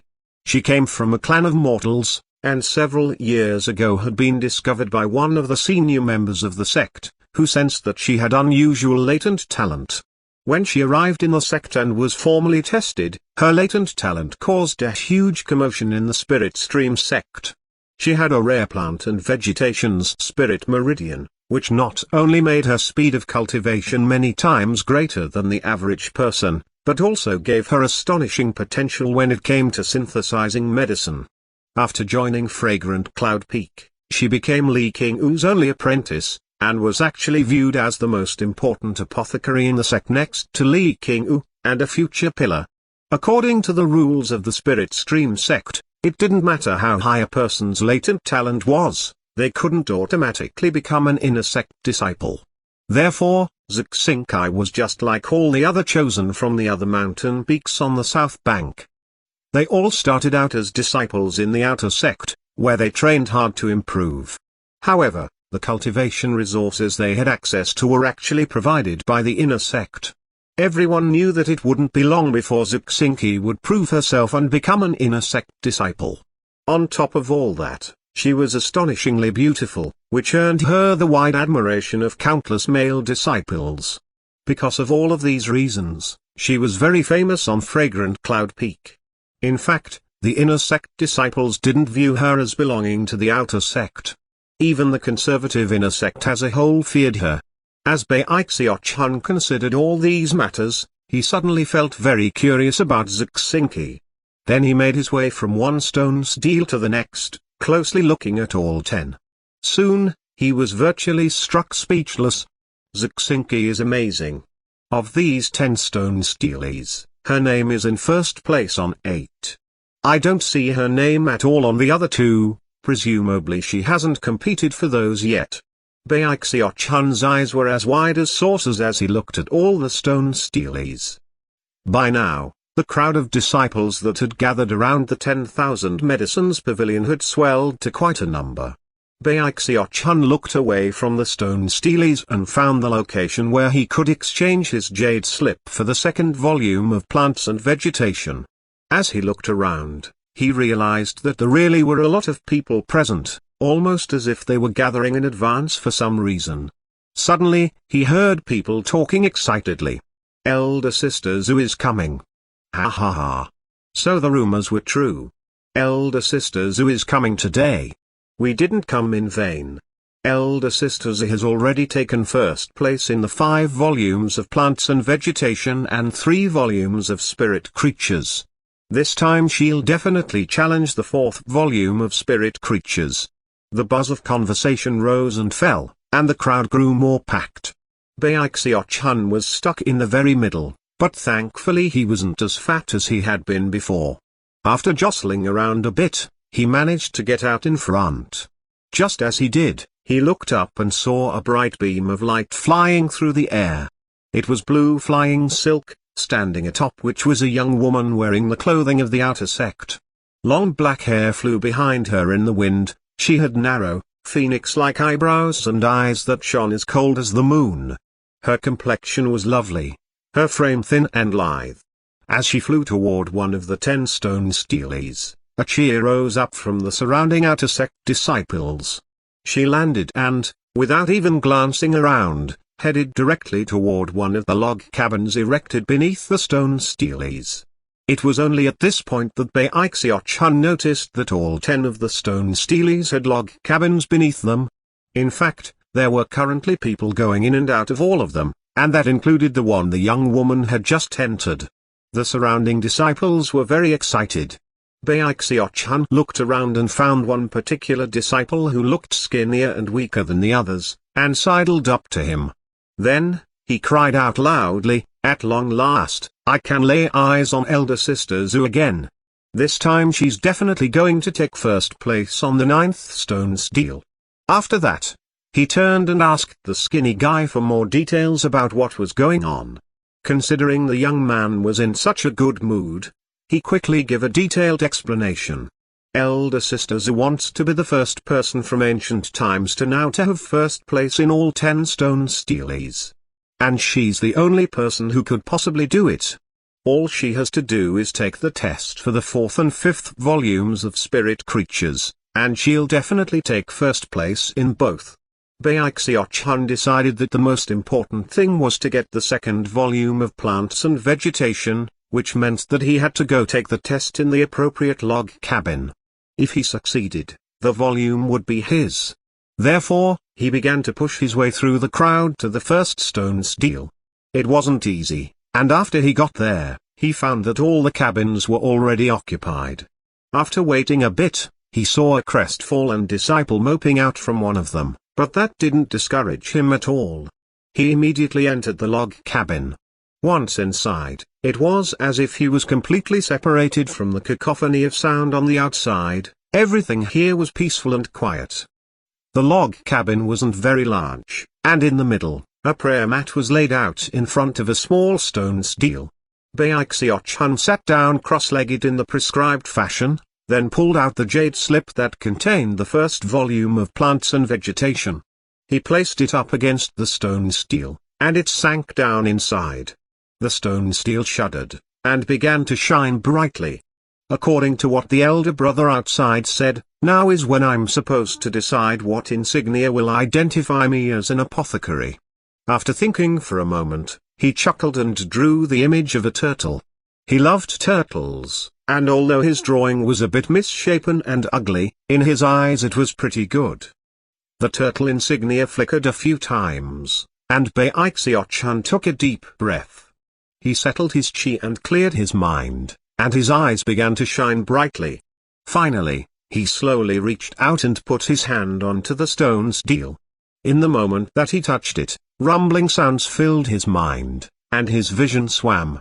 When it became clear again, he was no longer in the log cabin, but in an illusory world.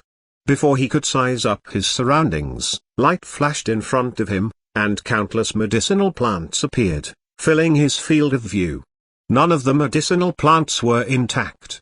Instead, they were broken up into pieces of 10 or more, all of which were scattered about. Just by looking around, it was impossible to tell how many plants there were in total. This testing method of the 10,000 Medicines Pavilion was what countless outer sect disciples of the fragrant cloud peak dreaded. Throughout the years, numerous disciples had taken the test, only to feel completely useless at the end. Because of that, if your name made it into the top 100 on the stone stele, you would be the object of mass envy and approval. That was especially true of the first place spot, which led to total fame. A cold, emotionless voice suddenly rang out, "In the time it takes an incense stick to burn, reassembled the spirit plants. Your test results will be based on the total number you put together. You may begin now." That's it? Bai Xiaochun thought. He almost couldn't believe it. He had immersed himself in studying the medicinal plants in the jade slip to the point where even now, he could already spot hundreds of medicinal plant parts that he could piece together. He had been really worried about this test, but now that he saw what it was like, he heaved a sigh of relief. However, he still wasn't completely at ease. It can't be this easy. Considering the test is so simple, the final target to pass must be incredibly high. Once again feeling nervous, he quickly waved his finger through the air, pointing at a dozen or so medicinal plant fragments. Immediately, those fragments pieced themselves together, forming 2 medicinal plants. Next he waved both hands in the air, not even pausing as he sent countless plant fragments flying around and forming together. One medicinal plant after another was formed, until soon he had 100 medicinal plants. He looked up in thought for a moment, and his spirits lifted. Tuning everything else out, he focused completely on the medicinal plant fragments, his hands flying about rapidly. Then, he suddenly thought about how terrible it would be to fail the test, and went all out with even more vicious determination. His eyes were completely bloodshot, and his hands moved even faster. 100 plants. 200 plants. 300 plants. 500 plants. 1,000 plants. Sweat poured down his face, white steam rose from the top of his head, and his hands flew. He looked around, instantly identifying more medicinal plant parts that could be pieced together. Back when he had been memorizing the medicinal plants in the jade slip, he had been so devoted to the process that he had reached the point where he wished he could grind the plants into powder to study them further. However, that wasn't possible, so he could only study them in minute detail until he felt that he understood them completely. If any of the disciples on the outside could see what was happening, they would gasp in disbelief. To them, this test was so terrifying it made the hair on their necks stand up straight. None of them could possibly imagine how thoroughly Bai Xiaochun had researched the medicinal plants in the jade slip. Time passed. 2,000 plants. 3,000 plants. Bai Xiaochun's eyes were completely bloodshot as he forced his hands to follow his train of thought. He even relied on the power of the 4th level of qi condensation, fearful that he wouldn't be able to keep up. Despite how fast he was going, he wasn't sure if he would be able to pass, so all he could do was grit his teeth and keep going. 4,000 plants. 5,000 plants. 6,000 plants. 7,000 plants. He wasn't sure how much time had passed, and there were still some plant fragments left. Suddenly, light began to shine everywhere, and his vision swam. The log cabin came back into view again, and the jade slip appeared on the surface of the stone stele. It was the same slip he had put in before, which contained the first volume of plants and vegetation. I missed a few, but only a few, he thought apprehensively. After picking up the jade slip, he walked out of the log cabin, feeling completely crestfallen. It was at this point that he heard the cheering on the outside. He looked up in the direction of the log cabin Xianxia had entered. As she walked out, her name suddenly appeared in first place. 1.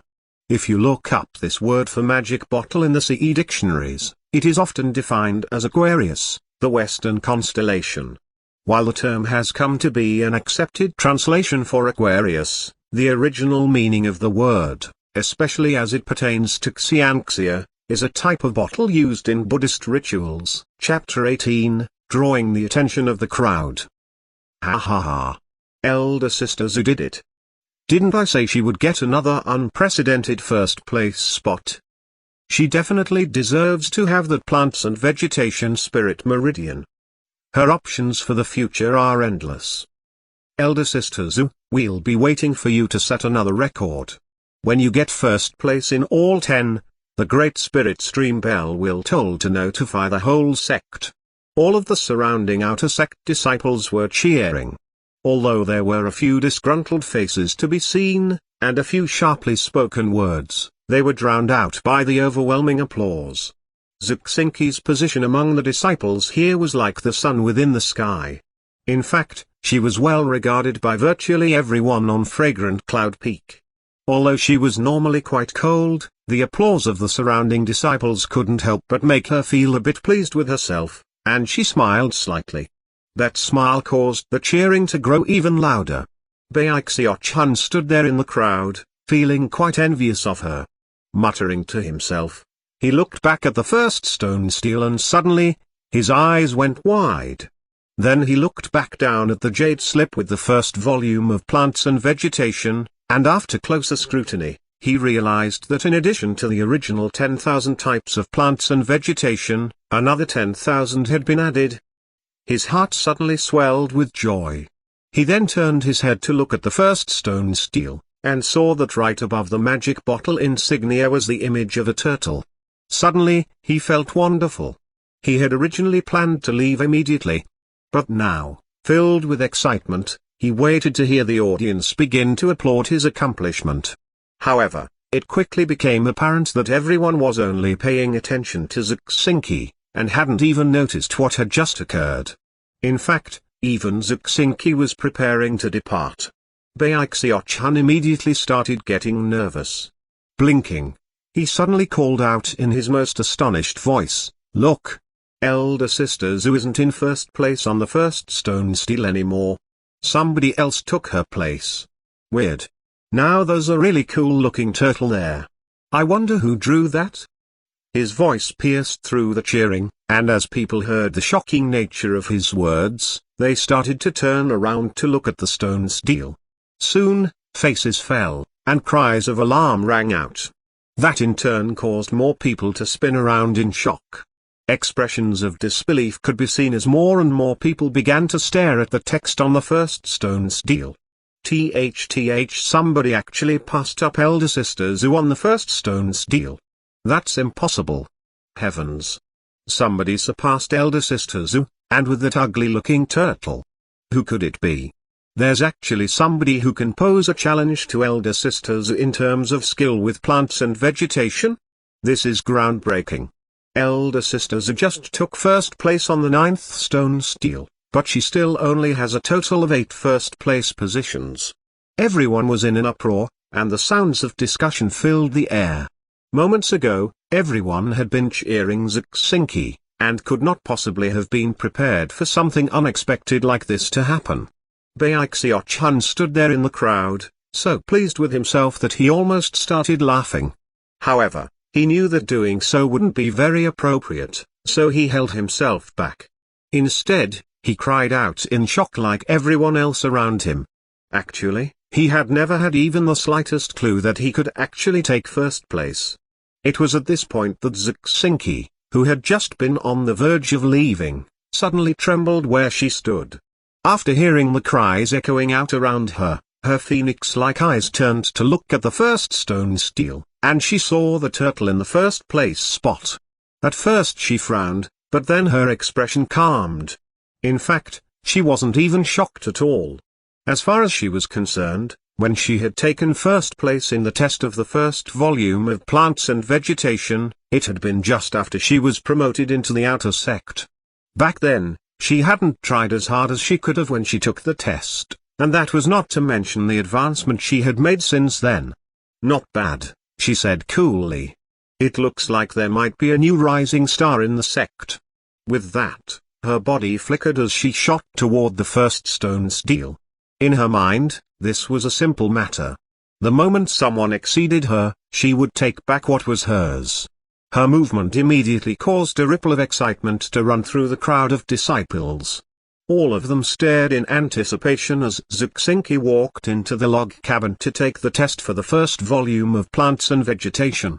Elder sister Zhu is going to take back the first place spot which rightfully belongs to her. Whichever junior brother drew that turtle seems pretty good. What a pity that he'll only be able to stay in first place for the time it takes an incense stick to burn. Well, that's how it should be. He's definitely chosen when it comes to plants and vegetation. He's just unlucky to have encountered elder sister Zhu. After hearing what everyone was saying, Bai Xiaochun started feeling nervous. Not only had he run out of time, but Xianxia was simply too famous. Even he himself was starting to think that maybe he belonged in second place. Ah, that's fine too, he consoled himself. If I get in second place, then second place it is. Men shouldn't be fighting women anyway. He wanted to leave, but couldn't quite make himself do so. He couldn't stop wondering about whether or not he would lose out on what he had just won. Soon, enough time had passed for an incense stick to burn, and the name list hadn't changed. Bai Xiaochun was still in first place, and Xianxia was now walking out from inside the log cabin. Her expression was calm, and she was completely confident, having used 80% of her skill to piece together 4,000 of the total of 10,000 medicinal plants. From her perspective, she had already outclassed all the other naturally gifted disciples. However, as soon as she walked out, she realized that not a sound could be heard. In fact, all eyes were staring at her with strange expressions. There were even looks of shock. She looked around blankly, then turned to inspect the stone's deal. It was at this point that she realized that the magic bottle which represented her name was still beneath the ugly turtle. Everything was dead quiet, and all the surrounding disciples, even Bai Xiaochun, were staring with gaping jaws. Bai Xiaochun then looked over at Xianxia and realized that, other than being quite good-looking, maybe she wasn't that special after all. Xianxia's eyes narrowed briefly, and then her expression returned to normal. This person really has some talent with plants and vegetation. Now I'm a bit curious to find out who he is. Her body flickered and she once again entered the log cabin. This time, Bai Xiaochun didn't even think about leaving. He stood there in the crowd, holding his breath in anticipation. The surrounding outer sect disciples were no longer discussing the matter in loud voices. Instead, they were whispering in hushed tones, watching the unprecedented scene playing out in front of them. Furthermore, many of them were glancing up at the turtle mark, which now seemed utterly mysterious to them. After enough time passed for an incense stick to burn, Xianxia emerged once again, and that enigmatic sensation increased. The turtle was still on top. Bai Xiaochun's eyes went wide, and then he cried out in a loud voice to incite the other disciples, "Heavens, who is this person?" Finally, the crowd, which had been silent up until now, exploded with conversation. Elder sisters tried twice and yet didn't surpass the turtle. How could this be happening? How many medicinal plants did that person complete? Did anybody see which elder brother it was that just took the test? Xianxia stood beneath the stone stele, frowning. Just now, she had used all the skill she possessed to piece together 6,000 plants. She could never have imagined that she would still be stuck in second place. Her eyes narrowed, and she gave a cold harumph as she spun and walked back into the log cabin, a very serious look in her eyes. After enough time passed for an incense stick to burn, she emerged again, her expression grave. She turned yet again and went back in, and the same amount of time passed before she emerged, face pale. Expression staunch, she once again entered. Once. Twice. 3 times. 4 times, the surrounding cultivators were panting as they watched Xianxia try over and over again. However, the end result was that everyone lapsed into complete silence. The scene playing out in front of them was terrifying. They could never have possibly imagined that whoever owned the turtle insignia could have pieced together so many medicinal plants, and so thoroughly surpassed Xianxia. As of that moment, everyone was completely thunderstruck by the turtle. That was especially true of Xianxia, who once again emerged, her beautiful eyes shot with blood. Everyone in the audience gasped. Bai Xiaochun couldn't help but clear his throat. Right now, he couldn't just blurt out that he was the person in first place. However, the desire to do that very thing itched in his heart like a restless cat. Actually, it was a wonderful feeling. Now's not the time, he thought. I'll find an opportunity in the future to make a big scene in front of everybody. I'll make sure everyone knows that the person who holds the first place spot on the first stone stele is none other than me, Bai Xiaochun. Looking up, he realized that it was getting dark, and yawned, looking like the picture of a lonely hero. In the twinkling of an eye, Bai Xiaochun reduced Xianxia to nothing more than ash. With that, he flicked his sleeve and turned, walking away through the crowd. As he departed, Xianxia gritted her teeth, and stubbornly entered the log cabin to once again take the test for the first volume of plants and vegetation. Eventually, the moon hung high in the sky, and Xianxia stood there, completely exhausted as she stared up at the turtle. She could never have predicted that a day like this would come, that something like this would happen. The crowds departed, and word of the turtle became the talk of fragrant Cloud Peak. One would think that the matter was over, but the next day, as the sun shone down onto the 10,000 medicines pavilion, the disciples were shocked to see Xianxia return and once again go into the first stone stele's log cabin. Yet again, she failed, over and over. 1 day, 2 days, 3 days, for a full 3 days, she never gave up. Soon, the gossip about the turtle disciple had reached a fever pitch in fragrant Cloud Peak. There was not a single person who hadn't heard about the matter, and even the inner sect disciples were talking about it. 7 days later, Xianxia stood beneath the stone stele, staring up listlessly at the turtle. She had tried over and over again during the past 7 days. She had held nothing back, and had even pushed herself to the point of piecing together 7,000 plants. However, she still couldn't surpass that mysterious disciple. "Just who are you?" she murmured. Finally, she took a deep breath, gritted her teeth, and turned to leave. She would no longer attempt to compete over the first steal. However, the image of that turtle was now burned deeply into her psyche. Chapter 19, The Legend of the Weasel. The comfortable life of an outer sect disciple on Fragrant Cloud Peak was great for Bai Xiaochun. Although he missed the delicious food he had access to back in the ovens, everything else was quite satisfactory. In terms of his progress in cultivation, and his research into plants and vegetation, he truly felt as if he was living life to the fullest.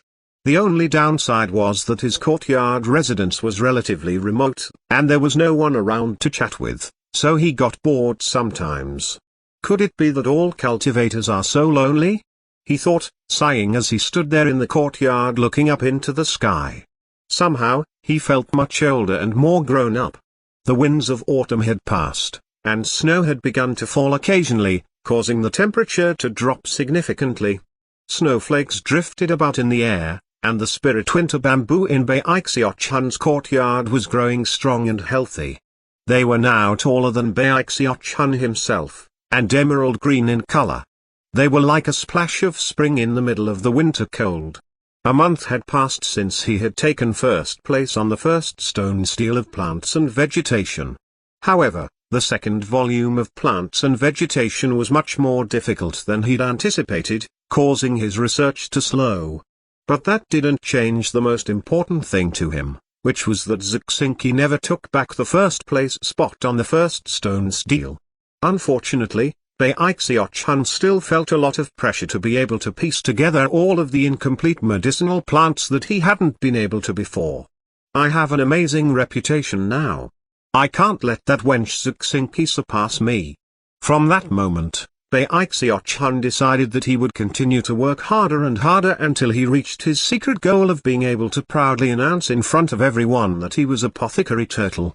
Although his progress with the second volume of plants and vegetation was slow, his cultivation of the undying live forever technique was rapidly nearing the point where he would be able to achieve a full minor circulation. Although the pain only continued to get worse, Bai Xiaochun remained completely focused on the words undying and live forever. 3 more days. According to the description of the undying live forever technique, in 3 days I'll be able to complete a minor circulation. Bai Xiaochun took a deep breath, gritted his teeth, and continued to speed around his courtyard, simultaneously studying the second volume of plants and vegetation. The 3 days passed by quickly. On the evening of the 3rd day, it began to snow, covering the spirit stream sect in a blanket of shimmering silver. Bai Xiaochun was in the middle of running when a tremor ran through him, and he suddenly stopped in place. The pain that he had been enduring for the past 81 days suddenly vanished. A flow of heat exploded through him, converging on his skin, which felt as if it were broiling in an oven. The snowflakes melted before they could even get near him, instantly transforming into a white mist. It worked! He exclaimed ecstatically, despite his dry throat. Although he felt like he was on fire, when he looked down, he saw a black light flowing over his skin, which circulated around him and then vanished. He then poked his arm with his right hand, and could tell how incredibly tough it was. His eyes shone, and shook his arms and legs a bit. Instantly, he could tell that he was much faster than before. He started to run forward, then let out a cry of shock as he appeared several meters away in the blink of an eye. He could now move twice as fast as he could before. Completely delighted, Bai Xiaochun ran around a bit to test out his new speed, and was very satisfied. Without any further hesitation, he used the undying live forever technique mnemonic to continue practicing cultivation. This new method involved closing his mouth and nose and then attempting to breathe through his skin. An inhalation and exhalation counted as a minor cycle. He needed to practice 81 minor cycles per day for 81 days to complete a minor circulation. If he could accomplish that, then, combined with the painful minor circulation he had already completed, he would have made his initial success in acquiring the undying skin. After practicing a few times, Bai Xiaochun got the knack of it and struggled to get through one minor cycle. Afterward, his body seemed much more gaunt. He also felt incredibly hungry, and gurgling sounds could be heard coming from his stomach. He ignored that, and continued breathing, causing his body to get even skinnier. After breathing in and out 15 times, his body looked like nothing more than a bag of bones. It was as if all the nutrients that existed inside of him had been sucked out of him. However, his skin looked even more resilient than before. Bai Xiaochun couldn't hold on any longer. His vision was fading, and his eyes had turned green from the indescribable hunger which filled him. He was so hungry that he could eat an elephant in a single bite. This isn't working, I'm starving to death. He looked around, salivating, only to realize that there was nothing in the area to eat except for the verdant bamboo he was growing, which at the moment looked quite attractive. Unable to hold back because of the incredible hunger, he flashed over to the spirit winter bamboo and took a big bite out of one of them. Crunching sounds could be heard as he ripped out a huge chunk and began to chomp it down. After swallowing, his face twisted, and he shivered from the bitter flavor.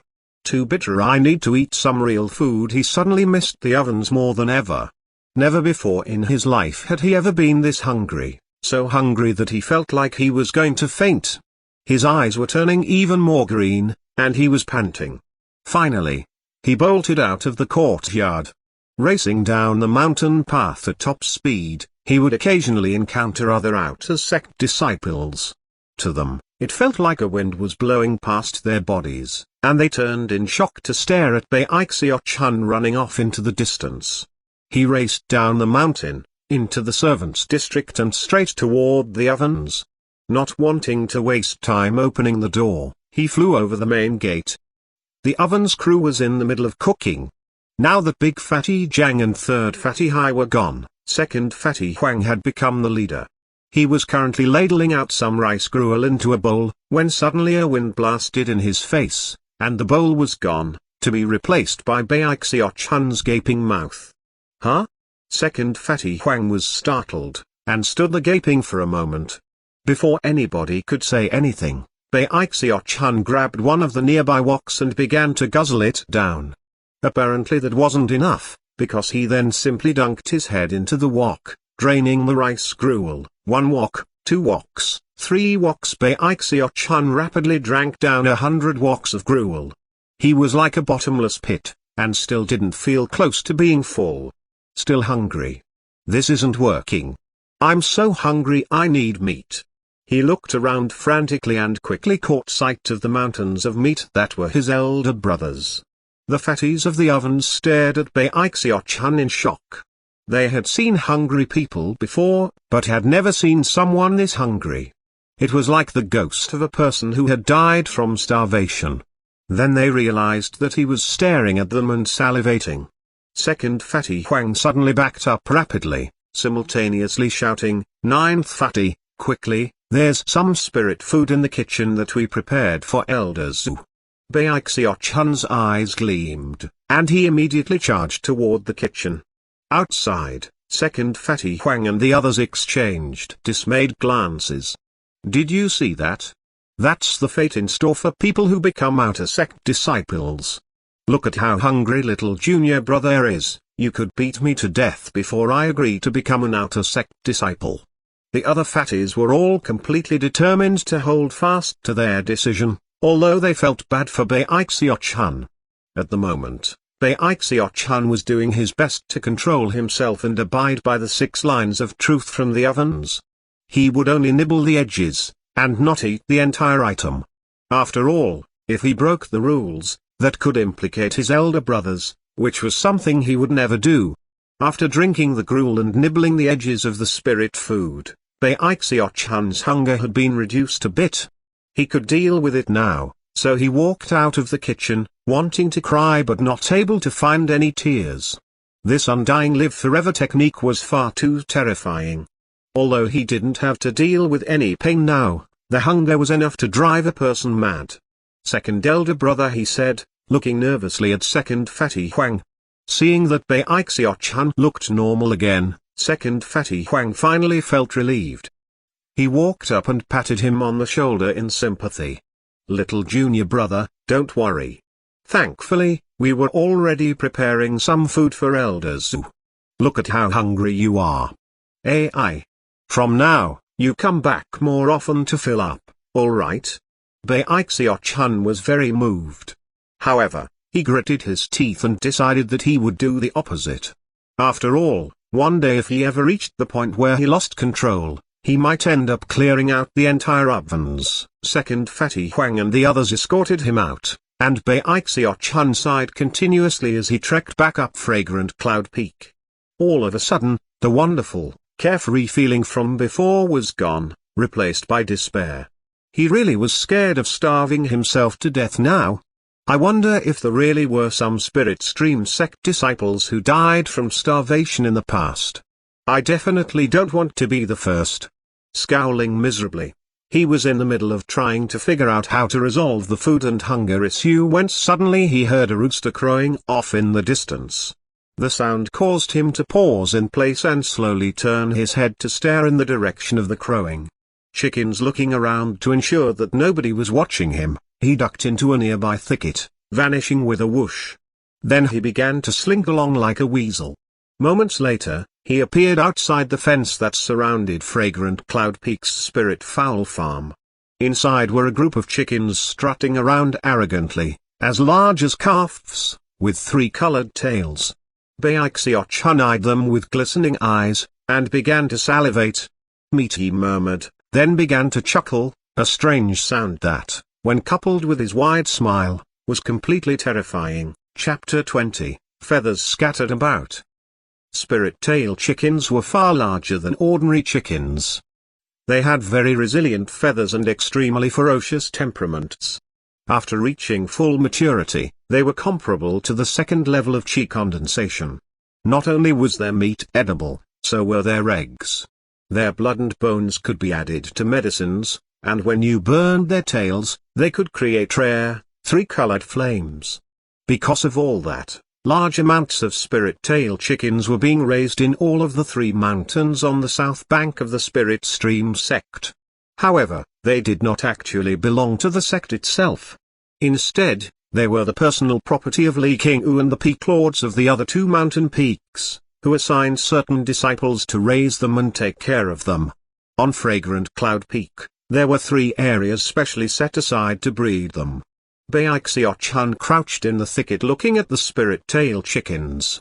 Back when he had worked in the ovens, he had never seen the chickens live, but had eaten their meat and knew it was delicious. Furthermore, Big Fatty Jiang had mentioned that they loved to eat spirit insects. After observing the chickens for a while, Bai Xiaochun flickered into motion.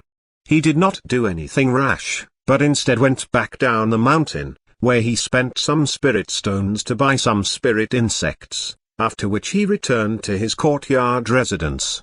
By the time he got back, he was so hungry that he had to fight not to faint, and immediately began to look around for something to eat.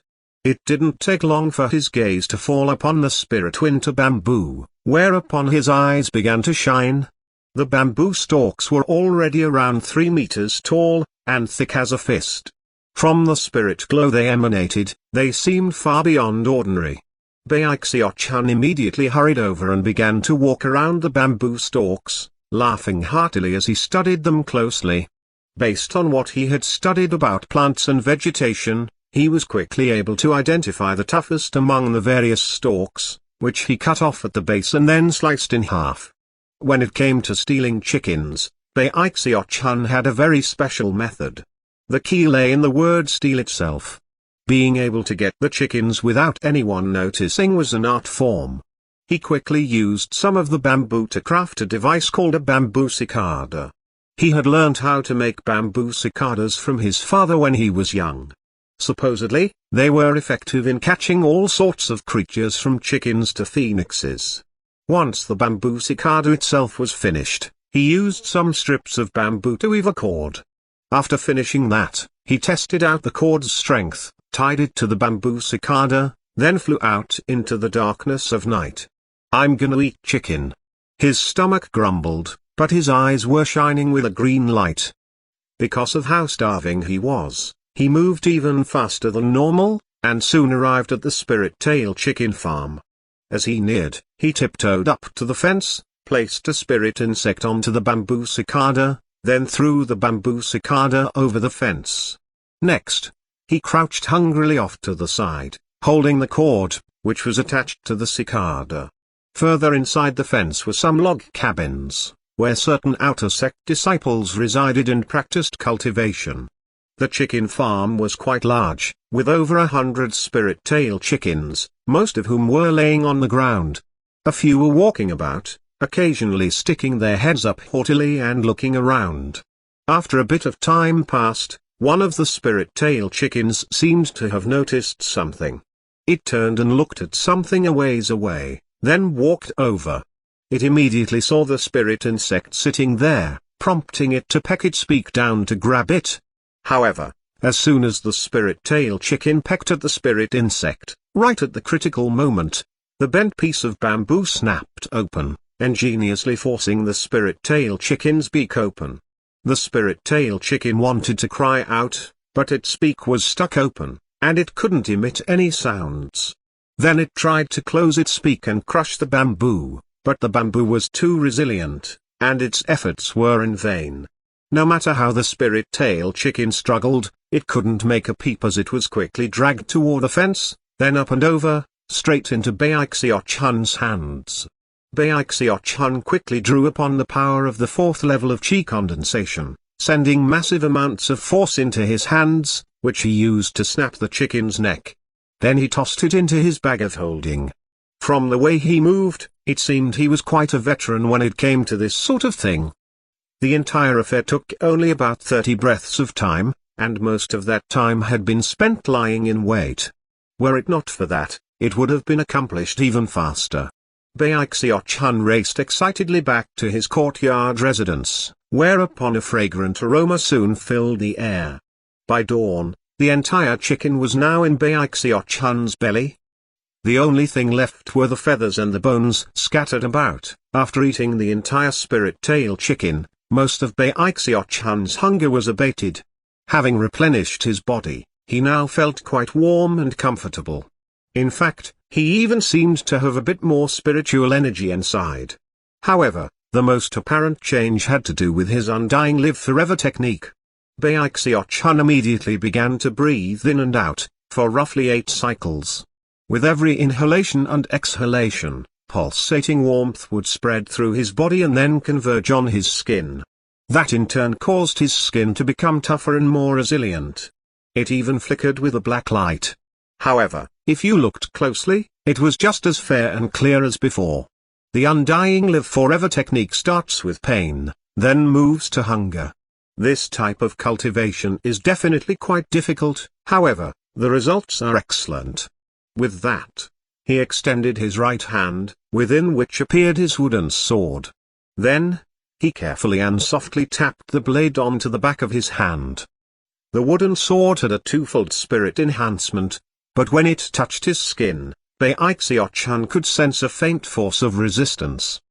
He ceased any testing, more convinced than ever that he needed to continue cultivating the undying live forever technique. According to the description, the undying skin has 4 stages: gold, silver, copper, and iron. Right now I've just started. But if I can last for 81 days I should be able to develop undying iron skin. Bai Xiaochun looked around at the scattered chicken bones, and in his heart, he now realized what was the key to successfully cultivating the undying iron skin. Thankfully, there are plenty of spirit-tail chickens on the mountain, he thought, laughing heartily. He was now more interested in the spirit-tail chickens than ever. What he didn't know was that in the past 10,000 years in the spirit stream sect, very few people had ever cultivated the undying live forever technique. Most who did ended up quitting during the terrifying torment that was the first 81 days. Although some managed to continue, the main problem after that was how much money it cost to keep going. In order to cultivate the technique all the way to the stage of undying gold skin, the expenditure involved was simply terrifying. Even an entire sect would have a hard time forking over so much. After all, those resources could be used on other, less wasteful techniques. Although those other techniques weren't as marvelous, a sect had to consider what was most cost-effective. That was the main reason why the undying live forever technique had ended up gathering dust in the scripture pavilion. After practicing cultivation for a bit, Bai Xiaochun gathered up the chicken bones and buried them in the nearby spirit soil, along with the feathers.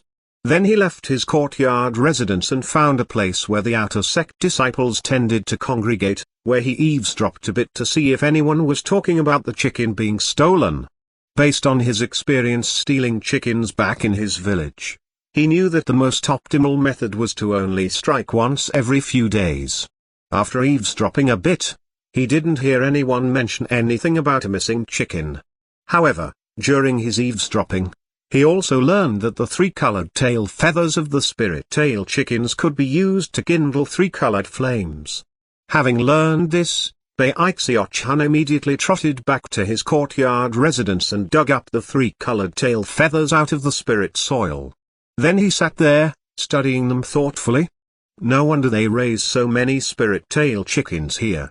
He immediately stored the three-colored feathers in his bag of holding. To others, such feathers were nothing more than kindling for three-colored flames. To him, though, they were fuel to perform threefold spirit enhancements. He didn't attempt to do so immediately, though. His plan was to get some spirit medicine first, then perform a spirit enhancement to make the medicine more powerful. After resting for a few days, Bai Xiaochun started getting hungry again one night. He put down the second volume of Plants and Vegetation and headed out into the darkness of night. When he returned, he had 2 more spirit tail chickens in his bag of holding. And that was how time passed by. Soon, a month had gone by, during which time, news about the missing spirit tail chickens began to spread on Fragrant Cloud Peak. Even Li Qingyu heard about the matter. After all, in only a month of time, a few dozen chickens had gone missing from the 3 spirit tail chicken farms. However, Li Qingyu didn't pay much attention to the matter, as he had important affairs to handle which ended up taking him off of the mountain.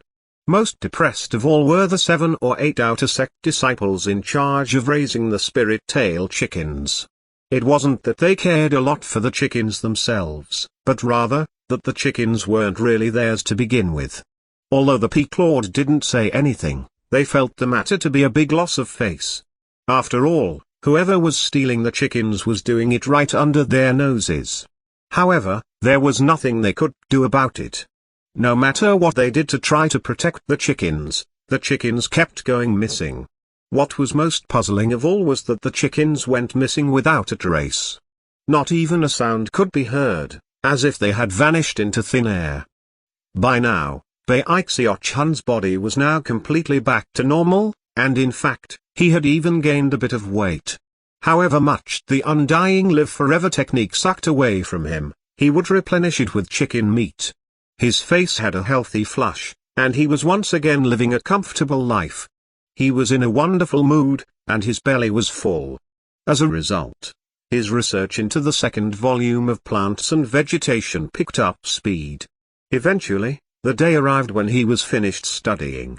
Based on what had happened last time, he had studied everything in even more minute detail, including the leaves, stems, roots, veins, and even the tiny hairs on the surface of the plants.